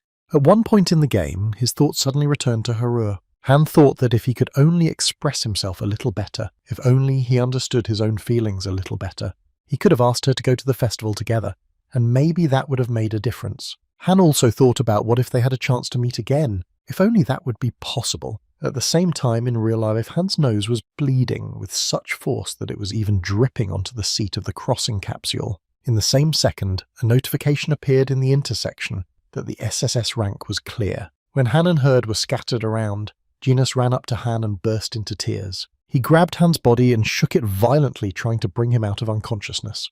As soon as Han came to his senses, he realized that he would definitely make sure that he wouldn't regret anything. At the same time as these events, Nidlis was inside the shield with Loki listening to him complain. After all, he had just activated the battle bowl. Loki turned to Hardokjin and asked angrily if he wanted to say goodbye to his life now. But Nidlis wasn't going to answer his question. But he started talking about how he reacted strongly to every mention of Ahn Hyunsu, but Nidlis wasn't going to answer his question. So he started talking about how he was overreacting to every mention of Ahn Hyunsu. Even if it was so, it was irrelevant, and turning to Ahn Hyun's Nidlis asked why he'd gotten so bad. Far in the past, about 7 years ago in the city of Zid, when small, Hardokjin was digging through mountains of stinking waste at the local dump. He was completely dirty in his little gloves, trying to find something valuable in the mountains of waste. Back then, miners from the city of Zik were not even given a chance to study. All they learned on their own was the daily necessity of picking up garbage thrown away from other cities and getting pennies for living. So Hardokjin was no exception in this system. He also cycled every day to labour to this extent. He even fainted from exhaustion. His friend Ahn Hyun-soo always came to his rescue. He was very worried about him, so he asked him not to overwork himself and always didn't deny him rest. But that very day, the guys who controlled the dump turned to little Loki and Nidlis and said that if they pretended to be sick, they wouldn't give them the money they could earn. Ahn Hyun-soo, overcome with emotion, shouted loudly in their direction, not believing his ears as to how they could say such a thing just because they were a little rested. Do they really think that Ha-deok-jin is pretending? He also added that they really wouldn't get anything here today because it was so dirty. When one of the guards started to get indignant, the other one calmed him down and told him to bear with it, because last time he had almost knocked them out of the wall with a stone. When he heard this, he said that some crazy people were attached to them, and he wanted to see their parents. He added with a laugh that it would be impossible because they had abandoned them to their fate. When Ha-deok-jin finally came to his senses, he apologized to Ahn Hyun-soo because he's the reason he's in trouble now, but it was to cheer him up. Said I found a cool thing in the other direction and suggested he head there together. And when Ahn Hyun-soo showed Ha-deok-jin with delight on his face, he said with interest that it was a very old model, and he was incredibly curious if they would be able to launch it. And being in an infinitely good mood after Ahn Hyun-soo's discovery, Ha-deok-jin suggested that he check it out. When they got home and connected the set-top box to the TV set, the guys found out that it worked. Ahn Hyun-soo was losing to Ha-deok-jin time after time, which made him very angry, and Hensu wondered how his friend was playing so well. He replied that the games can't provide for him and feed him, so what difference does it make? And Hensu said that it might be true now, but when they become adults, everything around them will change. Afterward, he asked Ha-deok-jin with a smile if he knew Faker. He replied that of course he knew him because he was a pretty famous pro gamer. Ahn Hyun-soo was pleased because Faker was so popular that even his friend Ha-deok-jin, who had no strong interest in gaming, knew him. Due to his many merits in the gaming field alone, Faker was not only getting paid for it, but he also had a very strong influence on people. So according to Ahn Hyun-soo, a person like Ha-deok-jin could have come out of Z-City. Ahn Hyun-soo then asked Ha-deok-jin to join him in programming. That way, he could help his friend become a second Faker. Such statements made Ha-deok-jin feel warm inside and even blush. After all, thanks to his friend, Needless found his dream of becoming a pro gamer.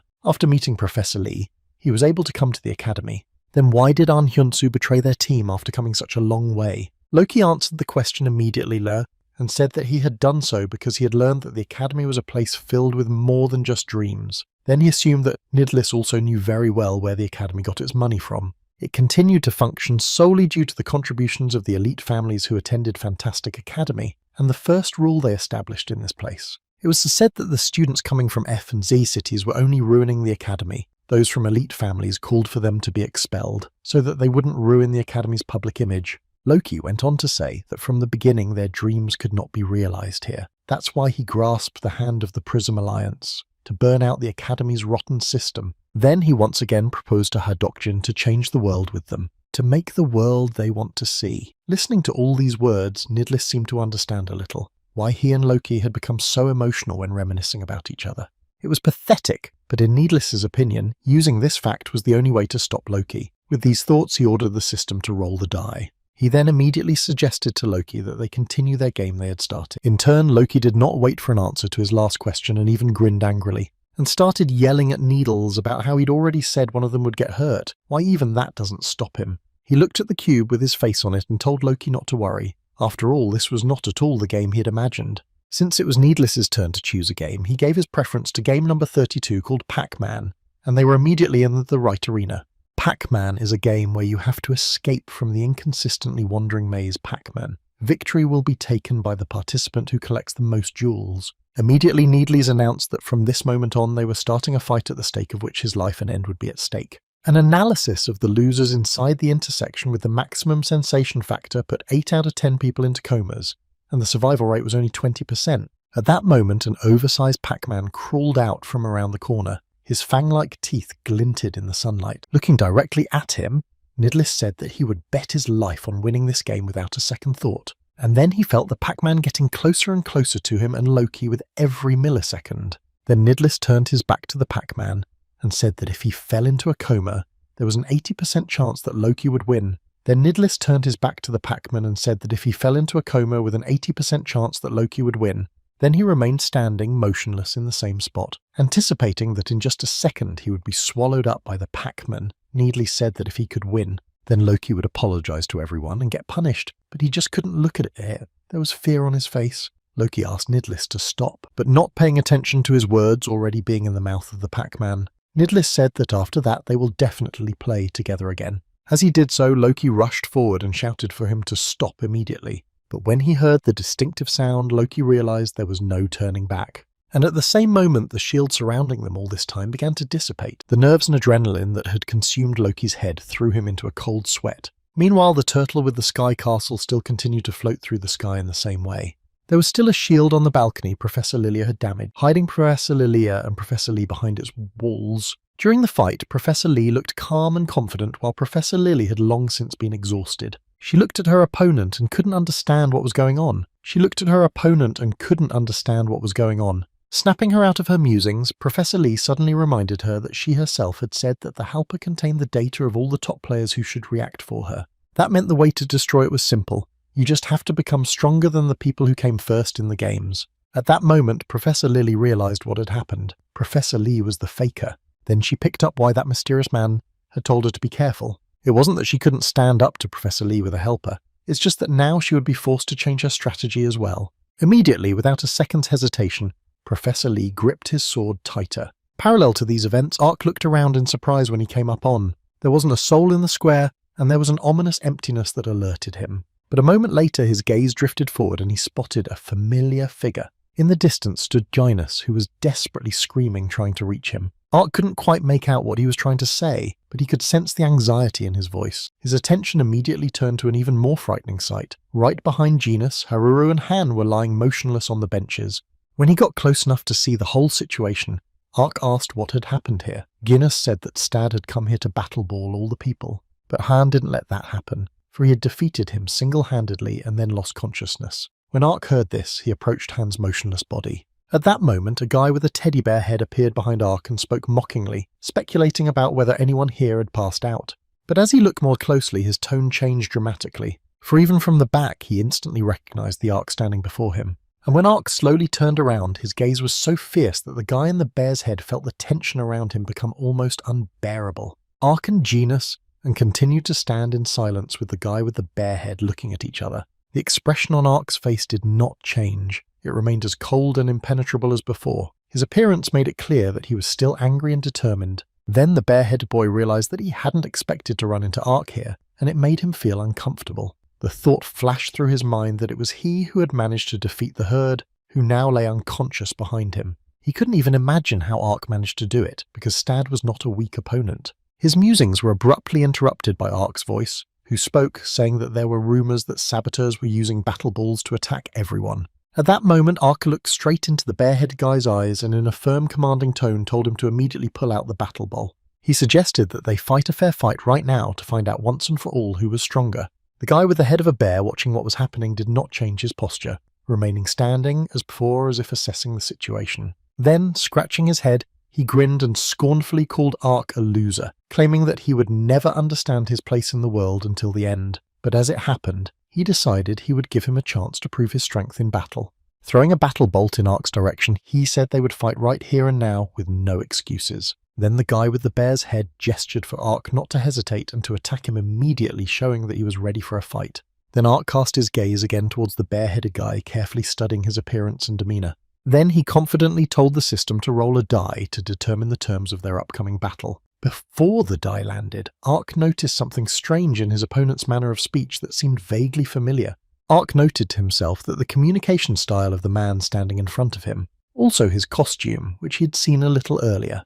And it was at that moment that a logical chain formed in his head that led him to an unexpected conclusion. He realized that the bare-headed guy standing in front of him was actually none other than his old enemy Hyun-jun. Then his current image appeared on the cube. This meant that Hyun-jun would now be the one to choose the upcoming game.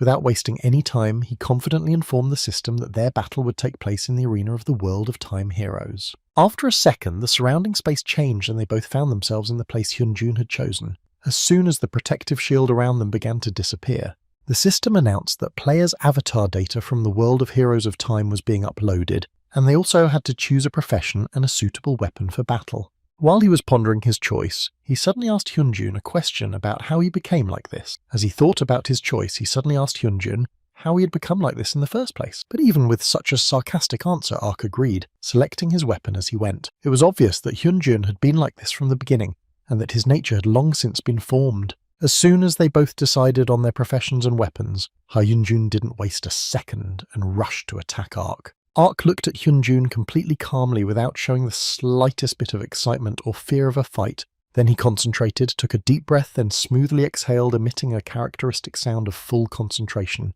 Hyunjun, carefully watching his actions, immediately realized what was about to happen, and without wasting any time, he aimed his blade straight towards Ark, expecting a quick and unexpected attack. But the next moment he realized with horror that his blow had been completely blocked without the slightest difficulty. In addition, Ark calmly stated that this time it would not be like before, and the outcome of the battle would be different. After all, this time he would fight with all his might. A little while ago, when Ark and Professor Bazin were in his lab at the intersection, they were about to conduct an experiment involving synchronization control. Professor Bazin assured Ark that he should not worry about the possible chance of burnout when the synchronization level increases. After all, they would now try to find a trigger together so that Ark could reduce it if necessary. Also, Professor Bazin added that he summarized this experience as if Ark's catalyst was Nightmare. It was likely that the inhibitor might also be nearby. At that moment, many projections of familiar players appeared in front of Ark. Then Professor Bazin suggested that Ark check them all out. Maybe there's someone like that in here.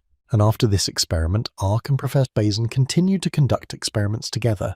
As a result, after some hard work, they finally found the inhibitor. But as happy as they were to finally find him, they were shocked. For in front of him and Professor Bazin was a clone of Kari. Looking at her, Professor Bazin noted that she had just recently increased the level of synchronization of the Ark, unlike what it was now. And who would have thought that Kari's stored evil appearance in Ark's data would be his reverse trigger? It wasn't ideal, but Professor Bazin had decided that she could be a temporary remedy to lower the level of synchronization. Ark hoped to himself that she hadn't become an inhibitor because of the trauma of her beating him. And already during the fight with Hyunjun, Ark finally used his synchronization level for the first time in months. When the situation began to heat up, Hyunjun realized that the fight was clearly not going in his favor, and that he needed to make a change. So in a second, he activated his helper program right in the middle of the fight to gain an advantage. Hyunjun began to box in a manner that was completely out of character. Even so, Ark deftly dodged each of his punches and seemed to be in perfect control of the situation. A little while later, Hyunjun began using the art of Taekwondo, which Ark also knew how to effectively defend against. Hyunjun then used the Krav Maga system of Musat Savat and many other martial arts and techniques, but none of them helped to damage Ark. After all, he still continued to dodge despite the intensity of the moves or their features that Hyunjun was trying to use. A short while later, Ark felt his synchronization level increasing very rapidly until it reached 621%. It was very dangerous, because at that moment Ark felt the glass that Professor Lee had told him about was about to spill. Even though he was very nervous and cold sweat was running down his face, Ark immediately tried to focus. He directed all his attention to the trigger indignant and angry face of Kari. At that moment, his synchronization level began to drop rapidly, and Ark continued to dodge Hyunjun's attacks with confidence. He couldn't believe that Park Noah was reacting at the same speed as his helper Data. In his opinion, it was a reaction speed beyond human capabilities. The sensation that Hyunjun felt was similar to what he had experienced during that fight. Now Hyunjun is using the helper, and has even joined the Prism, giving his life to them. He's changed, more determined, and can no longer be kind to interfering vermin like Ark. He didn't even realize that Ark's blade was already at his throat. Simultaneously, Professor Lee delivered a long-awaited fatal blow with his sword to Professor Lilia. Then he looked her straight in the eye and said that he saw flaws and mistakes in her every action. So it seems that the helper they created wasn't finished yet.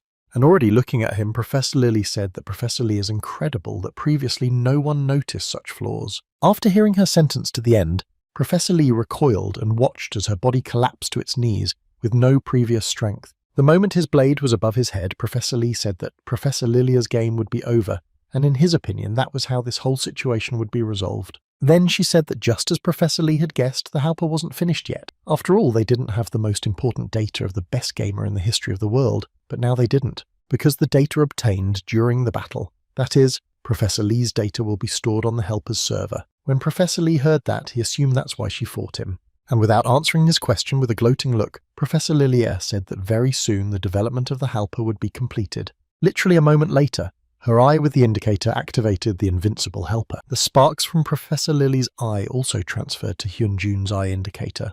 And then as soon as he felt Ark's cold weapon approaching him, with the help of an updated headlock, Hyunjun has managed to dodge. Despite the so-called new burst of strength still, he took minor damage. Watching this, Ark realized that Hyunjun had just intentionally minimized the damage that could come at him. And without missing a moment, Hyunjun took advantage of the situation with a leg hook that knocked Ark aside. However, the one managed to close quickly, and although he was shot down, he did not take significant damage. Taking advantage of the situation when Ark was some distance away from him, Hyunjun used a change of weapon. It was at that moment that he realized that the data of the Halper had just been updated. At this time, Ark was carefully analyzing his opponent's actions. He noticed that he had suddenly changed his weapon, and it caught his attention. Then, on top of everything else, Hyunjun adopted an unusual pose that was clearly not his own. Ark watched him closely and after a moment realized that this stance reminded him of the nameless one he had fought for so long. At the same time, other things were happening on that very same concert stage. Pain lay without signs of life after the fall, and her condition was extremely serious.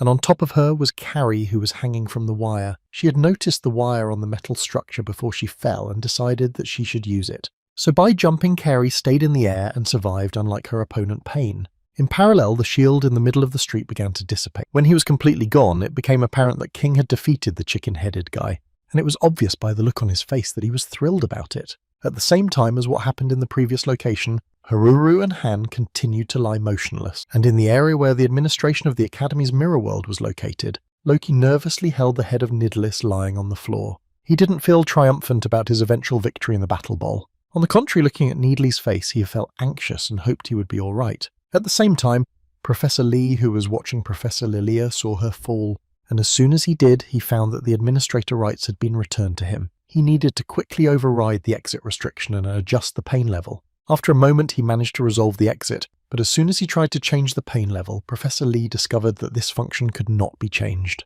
Immediately a sign appeared, informing him that there was a game that continued inside the world with the setting set. It was not possible to change the setting, and this function will be available after the completion of the started game. From this, Professor Lee concluded that there was still an active battle bowl somewhere in the crossing. And he was right, for Nightmare and Ark were still fighting. It was much harder for Pak Noah to counter Hyunjun after the Helper upgrade. Ark felt the wound he had received during the battle stinging terribly. Now he understood what the warning that everyone in the intersection would now be feeling maximum sensitivity meant. Then he noticed that Hyunjin was about to launch another attack. Orienting himself, Ark turned his attention to the fact that she would be on top and him. Protecting his face, he crossed his blades, but when it looked like Hyunjun's katana was about to hit them, it didn't. After all, he was using an ascension attack which gives him the ability to make a cut by lifting his opponent into the air, and then Hyunjun swung his katana to successfully damage Ark. The sudden attack on his lower body brought incredible pain to Ark, and his face immediately contorted from the unexpected sensation. When tears were already streaming down Ark's face, he realized that Hyunjun had changed the trajectory of the attack to take away his advantage in reaction speed. In addition, during the fight, his opponent became much stronger than he was before. The feeling was the same as if Ark had been fighting Nameless. In one of his next strikes, Hyunjun used the weapon destruction ability. After using it, Ark's weapon shattered for a while. Then a feeling flashed through his mind that he was about to lose and disappear. At the same second, Hyunjun points his hand towards Ark and uses the Pierce the Defeated skill, which allows him to deal heavy damage to his opponent with his sword.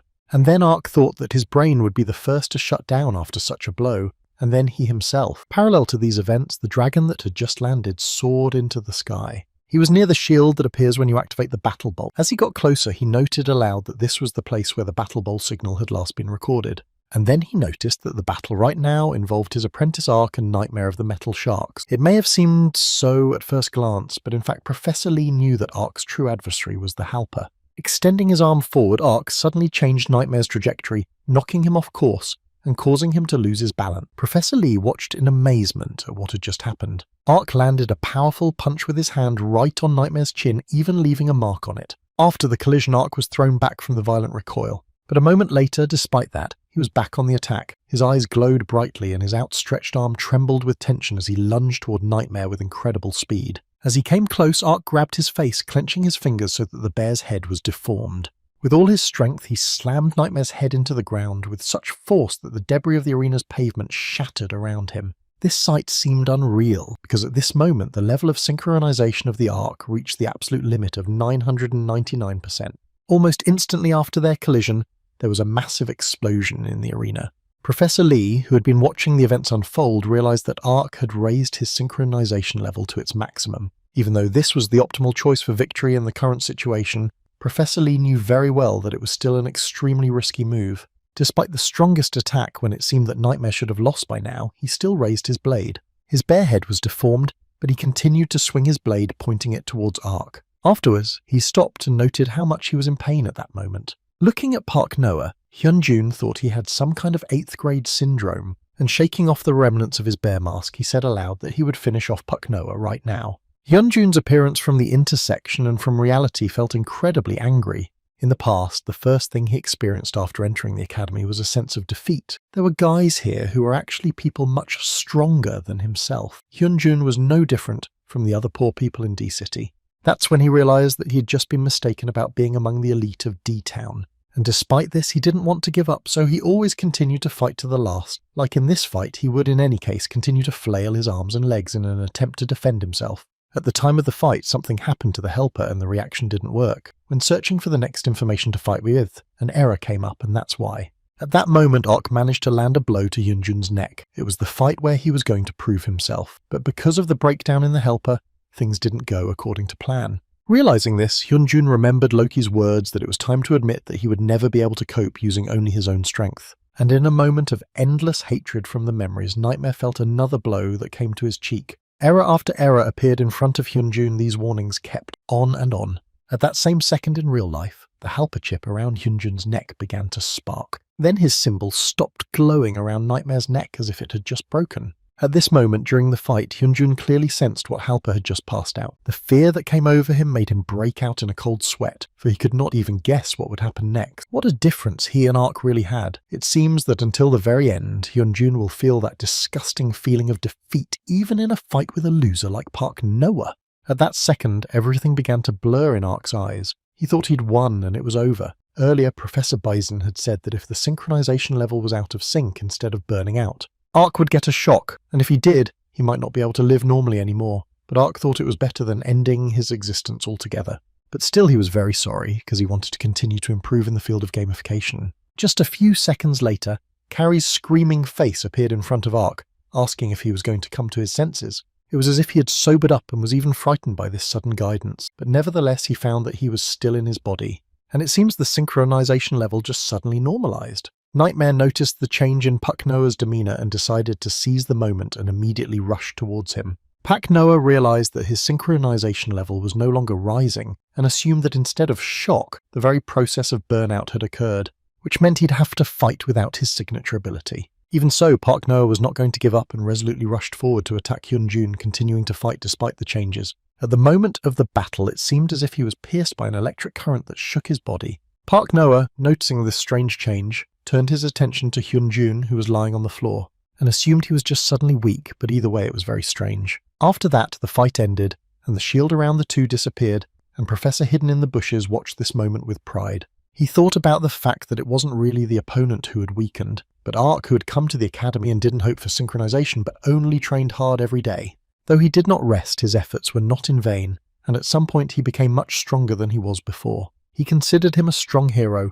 and was sure that a man like Ark couldn't lose to a guy who relied only on the help of a helper. At that moment, Ark was relieved and shouted loudly across the street that he had survived, and that this was his victory. He then turned his head back to Professor Lee and immediately asked him when he had come here. He also asked if the professor had seen Ark use synchronization, because it was an important moment in their battle. But even if the professor didn't see it, Ark assured him that he had really used synchronization at the most crucial moment. Immediately afterwards, he offered the professor to forgive him for such an act, hoping he would understand, but the professor only laughed. Running up to Professor Lee and leaving his opponent behind, Ark asked him if he'd seen Nightmare attacking him, and at that moment, the incident involving the saboteurs at the Fantastic Academy was over. After a good night's sleep, Ark's morning was peaceful. With the first rays of the sun, he woke up, and glancing at Han's bed, he noticed his absence from the room. Only the sunlight reflected off the bed and his headphones remained near the pillow. 3 days have passed since the saboteurs' attack and the competition has been suspended. The academy has been closed to people from the outside with a ban on entry. The Metal Shark saboteur team was arrested, and all the Sunbays except Loki were found in a coma at the academy. It turned out that they had been using a cheat program called Halper during the competition. The community was shocked that a professor from the academy defended the attack, and as a result of this attack, 30 people were in a coma and the city's hospitals had been overcrowded for days. Walking into one of the rooms, Ark looked at whoever was lying on the couch. You could see from Park Noah's face that he was very nervous after all. His friend Han was lying in front of him, looking incredibly pale and haggard. After standing beside him for a moment, Ark called Han's name and told him to wake up. Han opened his eyes a little surprised at Ark's arrival. He told him that. He brought the guitar with the twister and headset he had asked for earlier, for which Han thanked him. Then Ark wondered why Han needed a guitar in the hospital since he was only here to rest. However, Khan did not think so, and he said that in his opinion he was ready to be discharged. Earlier, Khan was diagnosed with mental fatigue and remained in the hospital for a certain period of time. Analysing this, Ark realised that since the cause of the overexertion was the use of the synchronization level, the situation was similar to what Ark had experienced earlier, and now there were other victims of that incident in his entourage. Nidlis, Sunbae and Haruru were still unable to come out of their comas. Ark asked Han if he'd been to Haruru's room. He was visibly nervous and said he hadn't been able to get there yet. Then Ark said that it was right above his room, so he should go there. And then Han said that something inside him seemed to be making up excuses and using them as an excuse not to go. Ark laughed and asked Han if that meant he was going to go after all, to which he said, with a smile, that of course he did, because now he didn't want any more regrets. Ark realised that he didn't have to worry so much about Han now that he knew what he had to do. At the same moment, Ark found a call from Carrie on his smartphone. Picking up the phone, she shouted, asking Ark where he was now. He answered with a confused expression that he was in the hospital. She was glad she said that and told him to run to her, because he was awake. Ark didn't know what she was talking about. Then Carrie added that their needless Sunbae had just regained consciousness. And upon hearing these words, Ark ran at breakneck speed through the corridors of the hospital straight to his room. Only upon opening the door did Ark shout Nidlis's name loudly, while simultaneously surveying the room with his gaze. And when he saw that Nidlis Sunbae was sitting on his bunk with Foss Janey and Carrie Ark standing around him, he felt boundless happiness. But unlike the rest of the boys, Nidlis himself had no time for fun, for he hadn't even recovered yet. So looking at the faces of the boys, he said that now they looked as if they had seen a dead man alive, and they started to resent him because they were worried about him, and Nidlis in turn gave such a dry reaction. But even so, in just a second they were all hugging him with joy. At that moment, a worried Han was heading towards Haruru's chamber. Standing right in front of the door, he felt an unbearably intense excitement. His nerves even made him break out in a cold sweat, but even so, after gathering his thoughts, Han, feeling very shaky, apologized for the intrusion and stepped into Haruru's chamber. Analyzing everything in the room, Han's eyes slowly moved around the room. His gaze stopped on Haruru, illuminated by the soft rays of the setting sun. She had already recovered and looked very attractive, despite what she had been through. Kan was so dazzled by her beauty that for a moment he was speechless. As he gathered himself, he said hello and told her it was their first time meeting in real life. Parallel to these events in the station, the investigator said that behind the back of the head of Lilia stood saboteurs and they were called Prisma. He then turned to the person sitting opposite him and asked him to confirm what he had just said. When he heard the question, he confirmed the information. The investigator wasted no time in asking again where the group was. In response, the handcuffed man said that he did not know, as he had met them only in the crossing. Then, looking straight into Loki's face, the investigator asked why he had joined this group. He replied that he was enchanted by an offer that promised to topple the elite society from their position. And though the final goal was quite different, their ideas converged and they just used each other. As soon as the last events happened, they immediately threw both him and Professor Lilia like a lizard shedding its tail. So whatever Loki's investigator asked Loki now, he was determined to answer absolutely any question. Then the investigator asked why the one who'd been so stubbornly silent before had now become so talkative. Loki replied by saying that he was going to fulfill the promise he had made to his only friend. And at that moment, Nidlis was looking at his phone with a smile. A little while later, Professor Hidden in the Bushes stared bewildered. He had told Professor Lee to come because he had important business to attend to, but what was going on here seemed silly to him. But Ark assured him that it was really important, because now Professor Lee would see his students surpass the strongest data, and at that moment Nameless appeared in front of him. He held his weapon tightly in his usual manner and posture. It was the same posture he had used during the battle with Hyunjung. Then his thoughts were interrupted by Professor Lee, who said that there would be an event at the school very soon, and Ark, saying that he already knew about it, added that he would finish the fight before it started. Since Ark now had his level of synchronization, it was different from what it had been when he had played with Nameless in previous times. As Ark thought about it, the Nameless one rushed towards him at breakneck speed. Ark was sure that this time he would be able to defeat him. And just a few moments later, Ark was on the floor again. He wondered why. Why did he lose again? Because Ark was sure that when he fought the Halper, he had defeated the Nameless one's data. Then Professor Lee remembered the flaw of the Halper that he had felt during the battle with Professor Lilia. If the recorded data failed to achieve the desired result at least once, it would be replaced by other data almost immediately. That meant that from the moment Ark took his attack during the battle with Hyunjun, he began to fight with a completely different data. It was still impossible for him to defeat Professor Lee's data, Then he looked at Ark and said that if he continued to sit on the floor, they would be late for the event. After all, one of the main characters can't be delayed. Professor Lee's words made Ark's heart race. After that, they headed towards the venue of the grand event. The host announced the names of the Academy students who had helped expose the sabotage organization and caused great damage. The entire Academy staff and students expressed their gratitude to these students. At this moment, King Needley's Ark, Carrie and Han stood in front of the entire Academy. Almost all the guys were feeling uncomfortable. Only Han was dozing off as usual. And Ark and Carrie were feeling the pressure because it was the first time in their lives they had ever received an award, and in public. Sitting in the audience, T1 told Assistant Kim that even though he chastised Ark for being in danger, he was still glad he was honoured. When the guys were already coming down from the podium, the host of the event announced that the Academy had one very important announcement that they wanted to announce right now. Jimmy Fullhouse, in preparation for the unknown, ordered to see the video he left behind. He asked that it be seen where all the people involved with the Academy would be gathered. And then a smiling principal appeared on the screen and greeted everyone watching the video, saying that if they were watching him, he wasn't there right now. At this point, Professor Sylar even cried, and as they continued to familiarize themselves with the video, they heard that since they needed someone to lead the entire Academy, it was here and at this time that he would announce the person who would take the place of the vice principal. Keeping some intrigue, the director said it would be none other than Faker, and then almost everyone in the audience was shocked. After all, no one had heard anything about this famous man for a long time. It was clearer to everyone else who the headmaster was referring to. He said that Faker's other Ebsomnei was Professor Lee. His facial expression changed immediately at that statement, and then he heard the headmaster ask him to take good care of everything. When Professor Lee's gaze turned to the students sitting in the hall, they were all whispering and looking at him. Then Carrie and Han's faces also changed. They were just amazed. Janie and Foss couldn't believe their Professor Lee was a faker either. On Needless's face, in turn, only a satisfied and peaceful smile appeared. But Ark's reaction was the most vivid, for he even opened his mouth in surprise at how delighted he was. But Professor Lee did not share the emotions of the others at all. The situation made him feel very uncomfortable.